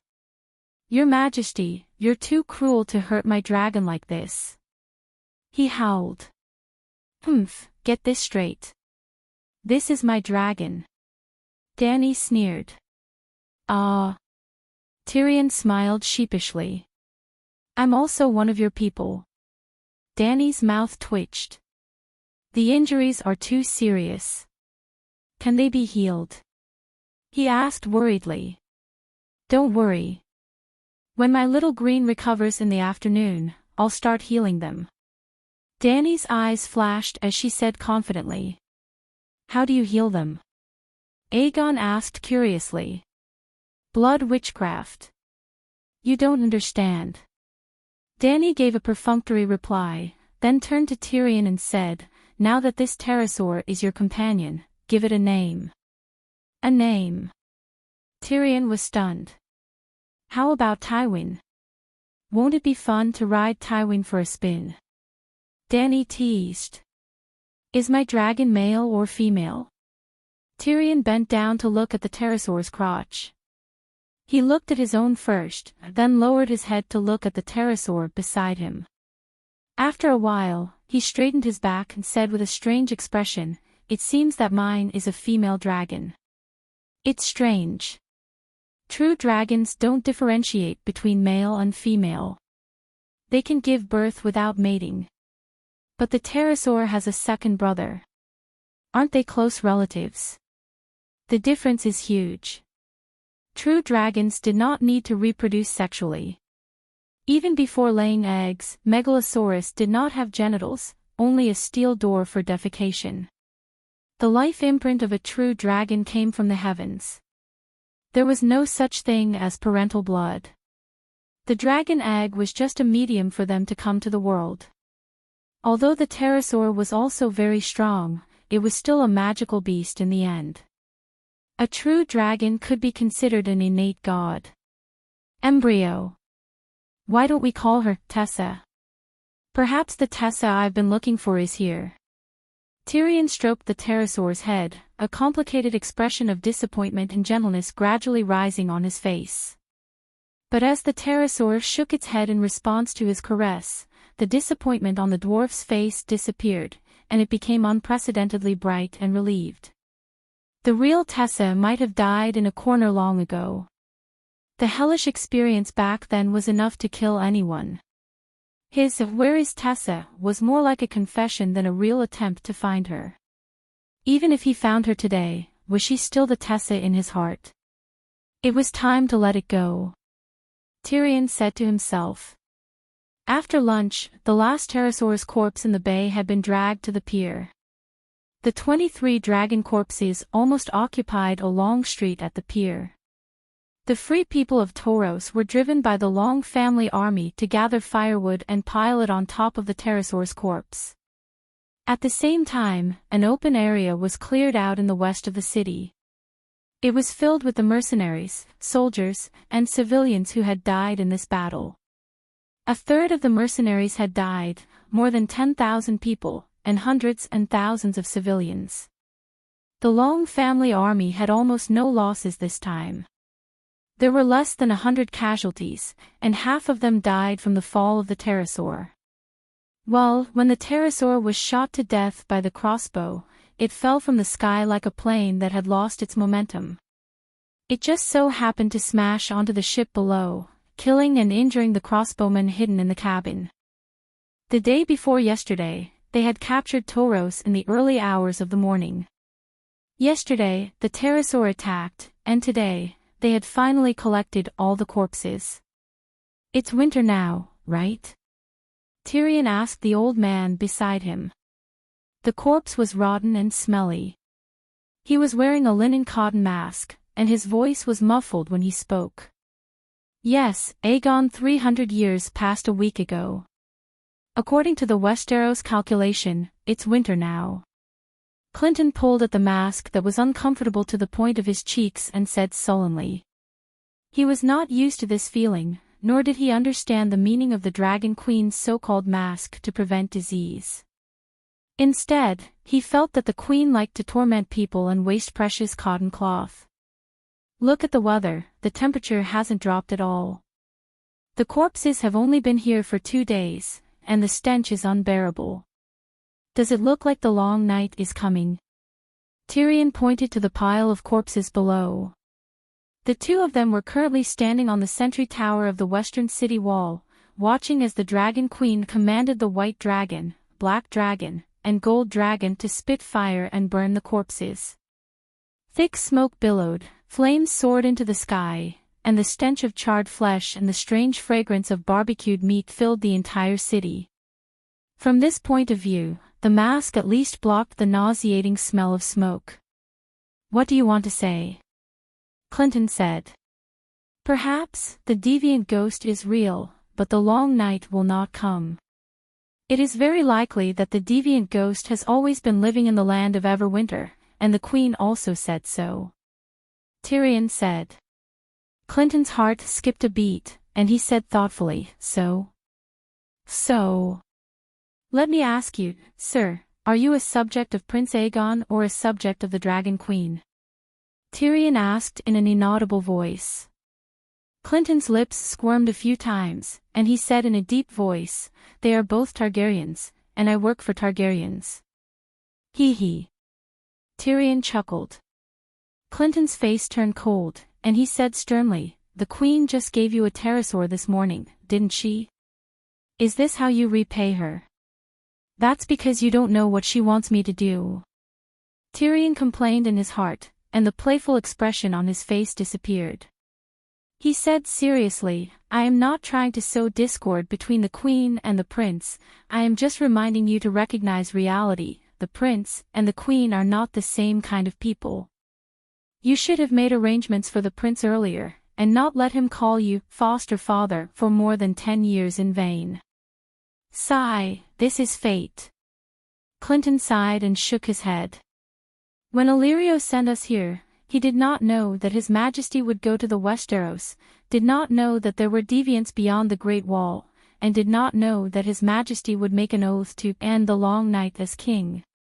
Even if I wanted the Queen to ride a dragon and bring the Prince to the Westeros, would not do so. I cannot force the Queen to break her sacred oath, and the Queen herself will not break her oath for the Prince. We all know what you said. The key now is what the Prince will do next," Tyrion said. Clinton had already considered this question, and almost without thinking, he blurted out, "The Prince is still young. He can wait a few more years, wait for winter to pass, wait for the next summer to come, wait for the war at Slave Bay to end. In this way, the Queen's oath to end the long night as king will be completed, and her dragon will be stronger. In a few years, the Prince will be able to tame a dragon. At that time, we will fight back to the Westeros together. After all, the Queen has already promised to recognize the Prince's priority to the Iron Throne. A very beautiful idea, but you have made a big mistake," Tyrion said. "What mistake?" "Placing all your hopes on the Queen." Clinton said seriously, "Her Majesty has a noble character, is upright, and keeps her promises. She is fair and compassionate. She is practically the most perfect ruler, and also the most typical knight. I cannot find any reason to doubt her." "Perhaps." Tyrion shrugged and said briskly, "But what will the nobles and people of the Seven Kingdoms think if she sits on the Iron Throne with her strength alone? How will they look at the Prince on the Iron Throne?" "This," Clinton asked hesitantly, "What's your plan?" Tyrion smiled and whispered into Clinton's ear, "While the Seven Kingdoms are in chaos, we will first occupy a piece of territory, such as Storm's End Castle. Then we will join forces with Dorne. There is an engagement. Together with Dragonstone Island, the three parties will be enough to form a force that can contend against the Iron Throne. No matter what the Queen of Slave Bay thinks, Dragonstone Island will definitely not stand on my uncle's side. In this way, Prince Aegon will no longer be a beggar being helped by Aunt, but a ruler." "What can you gain?" Clinton said coldly.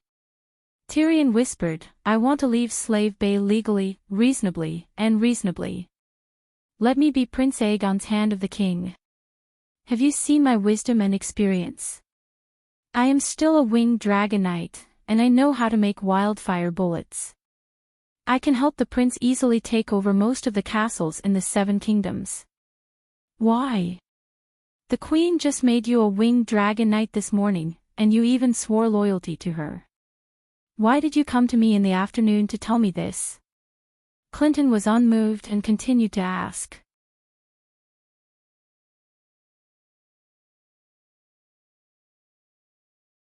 Chapter 506. Tyrion sighed and said, "When I see the slaves wailing under the whips of the slave masters, I feel sympathy. But I won't hack the slave masters to death for the freedom of the slaves. This world is full of oppression and slavery. Maybe it's just that the name is different, it's not called slaves. Just like the contract workers of Pentos, they are free people in name, but in order to live, they have to work and sign labor contracts with the rich. But the income from labor is often less than what they need for food and clothing, and they live under the master's roof and have to pay rent. Their income can't make ends meet, and their debts grow day by day, never to rise again. Even the Westeros, you and I are both from noble families, and should understand that the farmers under the Lord's rule are no different from the slaves of Essos. But we're used to it, aren't we? We're nobles, but we lead the slaves to overthrow the nobles. It sounds ridiculous, doesn't it? Are you mocking the queen?" Clinton didn't have much of a reaction to Tyrion's previous long speech, neither objecting nor agreeing. But the dwarf's last sentence made him put his hand on the hilt of his sword. A true knight will charge at the enemy to protect the queen's honor. Old John was a true knight, and he was now serving the queen. "Hey, don't get excited." Tyrion waved his hand and quickly explained, "How would I dare to mock the queen? I'm just saying I'm not even interested in freeing the slaves. The war at Slavers' Bay doesn't belong to me." "Well, it doesn't belong to us, you, me, Prince Aegon, and maybe us from Dorne Quinton." Clinton shook his head slowly and said solemnly, "Little devil, you'll never become a true knight." "Sorry, I can't agree with you." Tyrion poked the plate armor in front of his chest and said proudly, "I'm not only a knight, but also a glorious holy knight, a winged dragon knight." The old man acted as if he didn't hear it and continued, "The highest honor of a knight is to follow a great king and become the sharp sword in his hand, to cut through all obstacles for him, to help him realize the justice in his heart, and to pursue the highest glory together." Tyrion sighed and said, "Okay, I'm just a rider with armor and a mount, not a knight. However, I am not without honor. If it weren't for the fact that my life is in danger, I would be happy to stay in Slaves' Bay for a few more years. I would be able to eat and drink well, live comfortably, and also be able to witness the Queen's elegant demeanor of sweeping away the slave masters." "Why is his life in danger?" Clinton asked doubtfully. Tyrion smiled bitterly and said, "General Wildfire is already walking on a tightrope on a cliff. Becoming a pterosaur knight is like dancing on the tip of a blade. The Alliance army had sent 30 pterosaurs yesterday, and they could send another 30 tomorrow. At that time I, as a winged dragon knight, will have to go up. Also, the Queen intends to send me to the Sosros continent to search for the pterosaur tribe. You should know the mortality rate of those who set foot on that continent, right? I don't want to die. Previously, my life was worthless and I wasn't afraid of death. Now that I've finally realized my dream and become a dragon knight, I don't want to die anymore. That's why I hope to leave Slaves' Bay as soon as possible without angering or betraying the Queen. You said yourself that you serve Targaryen. If I work for Prince Aegon, I won't be breaking my oath. The Queen should be able to forgive me. She has many capable people under her, and she doesn't need an ugly dwarf without a nose like me." Tyrion told the truth to John Clinton. "You're really hopeless. You don't have any sense of honor at all.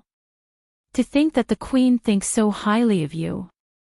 Clinton's eyes were filled with disdain. "If it were you, would you go or not? 90% chance of infection, half chance of death. What's the difference between that and sending yourself to your death?"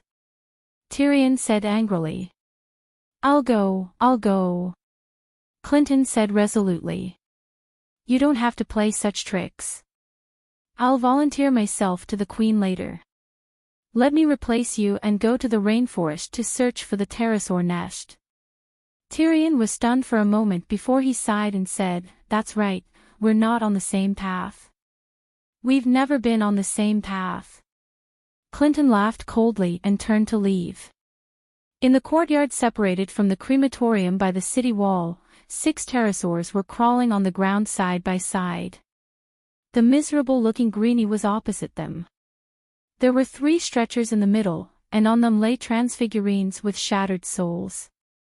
Outside the city, more than 10,000 corpses and 23 pterosaurs were burned. Spiritual substance fell into Greenie's body like a waterfall from the 9 heavens. The broken scales on his body, the cracked wounds, and the torn wings slowly but surely healed. Type B active spiritual substance could strengthen the activity of the body's cells, but when used to heal injuries, the effect was not as immediate as the real holy light. Dany really hoped that she could add the power of faith to it.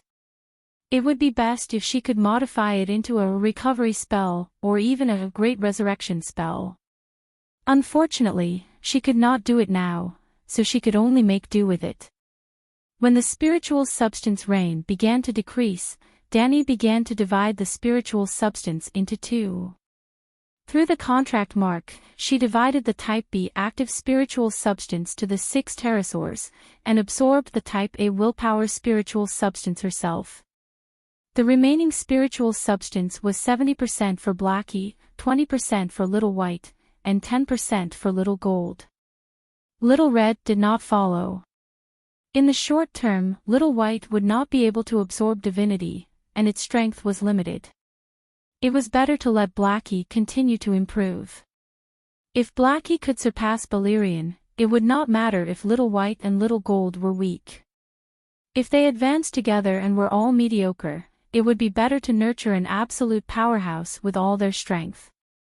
The Type A willpower spiritual substance seemed to be very effective in strengthening the strength and toughness of the soul, but Dany had a limit to the amount she could absorb. Soon, her soul was full. Thus, she brought the second ring and Little White's dragon spirit into the mind of the White Mask Morona. There was no obstruction at all. It was like a gust of wind blowing into a courtyard with collapsed walls and collapsed doors. Morona was in a worse state than the spearwoman who was possessed by the 6 forms person. The spearwoman's soul was only shattered, like a piece of crystal that was shattered into thousands of pieces. Morona's soul, on the other hand, was like a house that had caught fire. All that was left was the pitch-black ruins. If Dany had not used the spiritual substance to keep them alive since yesterday, the corpses of the 3 shapeshifters would have been smelly by now. Today, she gave them pure Type A willpower spiritual substance. After confirming that the shapeshifters had powerful information-gathering abilities in the war, Dany naturally wanted to take the 3 of them in for her own use. She would not deliberately distort their wills, just to ensure their loyalty.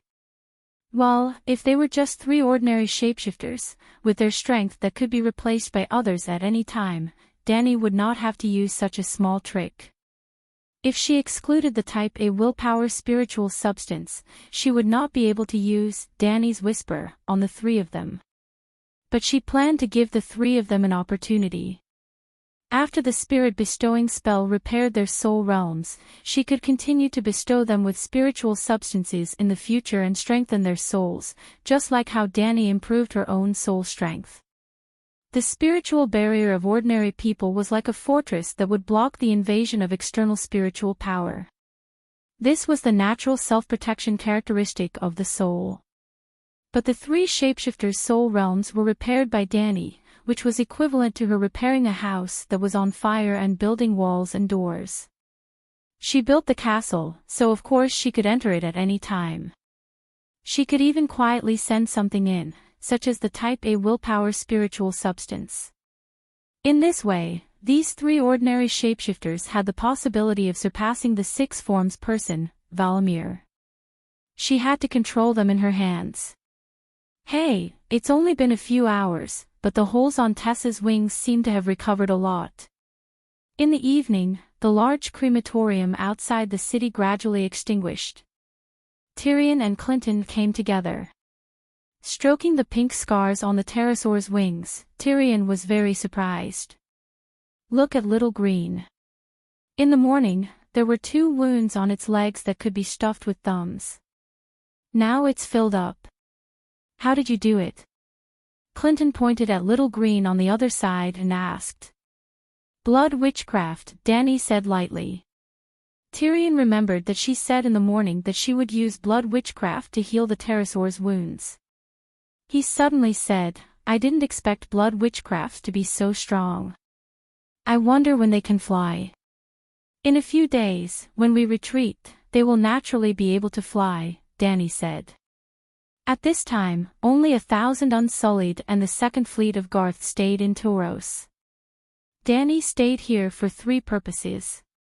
First and most importantly, she took on the task of covering the retreat. More than 1,500 large cargo ships transported nearly 100,000 captives and newly liberated freedmen, as well as hundreds of thousands of tons of supplies. They almost covered the entire sea. If no one stayed in Tauros to cover the retreat, if the Allied army suddenly attacked, it would be more tragic than the Japanese sneak attack on Pearl Harbor. Secondly, Dany could not let go of the corpses of more than 10,000 undead mercenaries. Lastly, the pterosaur and Little Green were more seriously injured and could not fly for the time being. Noticing that Clinton wanted to say something but stopped, Dany guessed that he probably had something to say to her. She took the initiative to ask, "Why did you come to me?" Before Clinton could say anything, Tyrion said, "Your Majesty, Sir Clinton also wants to become a pterosaur knight. He is willing to become your Scholar Guan and go to the Soros rainforest to find the dragon's nest. Your Majesty, it's not that I'm afraid of death. It's just that Sir Clinton's swordsmanship is superb, his strength is strong, and he has many years of experience as a mercenary. His survival ability is higher. Let the carpenters do the woodwork, the farmers farm, and the warriors go to the battlefield. This is the most reasonable arrangement." Clinton frowned and looked at the dwarf. He nodded and said, "Your Majesty, I am willing to die for you." This. Dany was a little troubled. Although the seal of contract had a unique function that surpassed Balerian's original blood magic, the root of the problem was still the same. There had to be a relationship of blood and faith, a relatively pure Valeglia bloodline, or a believer in Balerian. Well, it was not necessary to believe in Balerian.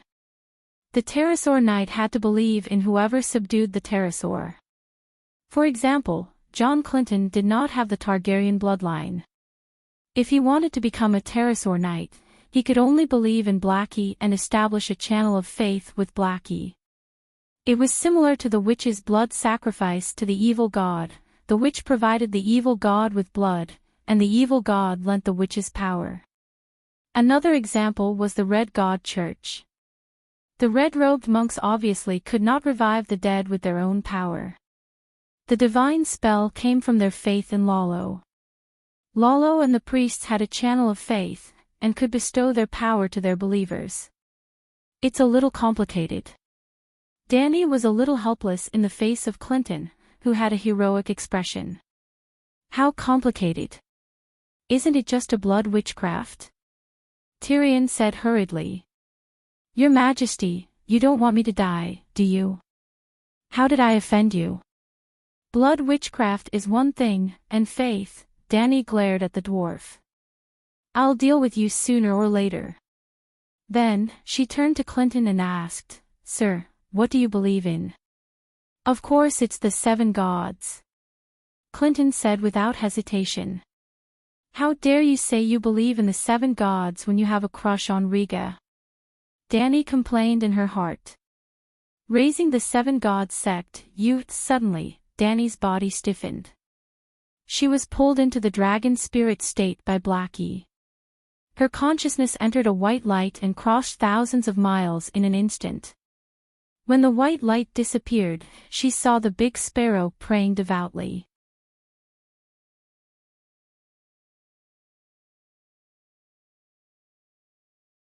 Chapter 507.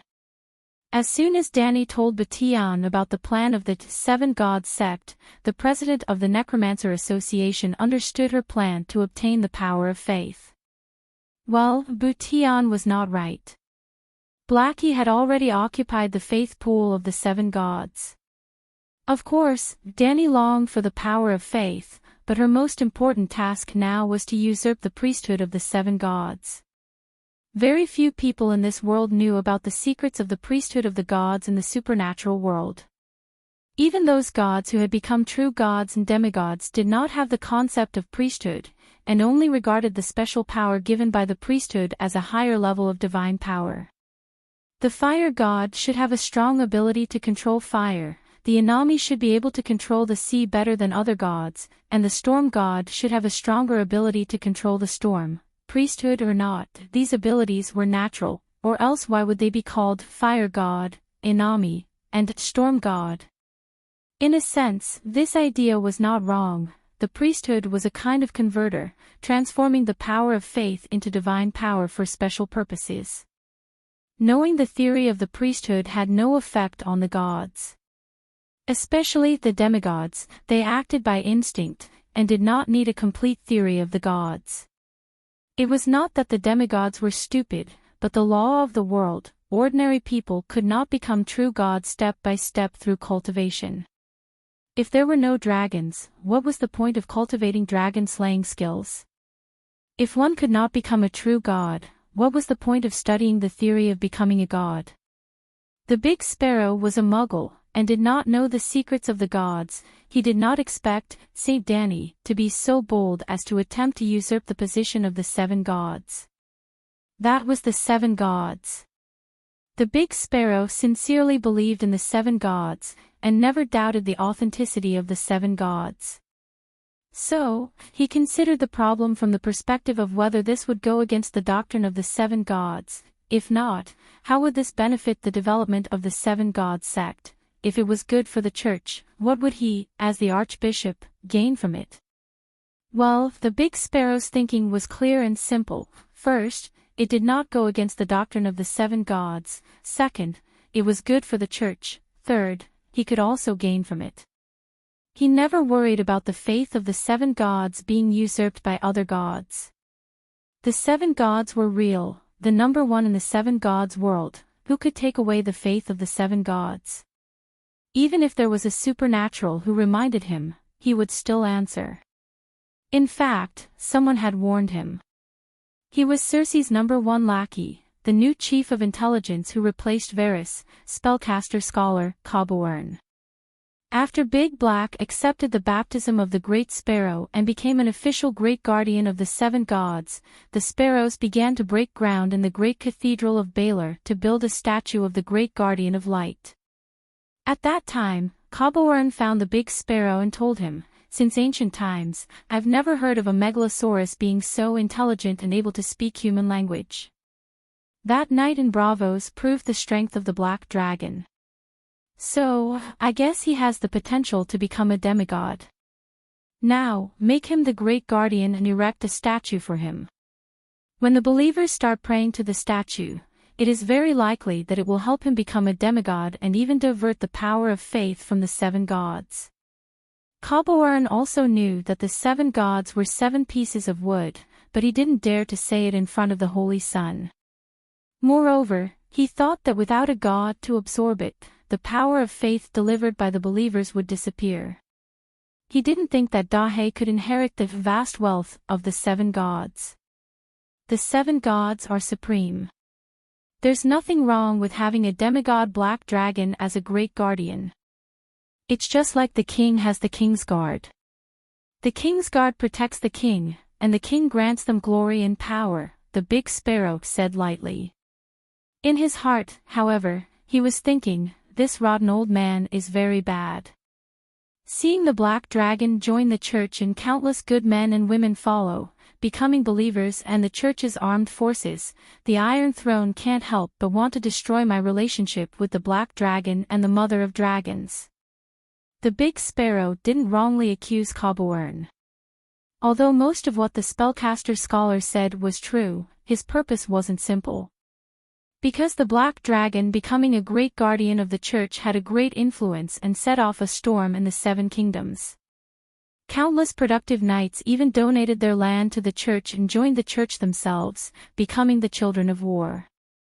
Cobourn received the order from Prince Regent Kevin to stop the black dragon statue from being built. After the statue was built, the Dragon Queen sent a letter, suggesting that the Megalosaurus become the hand of the seven gods, just like the king had the hand of the king. This was too unorthodox. It was also not in line with the Big Sparrow's simple worldview. Therefore, on the surface, he promised the queen that he would seek the guidance of the wise old woman, but in fact, he never went to the statue of the seven gods to abstain from food and pray. He fooled the Dragon Queen. The Black Dragon Guardian's effect was too good and too powerful. He didn't want to destroy his friendship with the queen because his rejection was too direct and too blunt. Recently, he was judging Queen Marjorie and was under a lot of pressure.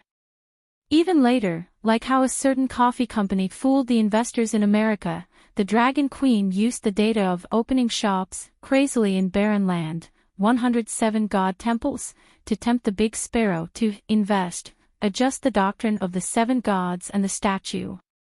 The Archbishop could only sigh. Saint Danny was indeed Saint Danny. She was very aggressive and capable. Not only did she let the Church of the Seven Gods in Slave Bay gain a foothold, but she also went to barren land, which was full of evil cults, to open branches. Of course, the Church of the Seven Gods in barren land also made him more aware of the power and influence of the Megalosaurus. If there was a great plague in Westeros at this time and they had to rely on the Megalosaurus to save lives, the Big Sparrow might really agree with the Dragon Queen's suggestion. He was devout in his beliefs, but he was not rigid in his thinking. He knew how to compromise and judge the situation. If it was not necessary, he would not change the doctrine in a short time. Then, the necessary came. Sam lost the deviant ghost baby. Dany said that she did not care, and indeed did not have the time to care, but in the process of sending Blackie to pick up the three shapeshifters, she also picked up a corpse ghost and threw it in the great cathedral of Baylor. Well, there were no deviant ghost captives at the Great Wall, but there were more than a dozen corpse ghosts.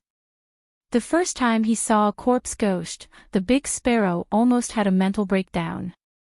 Especially after the limbs were cut off with a sword, those limbs could still crawl. That kind of scalp-numbing scene immediately woke the Big Sparrow up from the game of power. Maybe the Dragon Queen was not crazy, maybe the long night was real. Then, he decided, it was not to contact the Dragon Queen, nor to gather the believers and issue a holy war declaration against the deviant ghosts, nor to change the doctrine and recast the statues of the seven gods according to the Dragon Queen's plan. He decided to abstain from food and pray. A true abstention from food and prayer, only drinking a small bowl of rice soup every day, hanging on to his last breath, kneeling in front of the statue of the great cathedral without sleep, and maybe he would doze off while kneeling. The Big Sparrow prayed to every god in the great cathedral, starting from the Old Woman, the Holy Father, the Holy Mother. Finally, he was hungry and tired, and in a daze, he prayed to Blackie. The Big Sparrow was the Holy Son, and his piety was very high. Blackie immediately sensed it. With the intelligence of a 10-year-old child, Blackie also understood that Dany had been waiting for this moment.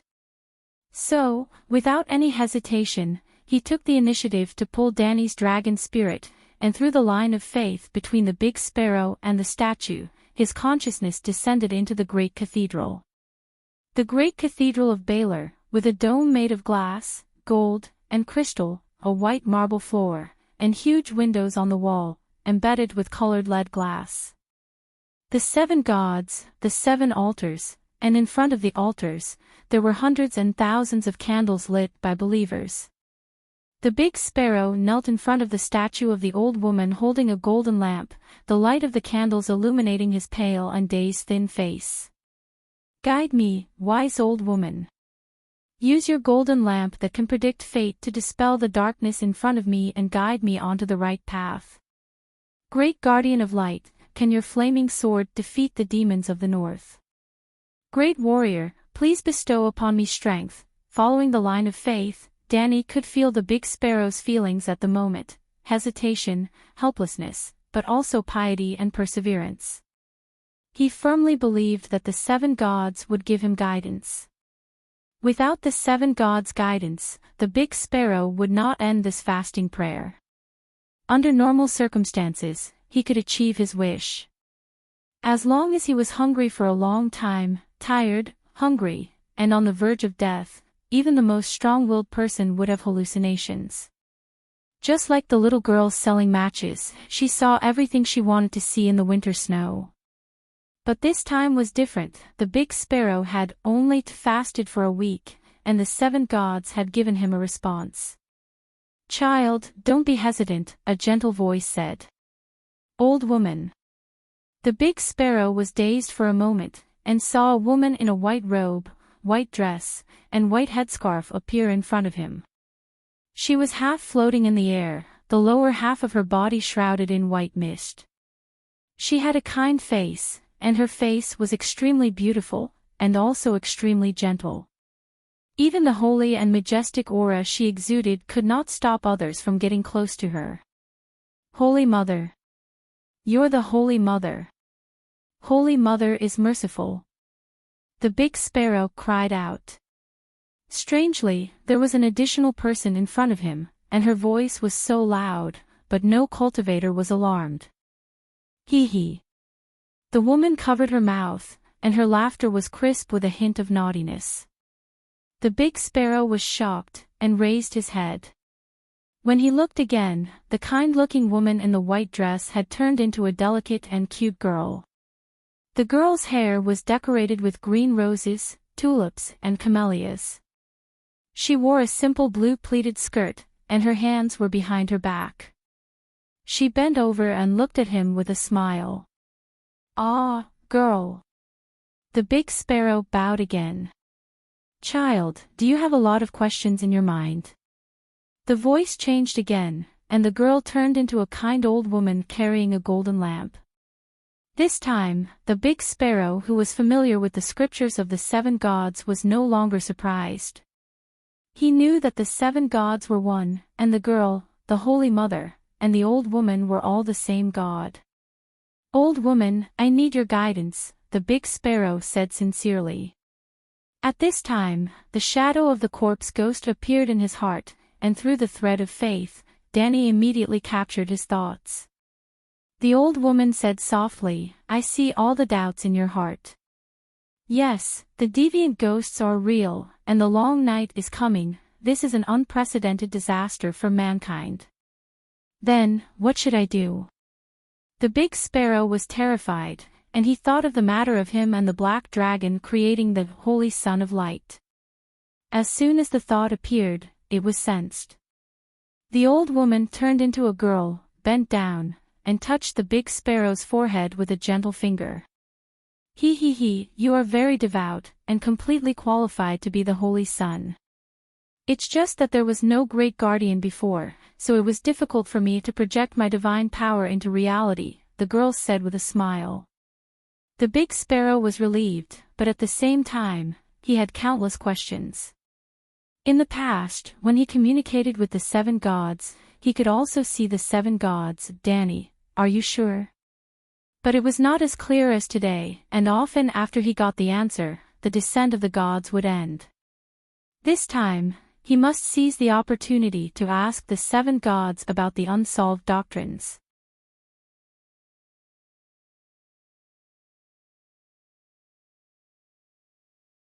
Chapter 508. If a person could read minds, he could easily become anyone's best, most understanding, and most trustworthy friend. If a god could read the thoughts of a believer at all times, it would be very easy to develop them into a faithful believer. What was the relationship between the great guardian and the Holy Son of Light? Why didn't he directly choose him as the Holy Son? Why didn't he tell him about the long night in advance? Just as the big sparrow had these thoughts, the girl told him in a lively tone, "True gods live in the astral world because they are rejected by the material world. The stronger a true god is, the stronger the rejection force of the material world will be. Ordinary true gods like Lolo, because their strength is too low, it is easier for them to communicate with the real world and are more active in this world. As for me, I have already surpassed true gods in this dimension. Just like this world has the Westeros, the land of summer, the Ursos continent, and many islands and countries in the Jade Sea. Outside this world, there are many other worlds. Lolo is only the fire god of this world. Oh, he was robbed of his song of fire by the people of Valeglia and became the king of light. And I, the main god of all the worlds. In your world, I am called the seven gods by my believers. In other worlds, I have God, Christ, Are, Buddha, and so on. In every world, my name is different. But, as my believers, you are all my children and will return to my embrace in the end. Do you understand now? I am the main god of many dimensions. My authority is too strong, and a single thought can break this world, just like a grown man can't wear children's clothes. The stronger the power, the further away from the material world. Even if I want to communicate with you children, you need to fast and pray for a long time, using the power of faith to build a passage to the astral world. The energy level of this world is too low, and the power of faith is hard to come by. The passage can't be maintained for a long time, and the time for communication is very short. Even communication is so difficult, let alone transferring power across worlds. But the situation has changed. Dragons are the source of the world's miracles. Dragons build a ladder between the low-energy material world and the high-energy astral world. The girl's voice sounded in the big sparrow's heart. He didn't understand some of the words, but he understood her meaning immediately.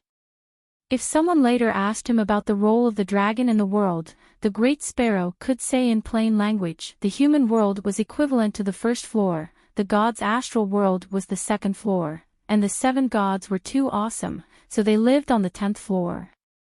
The Megalosaurus was like a ladder that connected the first and second floors, allowing the gods on the second floor to interfere with the human world on the first floor. If Megalosaurus became a follower of the seven gods, the function of the energy level bridge would be even more obvious. It was equivalent to building a staircase between the house of the seven gods on the 10th floor and the human world. However, the Megalosaurus wooden ladder was originally only prepared for the first and second floors. If it was forcibly raised to the 10th floor, it would not be able to support it. Unless Megalosaurus was more closely related to the seven gods. There are two ways to do it. First, the Megalosaurus is as devout as his sparrow and becomes the child of the seven gods. The Holy Sun and the seven gods had an incomparably powerful channel of faith. In the future, the soul of the Holy Sun would be able to go to heaven through this channel. Second, the seven gods would give some power to the Megalosaurus, increasing the status of the Megalosaurus in the Church of the Seven Gods. Just like how a fart could not see the king's hand could see the king every day. Are there many holy sons? The great sparrow asked. Very few. A holy son as devout as you is rare. The girl turned into the form of the Holy Mother and said with a kind expression. With the great sparrow's maturity, he could not help but feel a little complacent. What else could make him more honored and happy than the recognition of the seven gods? Then, he frowned again. It was already very difficult for Blackie to become a follower of the seven gods. Asking him to be as devout as himself, would it not be too difficult? The point was, if he was as devout as himself, then who would be the Holy Son of Light? He was devout, that was true. But devout faith had nothing to do with selfishness. He had selfishness, desire for power, scheming, and insidious means, but he was still a good holy son of the seven gods. In that case, the first path would not work. The Holy Mother is merciful. The black dragon is slow. I am afraid it will be difficult for him to understand the teachings of the Bible in a short time. If he does not become the Holy Son, he will not be able to establish a cross-level passage between the human world and His Majesty. The night is coming. Without your divine power, I am afraid the Westeros will be plunged into misery and suffering. The Great Sparrow knelt on the ground and begged. Dany still understood his choice. In other words, this was a trap set for the Great Sparrow. She knew his character, knew his way of dealing with people, and knew every dark or bright idea he had at this time. Of course, she could easily lead him into the trap. So, she could deliberately put on airs. The Holy Mother's tone was still gentle, but there was a trace of hesitation in her expression. It is not a big deal to accept a low-level stupid dragon as the spokesperson of the 7 gods in this plane. I have gods in every world. I myself do not care about the changes in the 7 Stars Bible, because the root of the teachings of the 7 gods is justice, talent, mercy, Holy Mother, purity, young girl, hard work, blacksmith, courage, warrior, wisdom, old woman, and knowing reverence, stranger. The 7 virtues do not change, and the other details are not important. But if the teachings are changed, will the believers accept it? How about you teach the black dragon well and train him as your successor? This way, you can reduce a lot of disputes. The Great Sparrow was moved and asked, if Big Black becomes your spokesperson, can he become a god? If there was such a good thing, it would be too enviable. He also wanted to become a god under His Majesty of the 7 gods. Therefore, the goddess decisively fulfilled his wish. No, I can't. No. Whether he can become a god or not depends on his talent and luck. I will give him more precious things: justice, mercy, purity, hard work, courage, wisdom, reverence. The title of the great guardian of the 7 gods is like the Archbishop of the Church. The first great guardian's soul will go to heaven, and the second great guardian will take over. The Great Sparrow was completely satisfied. He begged, the Holy Mother is merciful, have mercy on your lamb. Child, do as you see fit. You are the Holy Son, you can decide the Church's affairs in this world. The Holy Mother faintly sighed and disappeared. The next morning, the sun shone through the mosaic glass and cast colorful spots on the marble floor. A barefoot old man in a gray robe was crawling on the ground, as if he was prostrating himself on the ground, worshipping someone. His head was tilted to the side, and there was a trace of saliva at the corner of his mouth, wetting the floor. Lancel carefully approached the Archbishop and lowered her body. After hearing the faint snoring, she was relieved. The Archbishop did not follow in St. Bailey's footsteps and starve to death. In the process of fasting and praying, he was too tired and fell asleep. Lord Archbishop, Lord Archbishop. The old man's tiredness made the one-armed hero feel sorry, but he also understood. He could not let the believers see the Archbishop in such a state. He gently pushed the Archbishop a few times, waking up the old man with sunken cheeks and pale skin. Lord Archbishop, you must be hungry, come and have some oatmeal. Lancel carefully brought a bowl of clear oatmeal to the Great Sparrow's lips. It was not that he wanted to be harsh to his superior. It was just that during fasting, he could not eat and could only drink water. This bowl of oatmeal was water. No. The Great Sparrow firmly pushed the porcelain bowl away. Lord, this is not food, you did not break the fast. Lancel advised. No, this is too bland. I want to eat meat pie, drink meat soup, and add 2 big duck eggs. The Great Sparrow said sternly. Lancel's body swayed, and he almost fell down. However, he soon understood. Lord, you have finished fasting. It usually takes at least half a month, why is it so fast this time? Yes, I saw the Holy Mother. The great sparrow licked his lips, unable to resist the hunger in his heart. He took the porcelain bowl and gulped it down. Lancel immediately summoned the stonemasons in the city. We need to redecorate the statues of the 7 gods. Yes, according to Danny Rice's suggestion, let the 7 gods ride dragons. Also, the doctrine needs to be changed. The spiritual core of the 7 gods will not change, but just like the king needs the king's hand and the king's guard, the 7 gods need the hand of the 7 gods and the great protector. This. Lancel hesitated and did not move. He asked softly, "Are you sure? Do you want to rest for a few days, wait for you to wake up, and wait for you? I am very awake." "This is the order of the old woman," the great sparrow said seriously. "Didn't you just say that you saw the Holy Mother?" Lancel began to suspect that there was something wrong with the old man's head. The 7 gods are one. The Holy Mother is both an old woman and a young girl.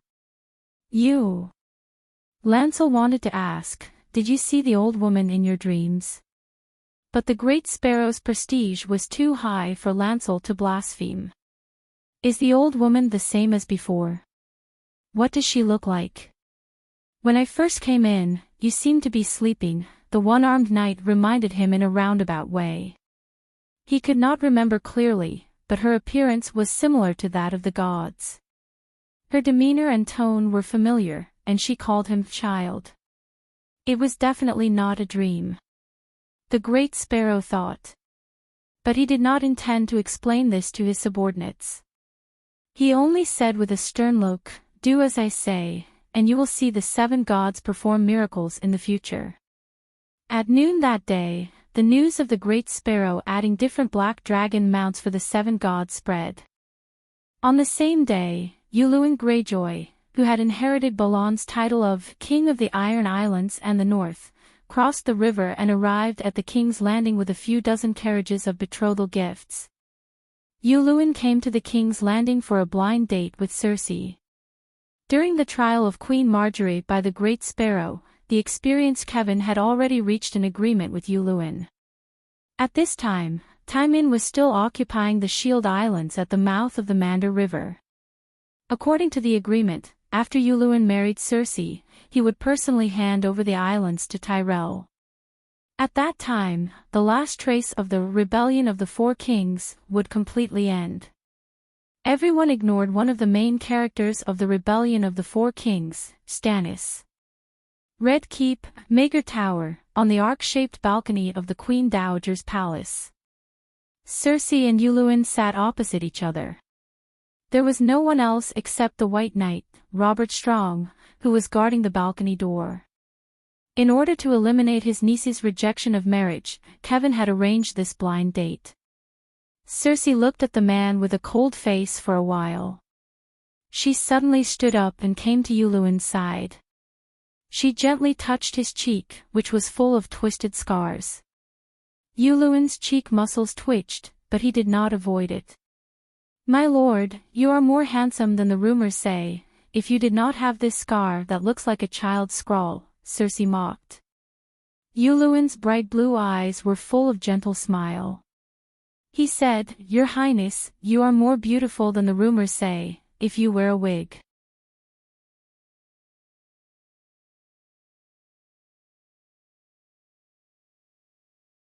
Chapter 509. 3 years ago, Yuluen's face was washed away by the black dragon flame. Although he survived, he lost his handsome face and became an ugly man with a scar on his face. Before Cersei paraded through the streets, the nuns had shaved off all her hair, including her eyebrows. Now, her head was covered with a ragged buzz cut, which made her look ugly.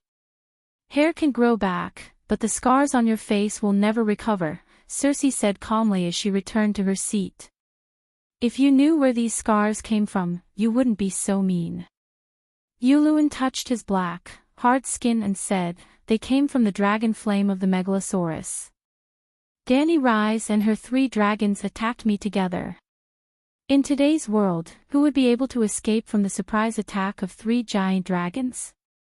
She burned Slaver's Bay to the ground, hundreds of nobles in Volantis died, dozens of princes in Lys were melted into meat in the dragon flame, and even Bravos. So, this scar represents glory. I can proudly say to everyone that this is the medal of my battle with the 3 Megalosaurus and the mother of dragons. But you, on the contrary, your hair can grow back, and it will be as shiny as gold, as smooth as silk. But the glory you lost in the gutter will never be found again. Yuluin's skin had lost its normal texture, and there were no pores. It looked smooth and even reflected the sunlight. But the scars were black and hard, full of pockmarks and pits, and red cracks appeared when he spoke. It was terrifying. Circe glared at him several times, but she turned her head away as if she couldn't bear it. "Marry me, and I can help you build a more glorious life," Yuluin said with a smile. "You?" Circe looked at the man in front of her and proudly raised her smooth chin. "If the hound is still alive, he will be happy to see you, because there is finally someone uglier than him." "Oh, no, I still have a white knight, Loras. He is uglier than you. You should go and meet him. After meeting him, you will be more confident than you are now. Hound, you and Loras can form the Knights of Fire of the Westeros." "Ha ha ha ha." Circe covered her mouth and laughed.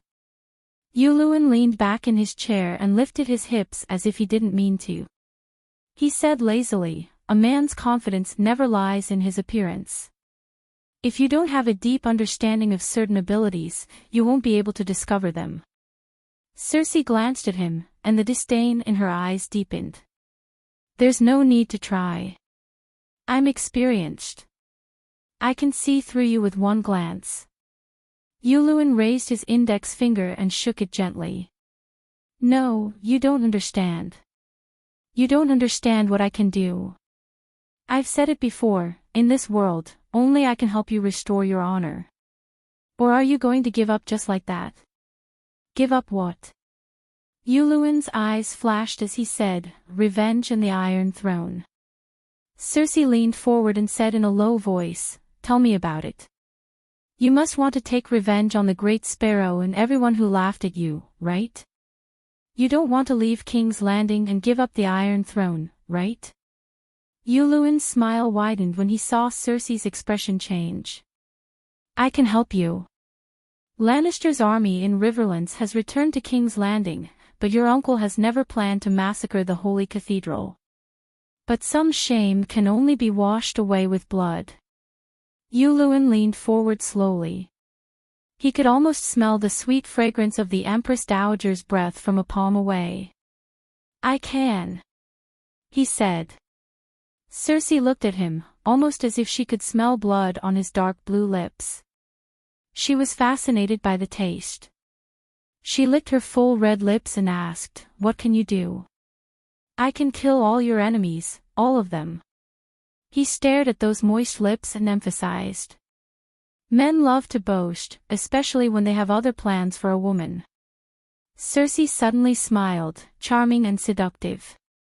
"If a man has no plans for you, Empress Dowager, then he is not a man. But I am different from others. I never boast." Yuluin smiled as well. Circe leaned back and put some distance between them. She then leaned back in her chair and put away all her emotions. "Prove it to me. You have to marry me first." Before Circe could mock him, Yuluin raised his hand and said quickly, "Killing him is easy, but without him, who can guarantee that you will marry me?" "Kill who?" Circe's eyes flashed. "Who else could it be?" "The person who stopped you from ascending the Iron Throne, of course." Yuluin smiled. "Maybe, he doesn't have to die." Circe paled and hesitated. "Don't be silly. All the ministers are his men. Lannister's army is also under his control. Even you are under his control, aren't you? You don't like me, but you still want to marry me." Yuluin shook his head. "How dare you say that to me?" Circe pursed her lips. Her beautiful face seemed to be covered in a layer of frost. Her hands were clenched tightly and trembling slightly. Because I am your husband. Husband and wife are of the same mind. Circe was dazed for a moment. Ledger and Robert appeared in front of her eyes. Finally, the image stopped on a golden-haired man who shone like the son of the sun. Jamie, where are you? Do you know that I am about to get married? Once again, you are not the groom. Circe felt a dull pain in her heart. Her expression became firm as she declared loudly, "Give up. I will not marry you. I want the Iron Throne so that I can live my life according to my heart. I will not put the cart before the horse." You are so cute. Yulun smiled playfully and said slowly, Timon controls the door to High Court and the Shield Islands. Timon firmly guards the door to the Northern Territory. Roose Bolton's 10,000 troops have been blocked at Carlin Bay for 2 years. The Iron Fleet is suppressing Lannister's fleet and restraining Enchanting Island's fleet so that Redwind does not dare to act rashly. If I want to, I can immediately send troops to Coastal City, sweep through Hajin, destroy the Royal Territory, and even occupy the empty Western Territory. Everyone hopes that you will marry me. If you marry me, you can easily solve all these problems. If you marry me, the royal family will also lose a piece of shit. Circe clenched her teeth. Yulun shrugged and said disapprovingly, "Don't doubt it. You stink worse than shit. If you don't believe me, go walk around the streets of King's Landing. You are almost the model of a wanton, depraved woman. Your name will go down in history." Circe's face was ashen. "Your Highness, you have to understand that everywhere you look, you are surrounded by enemies. Even the Big Sparrow and Danny Rise, these two powerful enemies, are closely allied. You need power. Power cannot appear out of thin air. Either you return to Casterly Rock and live alone for the rest of your life, or you find an ally. Who is more trustworthy than your husband? And in the 7 kingdoms, who is more powerful and influential than me?" This time, Circe did not mock or refute. She fell silent and pondered in silence. Even with her walnut-sized brain, she could understand that Yulun's words were very correct. She needed an ally. At night, after a luxurious welcome banquet, Kevin came to the Queen's chambers alone. "How is it?" he asked. "You said that he is very handsome."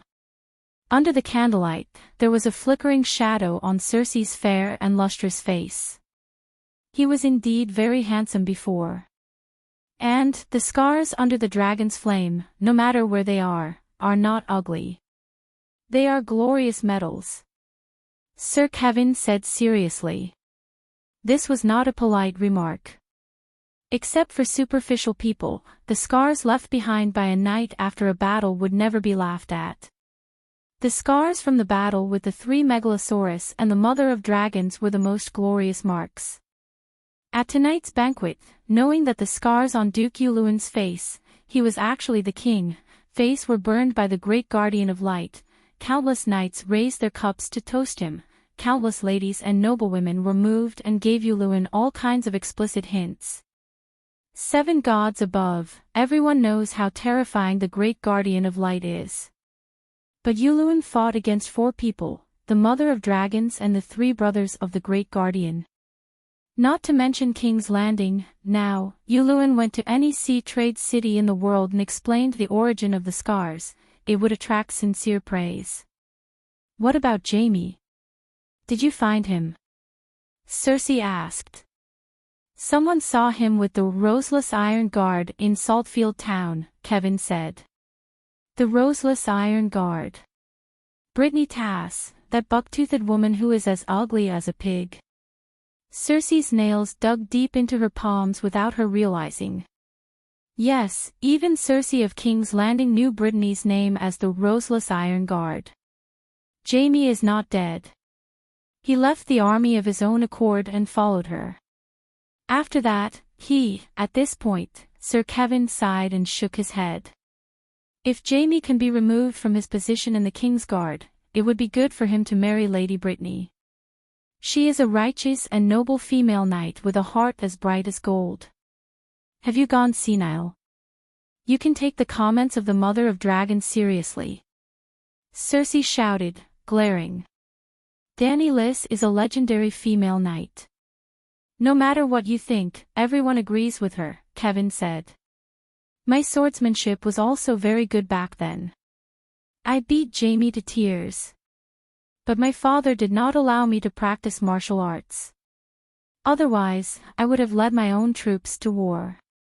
How would I be in such a predicament today? Maybe I would have won the crown of love and beauty and become a legendary female knight before that woman, Cersei said resentfully. You were only 3 or 4 years old then. Kevin's mouth twitched. Jamie cannot marry Brittany. He is a King's Guard. Cersei said firmly. You can also dismiss a King's Guard. Have you forgotten Sir Barristan? Marrying a roseless Iron Guard can wash away the stains on Jamie and let him go back to inherit Casterly Rock. Kevin sighed. His words were not selfish at all. They were all for Jamie and Lannister. You copy me. Why can't I copy you? I'm doing this for you. The fact that her and Jamie's fate was controlled by someone else made Cersei angry and helpless. Impulsively, she began to speak without thinking and roared, I'm incestuous, I'm lewd, I'm Godslayer, I'm Kingslayer, I don't care about laws and ethics. Why don't you learn from me? Kevin's face turned red, his eyes spitting fire, but he had nothing to say.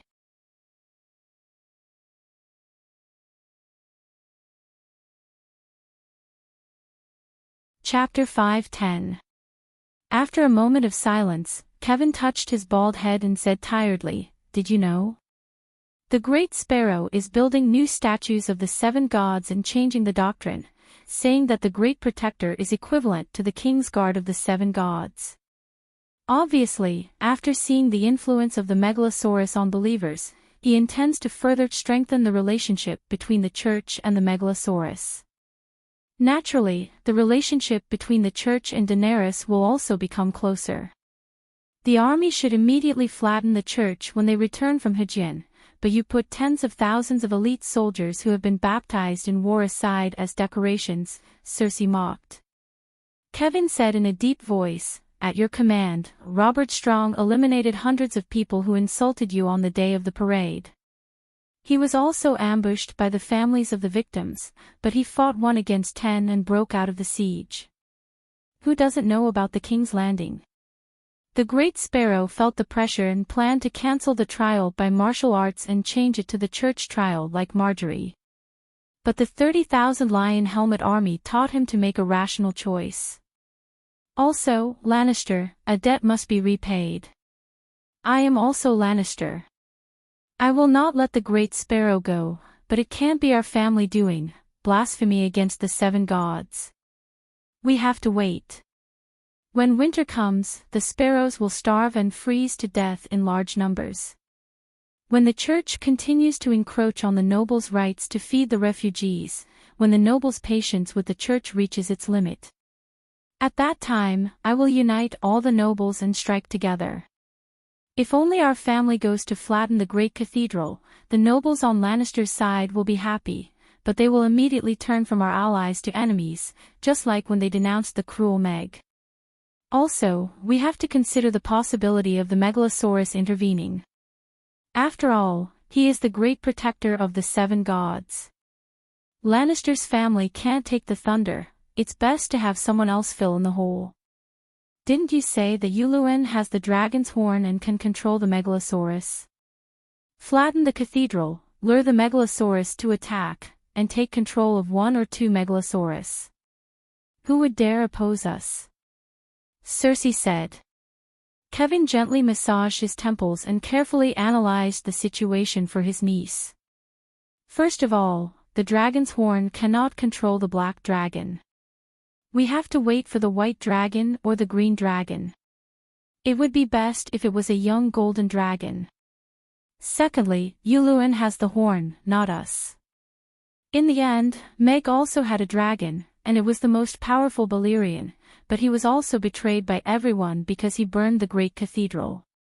Yuluen is in the Red Keep, Cersei said in a low voice. Yuluen is in the Red Keep. You can control him or kill him, force the Ironborn to swear allegiance to the Iron Throne, and then take away his horn. Sigh. Kevin face-bombed. He almost cried at his niece's stupidity.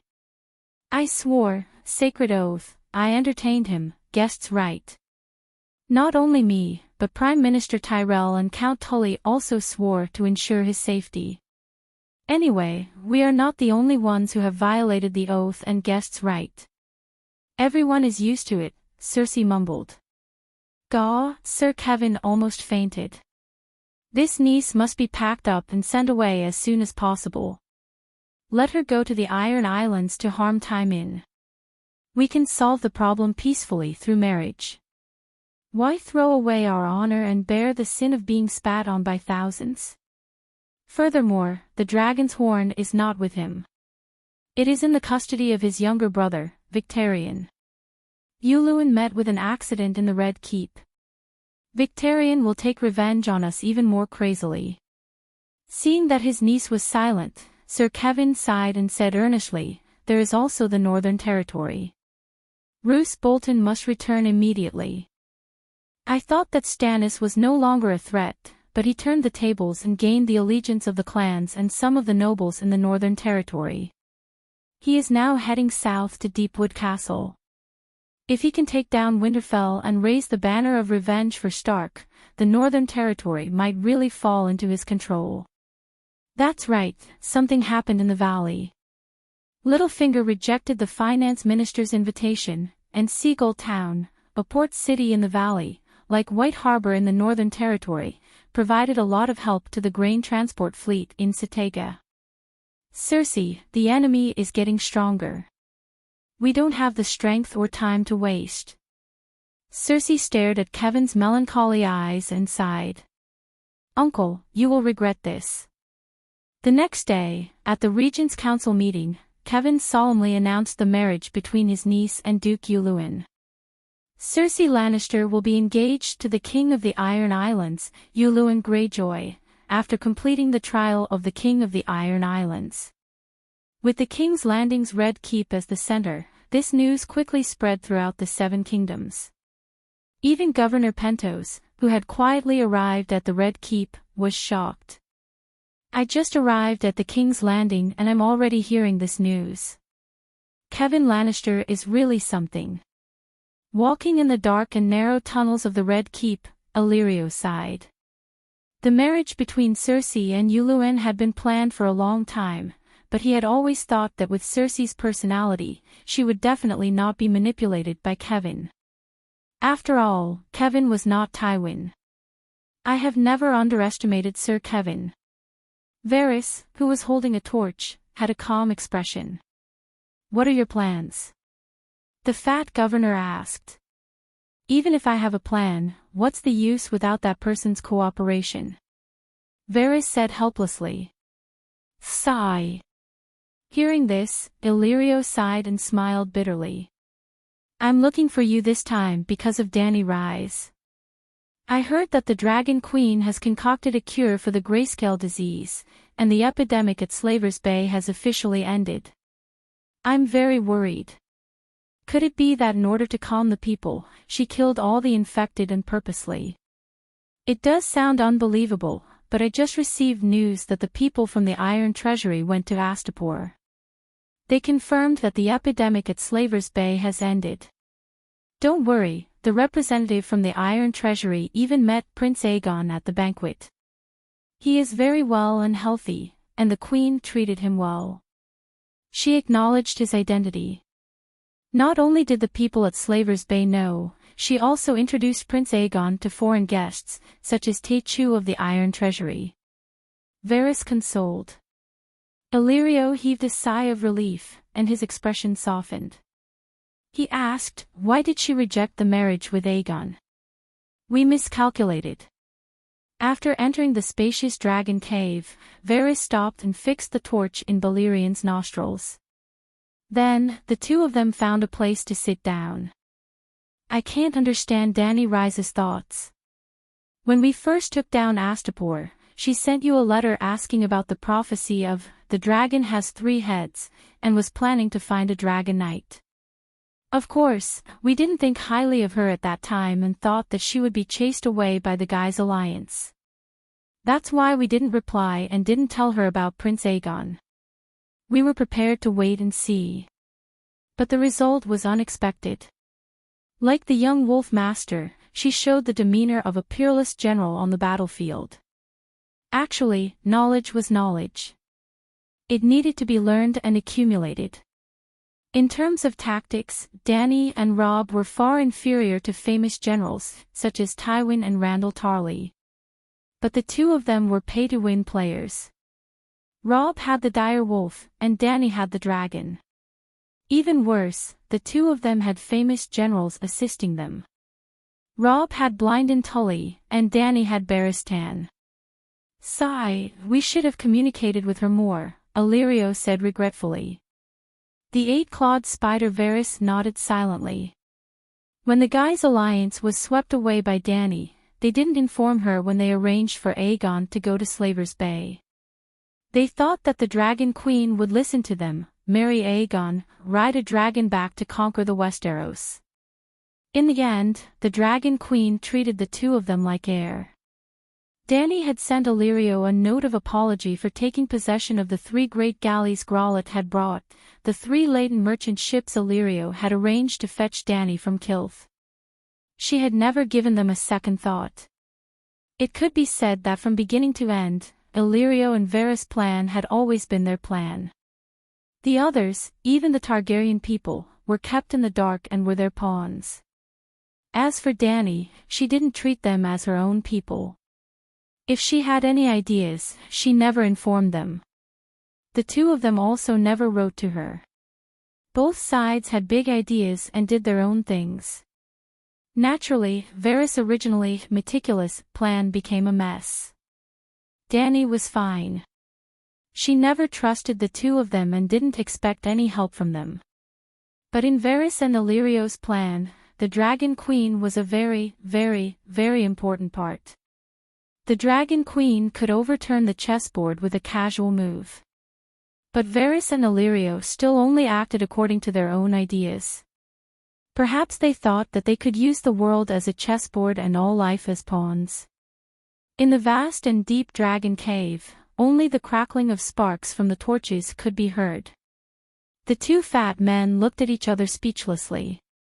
Suddenly, Varys rubbed his face and said, "At first, we sold Dany and Lys to the Horse King, thinking that Viserys could lead Drogo's roaring warriors to pave the way for Aegon.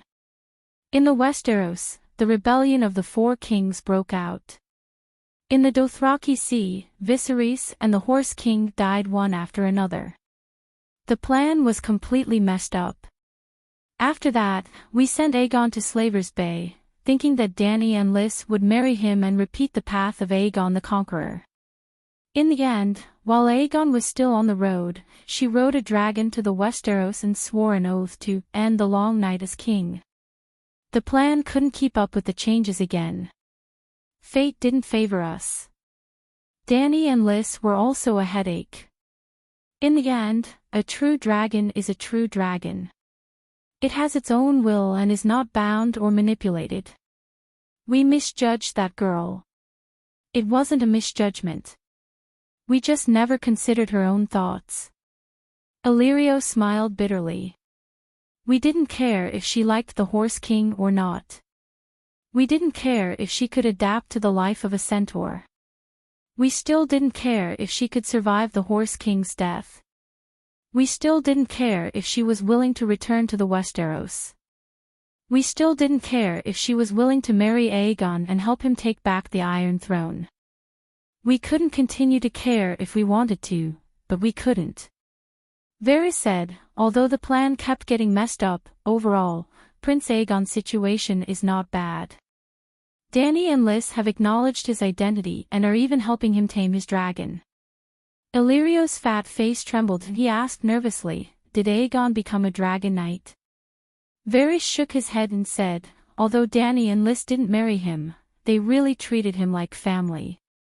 She was especially good to him and even let him choose the dragon he liked. Then, Aegon chose the black dragon.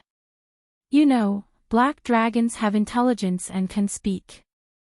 They are definitely harder to tame." Illyrio's eyes flashed and he grumbled in a low voice, "He should have chosen the little dragon. That child has a temper." Scholar Yamant had originally arranged for him to cultivate feelings with the newly born red dragon. Unfortunately, he couldn't wait. Varys sighed. If Dany were here and heard this, she would be very surprised. Because of such details, even many of the higher-ups in Astapor did not know. "You came to find me this time because of the Golden Group?" the fat eunuch asked. "Yes, the Golden Group's employment contract with Mill has expired. They asked me about my future plans."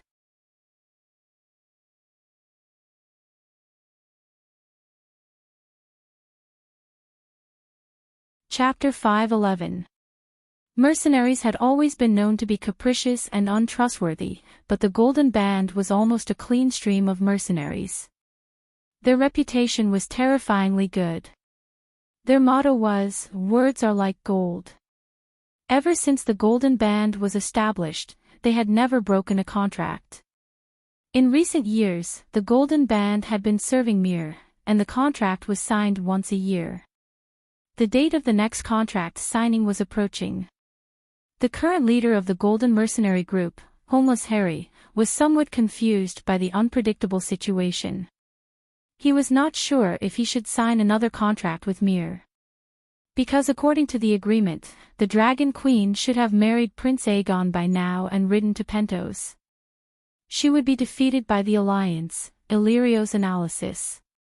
So, Harry wrote to Governor Pentos and asked the fat man to give him the answer as soon as possible. "Let's sign it. When the country is successfully restored, all the commanders will be able to take back their former titles and lands. There is no need for the Golden Band to exist. Breaking the contract once is no big deal." Varys frowned. They are also annoyed by the repeated changes in the plan. Illyrio smiled bitterly. In the original plan, Dany Lys would marry the Horse King, and Viserys would soon lead the Centaurs to invade the Westeros. At that time, Varys would reveal to Robert that Cersei and Jaime were having an affair, causing the lions and stags to fall into civil strife. When the Seven Kingdoms fell into chaos, second brother Way would not be taken away by the Westeros Knights. When Way-Urge and Robert fought until both sides were injured, Way-Urge was defeated and killed, and Robert was severely injured, Aegon the Son of Heaven would make his grand entrance. As for Dany in the Sea of Grasses, sorry, but her value was in exchange for the Horse King's roaring warriors. Her historical mission had been completed, and no one cared about her future. The two fat men did not even consider marrying her to Aegon to improve the bloodline of the dragon family, because Aegon needed a better marriage partner, and the Dothraki seized Dosh Colleen was worthless. Yes, Varys knew about the contract between William Darry and the Sea King, Princess Dorne married to second brother Way, but Prince Dothraki, who drafted the contract, did not know that they knew. The two fat men's plan was very thorough. In the end, the Golden Band waited and waited for news of second brother Way's tragic death. For the first time, his plan was disrupted by God. Then Illyrio comforted the descendants of the exiles. "Don't worry, don't panic. Dany Lilith's junk stock has suddenly become a stock with a dragon hatched. It's about to hit its upper limit. Our chances of success are even greater." Hence, the Golden Group continued to wait. He waited for countless messages related to the Dragon Queen, but none of them had anything to do with attacking the Westeros. "Do you think Daenerys will be able to get past the Alliance?" Varys asked uncertainly. In all their previous plans, they had never considered that Dragon Queen could defeat the World Alliance army. They all thought that after the Dragon Queen failed, she would give up her dream of freeing the slaves, reach an agreement with the Allies, and return to the Westeros to inherit her ancestral land.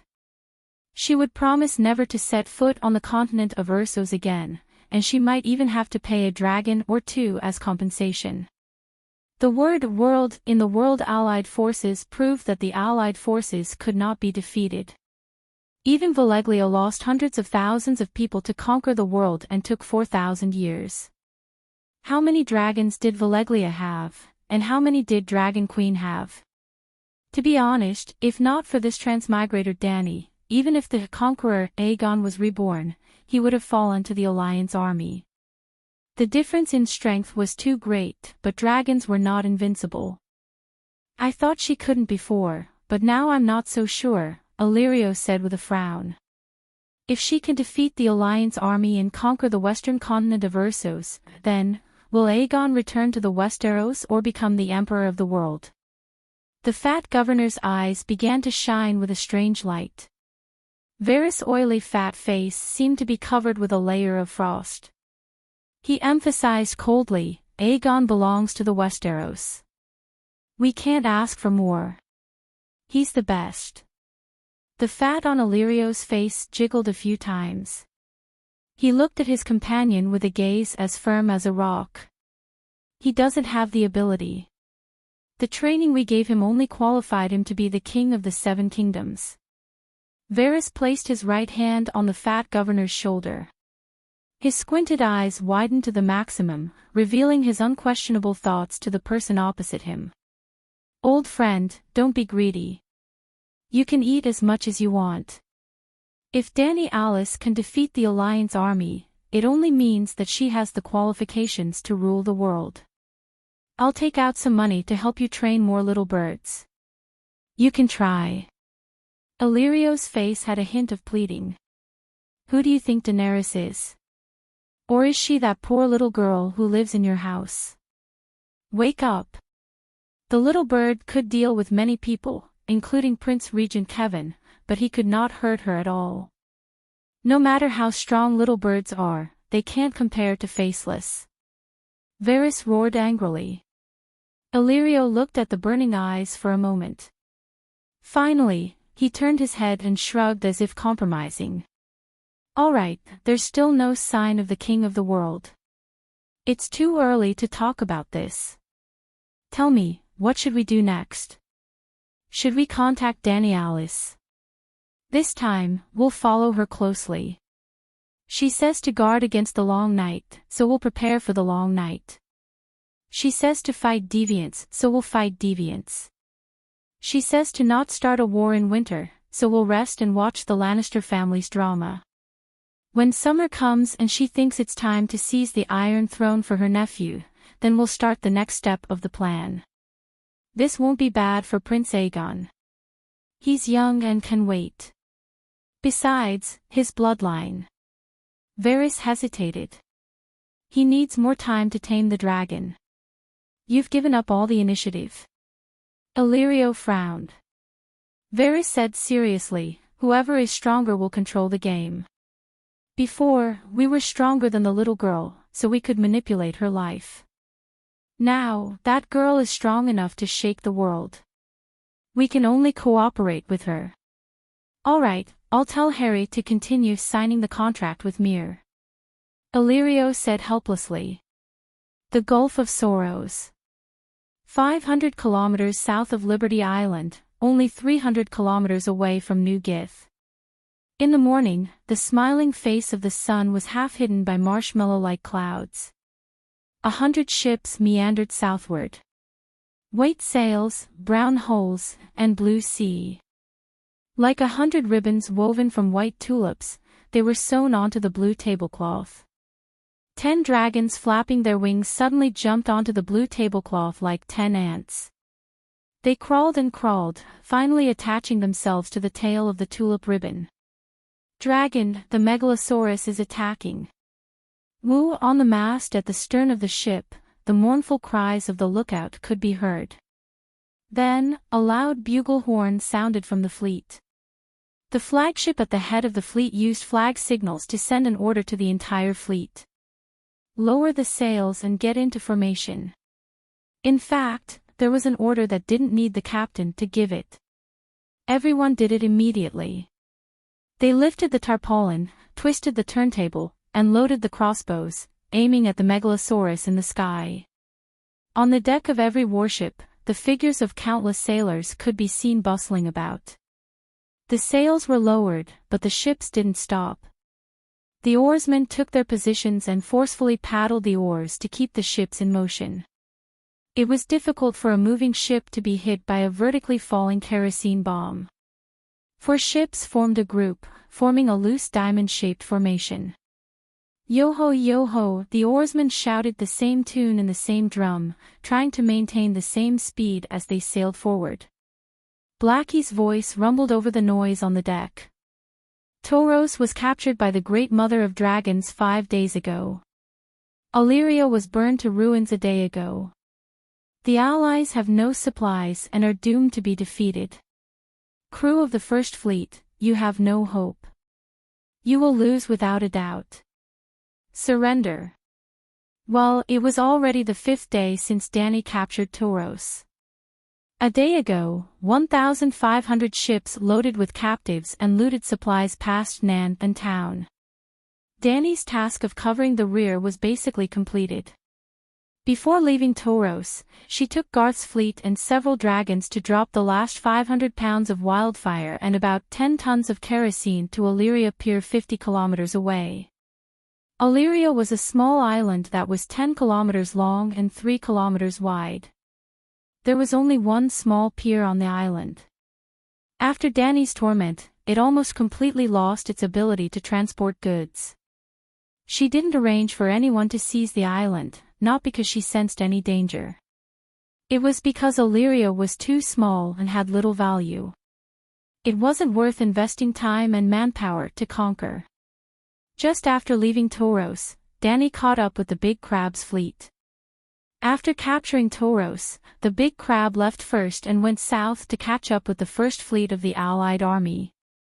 At this time, the First Fleet of the Allied Army was only 300 kilometers away from New Gith. But Danny didn't attack immediately. The Big Crab's 30 ships were still 100 kilometers away. She now only had 4 megalosaurus and 6 pterosaurs. She couldn't take down 100 ships. You have no reinforcements. There is no hope. Without Tauros, the food transfer center, the Allied army will collapse due to lack of food. The Allied army will lose. Surrender and you will be spared. Blackie's words were still very useful. Although no one surrendered, the crew on the ship was shocked by the news he brought. The high-ranking officers had already known about the battle at Tauros through the messenger crows, but the ordinary soldiers were naturally kept in the dark. The rowers panicked and whispered to each other. The already slow speed of the ship was further reduced. Woo! Suddenly, the flagship's horn sounded. After attracting the attention of all the warship's lookouts, the chess player on the mast sent a message to the fleet: "Don't panic. The enemy has no fleet to follow. The megalosaurus has no kerosene ammunition, so they are harmless to us." "Idiot! Aren't you forcing me to kill you first?" Danny complained. "Idiots, you have activated the Mother of Dragons' Wrath of the Sleeping Dragon." Blackie roared at the right time. Squeak! Whitey left the team and accelerated forward. The great bullets in its claws were thrown out. It was like a flying hen, clucking and laying eggs in the air. Thump, thump, thump, boom. More than 10 splashes appeared on the surface of the sea. Red flames rose 4 to 5 meters high from the deck of a brown ship. In only 3 minutes, it was extinguished by more than 10 sailors with seawater and sand. The hit rate of the bullets is really low when moving. Danny muttered and didn't care. She only urged Blackie to speed up. While increasing the altitude, she followed Whitey closely. "You're tuning into the LoveLore Library YouTube channel. We're so grateful for your support, and don't forget to subscribe to join us on this incredible journey through captivating stories. Your generosity through donations truly makes a world of difference, as it's the primary source of revenue that allows me to expand and enhance this channel for you. Thank you from the bottom of my heart for being a part of this adventure.